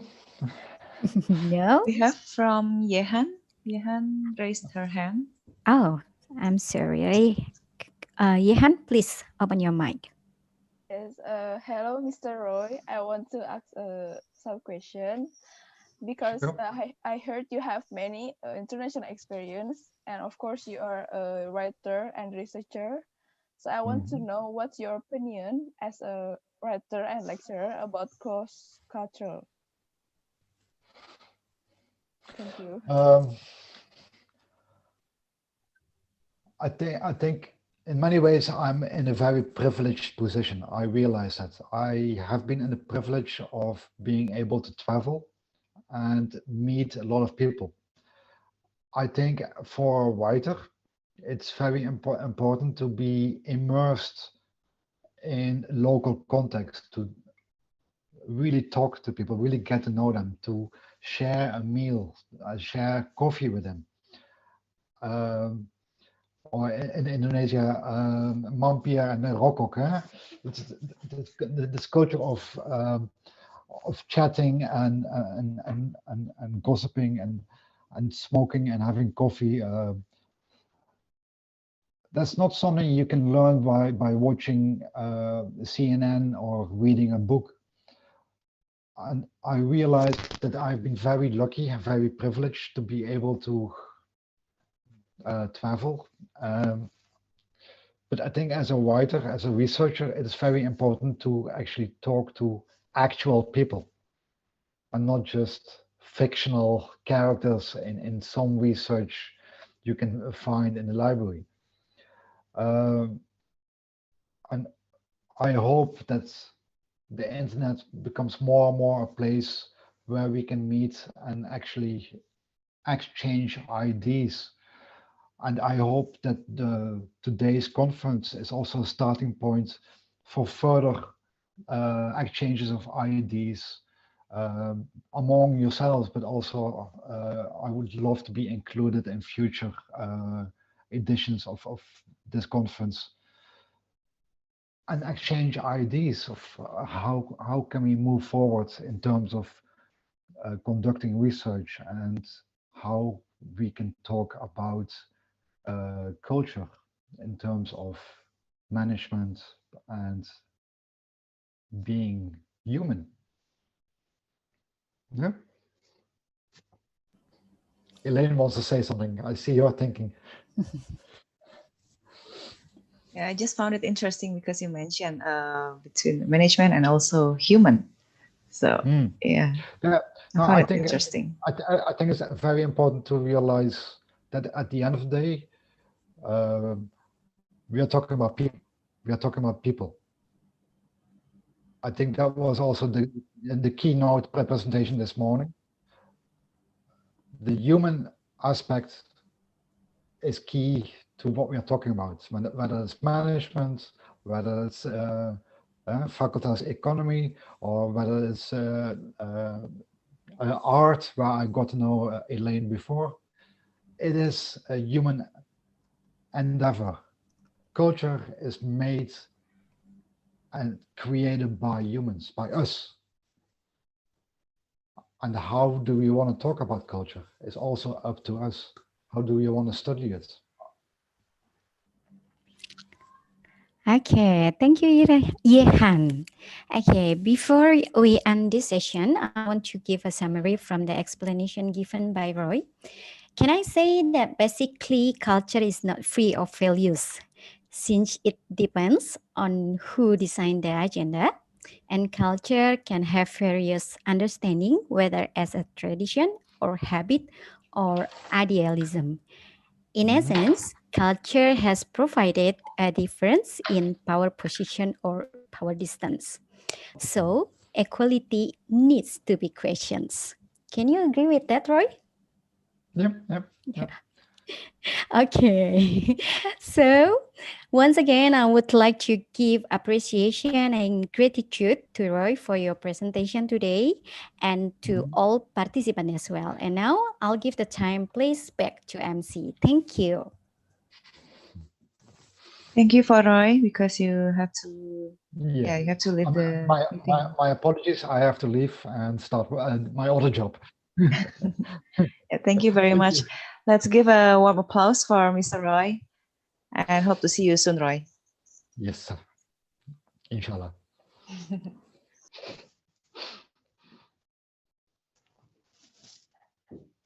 Yes, thank you, Mr. Roy, for sharing with us. It's so inspiring. And also, thank you, Mrs. Angela, as a moderator. Let's give applause again. You can give direction. For documentation, let's have a photo session. For all participants, please turn on your camera.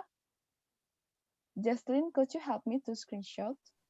Yes, of course, I'll help you. I'll start with the first part. 1, 2, 3. Next. 1, 2, 3. Next one. 1, 2, 3. Next one. 1, 2, 3. The next one. 1, 2, 3. The next one. 1, 2, 3. The next one. 1, 2, 3. And the last one. 1, 2, 3. Okay, it's done. Thank you.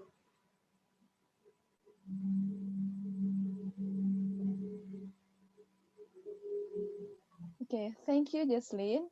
Finally, we are going to the announcement for the best scientific paper and the best presenter. But before we start the announcement, I would like to invite the reviewer of the paper to give some feedback for overall papers and presentation. From semi-final reviewers, there is Mrs. Indrasari, Mrs. Rizkaulia, and Mr. Prabowo. And final reviewers, Mr. Trihadi, Mr. Roy, and Mr. Paulus. Is there Mrs. Indrasari? Are you here? Yep, I'm here. Okay. Mrs., you can give some feedback or comment about this event and about the e-paper. Oke, terima kasih banyak, Yehan. Saya merasa senang sekali, merasa sangat bersemangat untuk memberikan penghargaan kepada mata kuliah manajemen lintas budaya dengan kegiatan ini. Karena saya punya latar belakang belajar antropologi, tentu saja manajemen cross-cultural management itu menjadi sangat menarik dan saya mendapatkan kesempatan dari tim dosen untuk mengulas 19 paper dari total berapa paper mungkin, dan saya sekali lagi pertama-tama harus memberikan penghargaan kepada semua mahasiswa yang sudah mengerjakan paper ini, tentu saja kepada tim dosen untuk mata kuliah lintas budaya. Nah, saya hanya memberikan ulasan singkat saja, memberikan masukan kepada para mahasiswa sebagaimana yang dimintakan oleh Ibu Triana, karena saya merasa familiar dengan beberapa nama mahasiswa dalam mata kuliah ini karena pernah mengikuti mata kuliah penulisan akademik. Penghargaan tinggi saya berikan kepada para mahasiswa karena ini adalah mahasiswa semester 3, berarti baru 1,5 tahun kuliah ya, 3 semester tapi sudah menunjukkan capaian yang oke, gitu ya. Nah, saya akan memberikan dua kelompok masukan. Yang pertama kepada paper yang tentu saja acuannya adalah 19 paper yang saya baca dan saya ulas. Kemudian masukan kedua berkaitan dengan presentasi hari ini dari 10 paper terpilih untuk dilombakan. Yang pertama soal paper. Secara umum saya tidak sempat menuliskan input ini, tapi saya berjanji akan menuliskannya dan dikirim kepada tim dosen agar bisa jika diperlukan bisa menjadi masukan tertulis untuk para mahasiswa. Yang pertama, semua judul yang masuk, judul papernya itu sangat menarik. Begitu menariknya saya sangat bersemangat untuk membaca isinya. Secara umum, ide pokoknya apa yang ditulis di dalam paper itu jelas. Ide pokok tertangkap dari judul, gitu ya. Tetapi secara umum, paper-paper ini belum mampu mengembangkan penjelasan dari ide utama secara sistematis dan logis.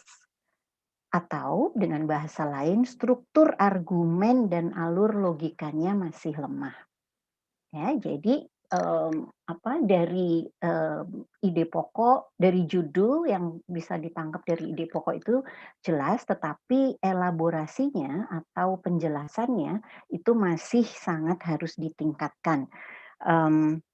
Yang kedua, di dalam paper-paper itu masih banyak yang menuliskan klaim atau asumsi yang tidak didukung dengan bukti atau tidak didukung dengan referensi. Jadi kalau Pak Roy tadi mengatakan banyak yang terjebak dalam stereotipe dalam memaknai culture atau budaya, saya kira ini ada kaitannya dengan pernyataan-pernyataan yang sifatnya umum, ya, tapi tidak didukung oleh referensi maupun bukti. Padahal di dalam sebuah academic paper atau karya tulis ilmiah, asumsi itu harus didukung dengan data atau referensi. Yang keempat itu berkaitan dengan aspek teknis penulisan. Hal-hal yang masih sangat perlu diperbaiki oleh mahasiswa adalah tentang penulisan abstrak. Semua paper yang saya baca memperlakukan abstrak sebagai summary atau sebagai ringkasan dari paper yang ditulis. Padahal abstrak itu sebetulnya hanya mengandung 3 hal. Yang pertama, tujuan penulisan paper. Yang kedua, bagaimana paper ini ditulis. Dan ketiga, bagaimana apa kesimpulan dari paper tersebut ya. Jadi nanti ke depan-depannya abstrak itu perlu diingat hanya mengandung 3 hal tersebut ya. Abstrak itu bukan summary. Lalu yang juga masih perlu ditingkatkan adalah metode penelitian yang tidak dijelaskan. Sebetulnya kalau dari yang saya tangkap dari berbagai paper, semua sebetulnya melakukan studi sekunder atau desk study, tetapi hampir tidak ada dari 19 paper yang saya baca yang menyebutkan hal tersebut. Ya, saya juga bisa memahami karena waktunya juga terbatas untuk mengerjakan paper-paper ini. Kemudian yang juga masih perlu ditingkatkan adalah soal penggunaan referensi dan penulisan daftar referensi.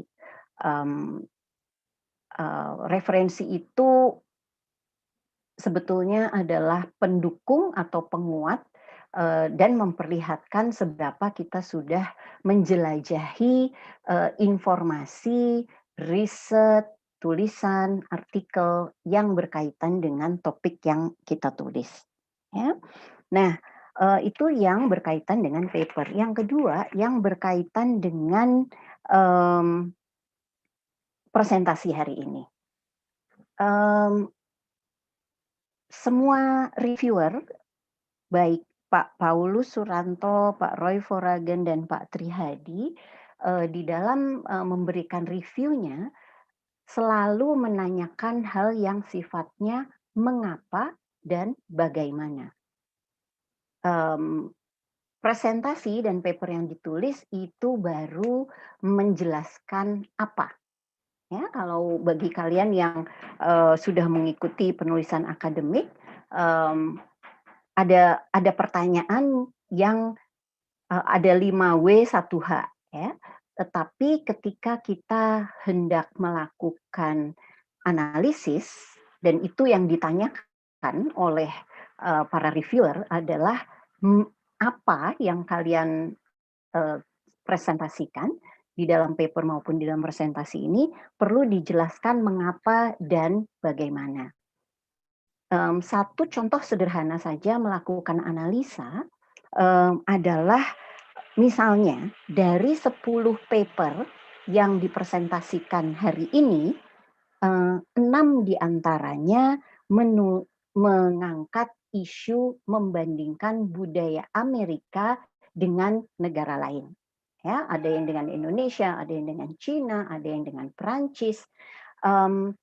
Ini sebetulnya menunjukkan analisa sederhana. Saya bertanya, kenapa ya Amerika yang paling banyak diangkat sebagai sebuah culture yang hendak diperbandingkan dengan negara lain, gitu. Jawabannya itu sebetulnya menunjukkan bahwa oke, Amerika karena dia adalah, kita bisa sebut di dalam konteks ini menjadi culture yang dominan culture yang tersebar di seluruh Indonesia. Jadi pertanyaan-pertanyaan mengapa dan bagaimana itu yang masih perlu dilatih oleh mahasiswa untuk dikembangkan di dalam penulisan tugas-tugas paper berikutnya. Yang terakhir saya hendak menyarankan, hendak memberi catatan kecil saja. ada beberapa paper yang saya terus terang harus berjuang untuk menangkap maksudnya karena ini dalam bahasa Inggris, tetapi di luar itu saya sekali lagi memberikan apresiasi kepada para mahasiswa dan dosen mata kuliah ini. Semoga acara-acara seperti ini lebih banyak dilakukan untuk mendorong mahasiswa untuk menunjukkan kemampuannya, untuk menjelajahi pengetahuan-pengetahuan di luar pengetahuan perkuliahan yang didapat di kampus. Terima kasih banyak untuk kesempatannya. Selamat sore. Thank you, Mrs. Indrasari, for your feedback. Let's move on from Mrs. Rizka Aulia. Are you in this room, Mrs. Rizka? Hello. Hello. Okay. Hello. Okay. I can hear your voice clearly. You can. Okay. Okay. Thank you. It's my turn. Yes, it's your turn, Miss. Thank you. I would like to give some input for you guys from academic writing point of view. Let's remind ourselves that the purpose of academic writing, as with most other kinds of writing, is to communicate. Yeah. For you as a student, international student, that English is not your native language, your writing is the marker's only window to your thoughts. Yeah. Therefore, you must learn how is the best way to write in a way that will convince the audience, in this case, the jury, jurors, yeah, that you understand what you are talking about. This is about the main idea delivery. Yeah. The main purpose is that the reader can understand the main idea. For example, I believe all the students here has taken my course or Ibu Indrasari courses, the academic writing. The main purpose is that the reader can understand the main idea first. For example, how to write the thesis statement, how to stay focused, how to write the hypothesis, research question, etc. Yeah? And the main idea is generally maintained throughout the document from start to end. Yeah. Other thing, abstract and methodology is already is already give by Ibu Indrasari, that about the writings. Okay, so the main idea should maintain throughout the document. Yeah, from the introduction to conclusion. That about the writings. Yeah, but to present that, especially online, is another story. See, gitu ya. I'm glad to hear and see all the semi-finalist presentation today, and how you tried not to read slides during presentations, and also on how you tried your best to answer all of the questions. Yeah, your generation especially have a great benefit from technology, I said, nowadays. Yeah, for example, you can use application. Ada tukang bakso Malang sebentar ya, biar dia lewat dulu. Ya, I can see that not all of the writings use the benefit of technology. For example, you may first, before you submit your writing, you check it on Grammarly, grammarly.com, for example, to check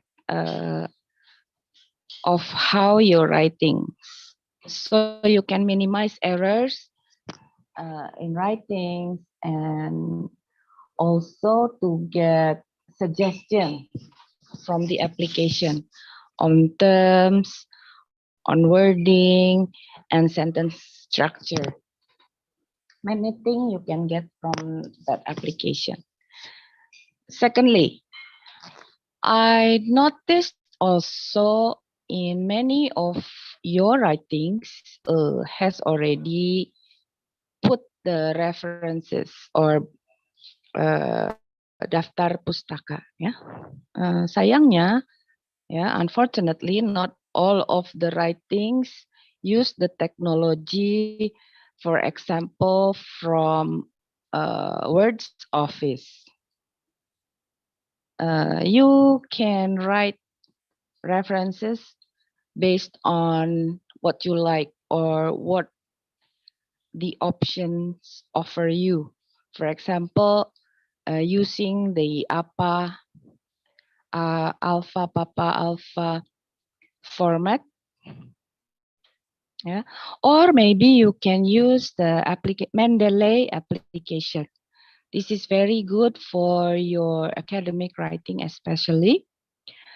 Last time, if you remember, in our class, I also suggest you to have Grammarly.com and Mendeley application on your laptops or on your handphone, perhaps, to get your job better. Because why? Because this is the international students' problem in common. I think enough for me. Let's move to another reviewers. Thank you, guys, and my high appreciation for all my students and also for the lecturer on this subject. Oh, one more thing. The cross-cultural study is a never-ending study.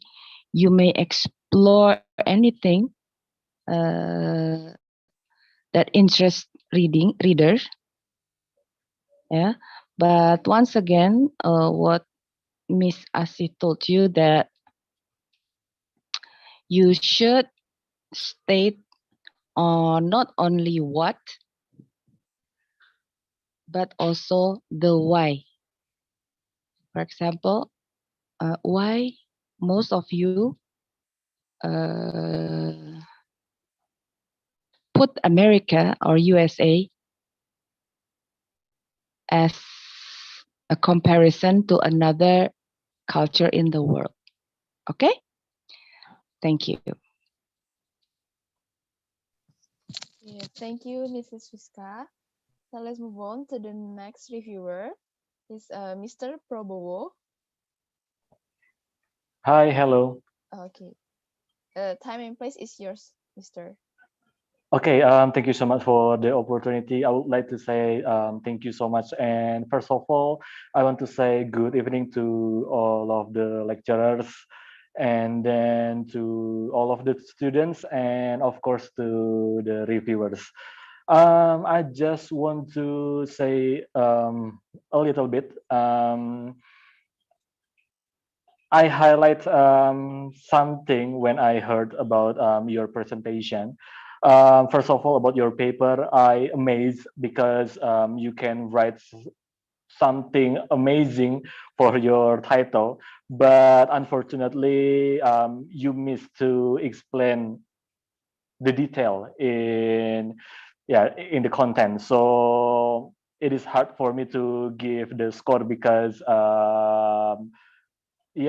sometimes I cannot understand what you wrote. And then about the presentation itself, I think I can say that most of you you still read the PPT. It's not the wrong thing, but we can use the PPT as our guideline to speak. Just see the point and then you can express yourself by your own word. I think it is important because you have to keep the eye contact to your audience, and I think it is a good process.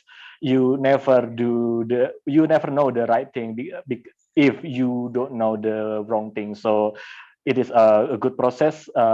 Continue the good work, and then good luck for the future. Thank you so much. Yes, thank you, Mrs. Prabowo. Let's move on to the next final reviewers, Mr. Trihadi.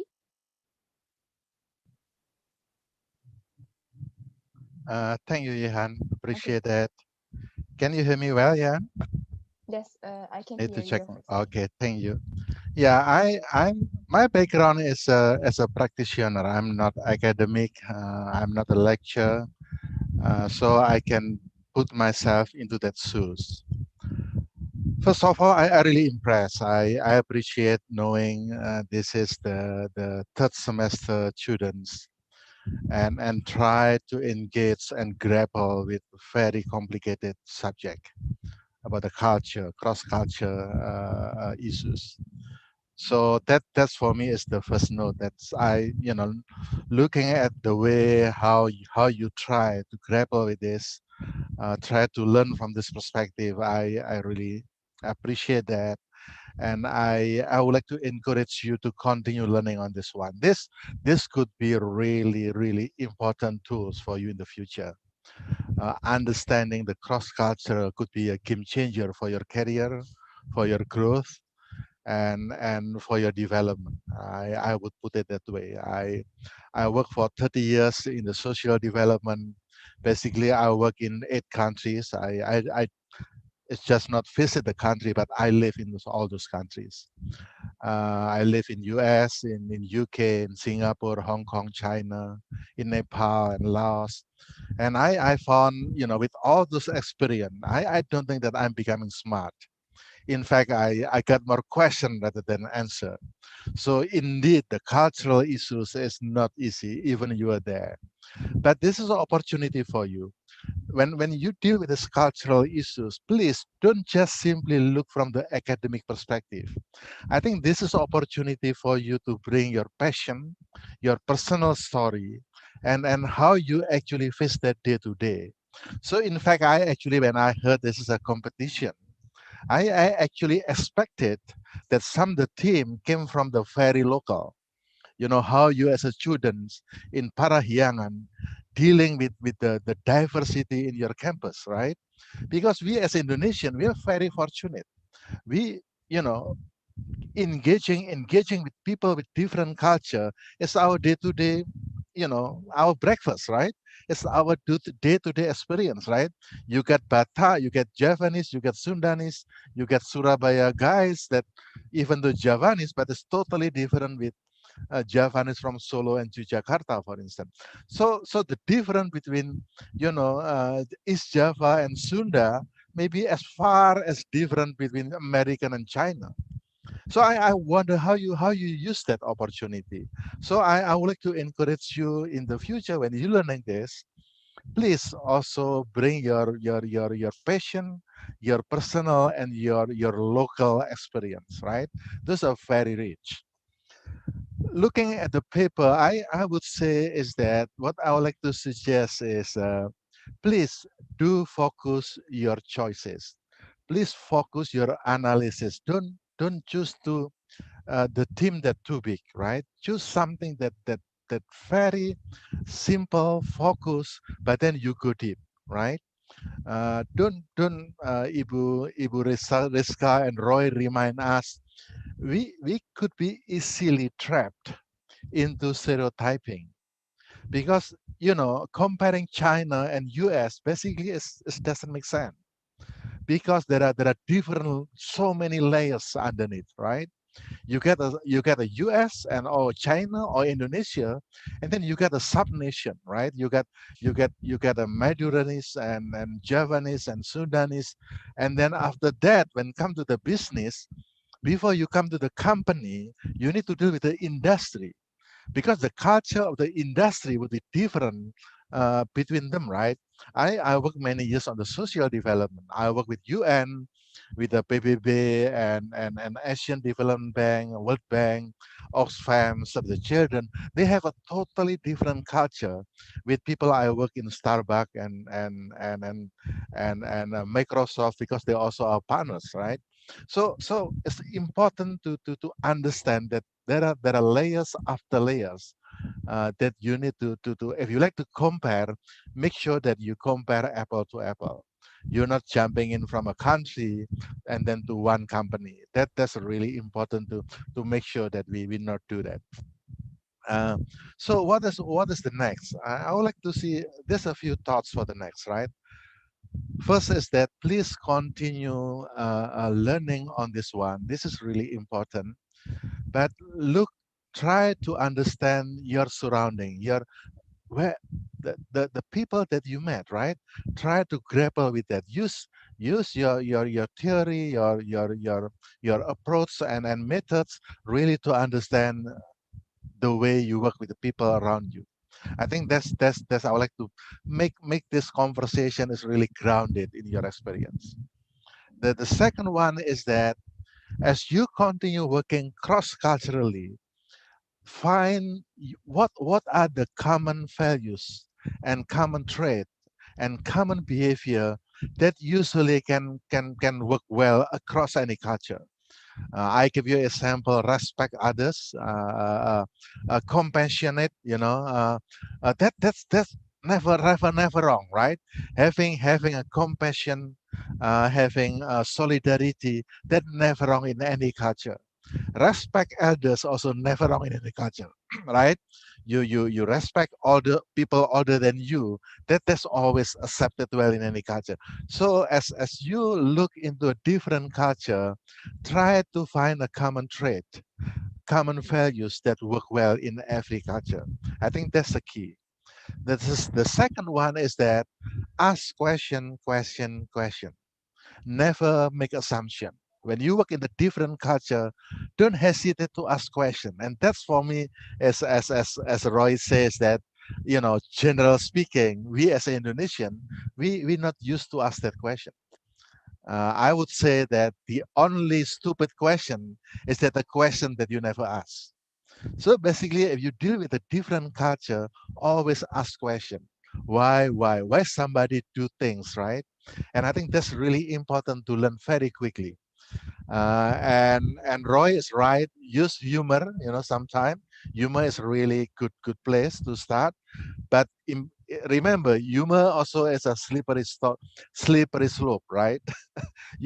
you made mistake, then you totally mess up your relationship, because humor can be easily slippery slope.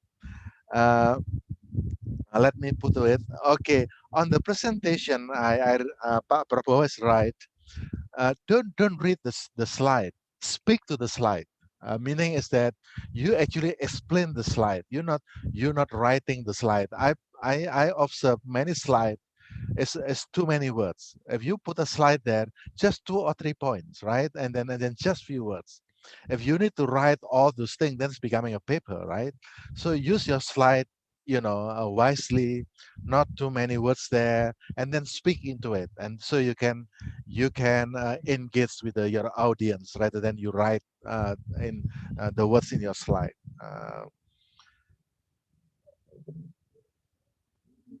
Yeah, I think that's I got a few comments there, but let me stop there and give opportunity to others as well. Thank you so much. Thank you, Mrs. Trihadi. Let's move on to the next reviewer, Mr. Paulus.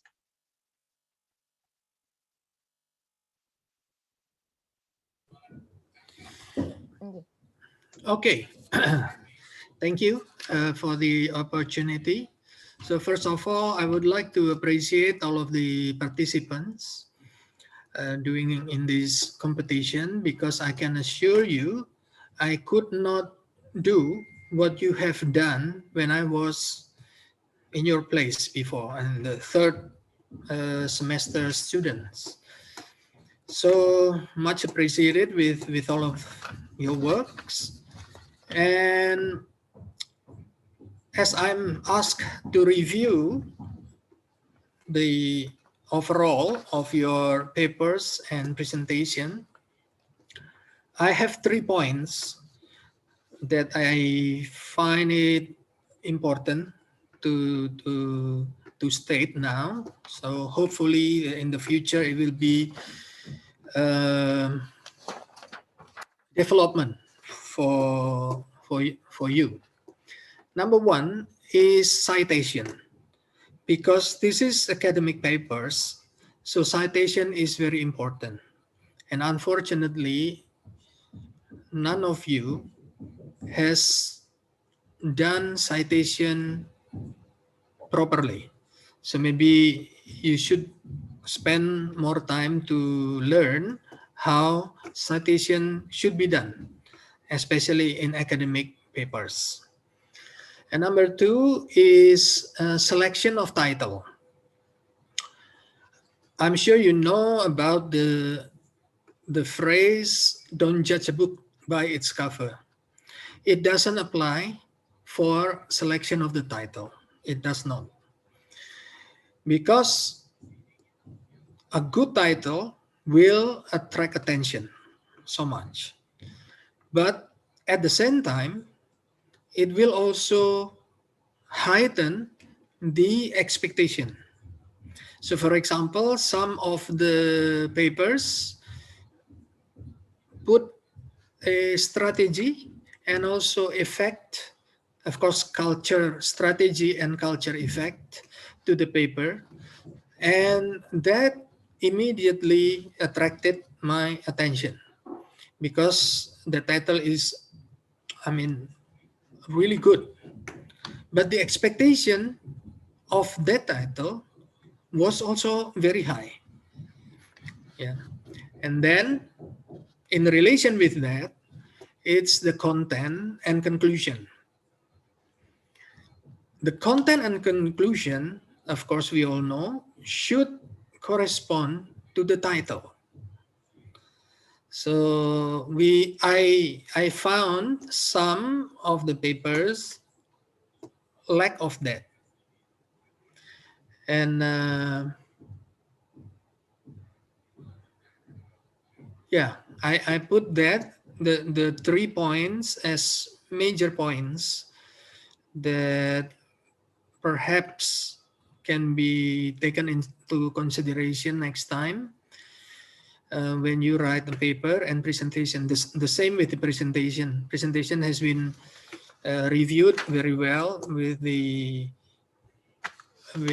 other reviewer. So that's it from me. I think. Thank you.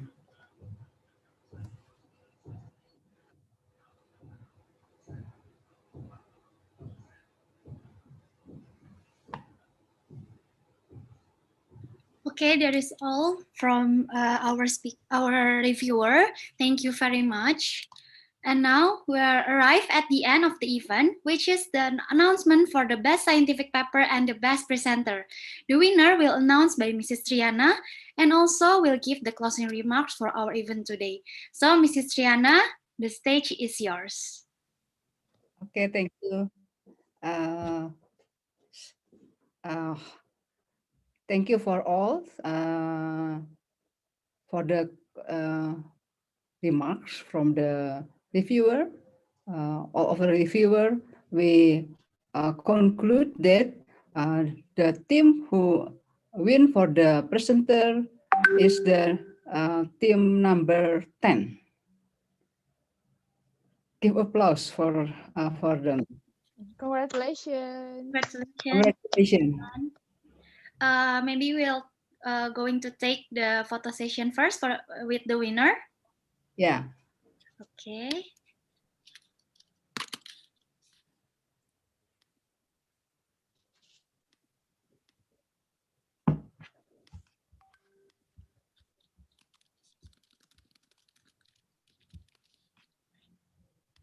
Is that Patrick?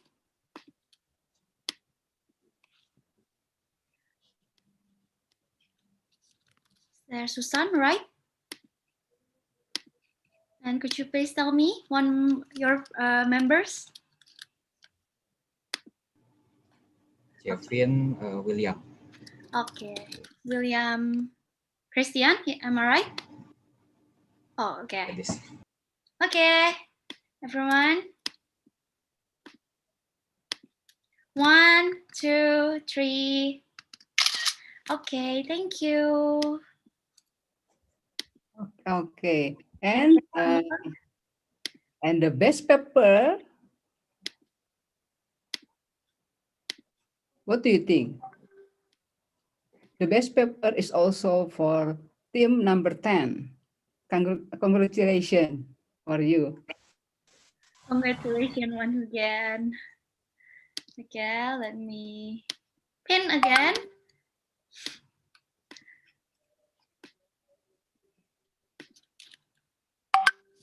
Okay, now with all the reviewers too.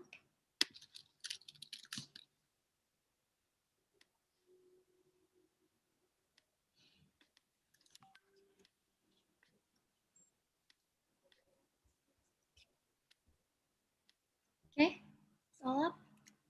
Okay. Ready? In 1, 2, 3, smile. Okay, thank you.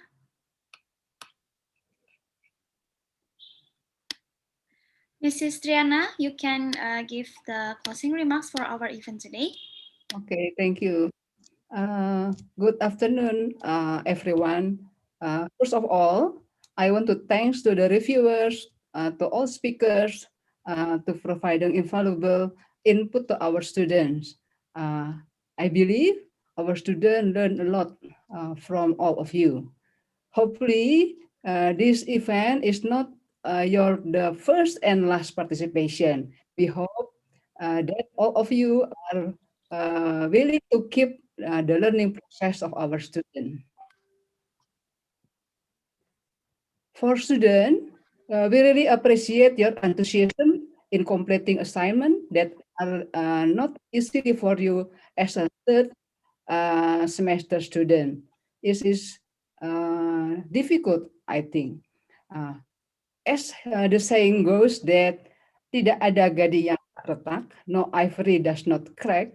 We hope that all of you will be able to learn a lesson. It's okay for the weakness. It's okay for the weakness, but the most important thing is how to enjoy the process and believe that in the process. If you are serious carrying out of your duties, the result will follow. Give your best and always set higher standard once a standard is reached. We believe that you can. Thanks again to all. See you at the next conference. God bless. Okay, thank you, Mrs. Triana. Once again, congratulations to the best scientific paper and the best presenter, which is Group 10. And also congratulations to all the semifinal teams who have presented the paper today. Now, this is the end of this event, the Cross-Cultural Management Student Conference 2021.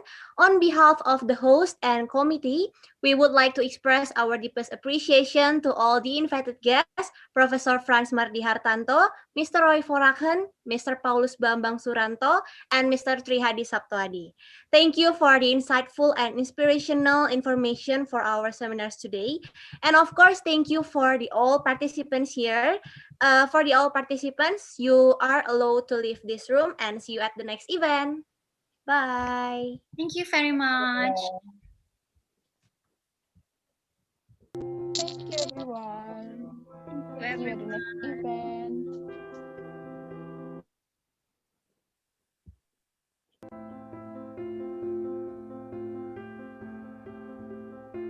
Oke, Hadi, terima kasih ya. Terima kasih, Bu Triana. Luar biasa, kan. Banyak belajar kami juga, Pak. Betul. Dari dosen-dosen juga banyak belajar. Pak Paulus, terima kasih ya. Mana Pak Paulus masih ada? Terima kasih, Bu Triana ya. Saya analis dulu ya. Oh ya, makasih ya Pak. Pamit, terima kasih, Triana. Bu Elin juga. Ketemu lagi ya Pak. Nanti saya Pak Trihadi. Terima kasih Siap. banyak Pak Trihadi. Mari, mari. next semester Terima Pak. kasih semua. Pak. Bye, Sampai bye. jumpa next semester. Pak Paulus. Pak Paulus masih ada? Pak Paulus sudah nggak ada. Pak Fran masih ada nggak? Udah nggak ada. Nggak ada. Kok masih rame? Bu Asi masih ada? Tidak ada. Ibu Tika? Adanya Bu Tika Rizka juga. Nugraha.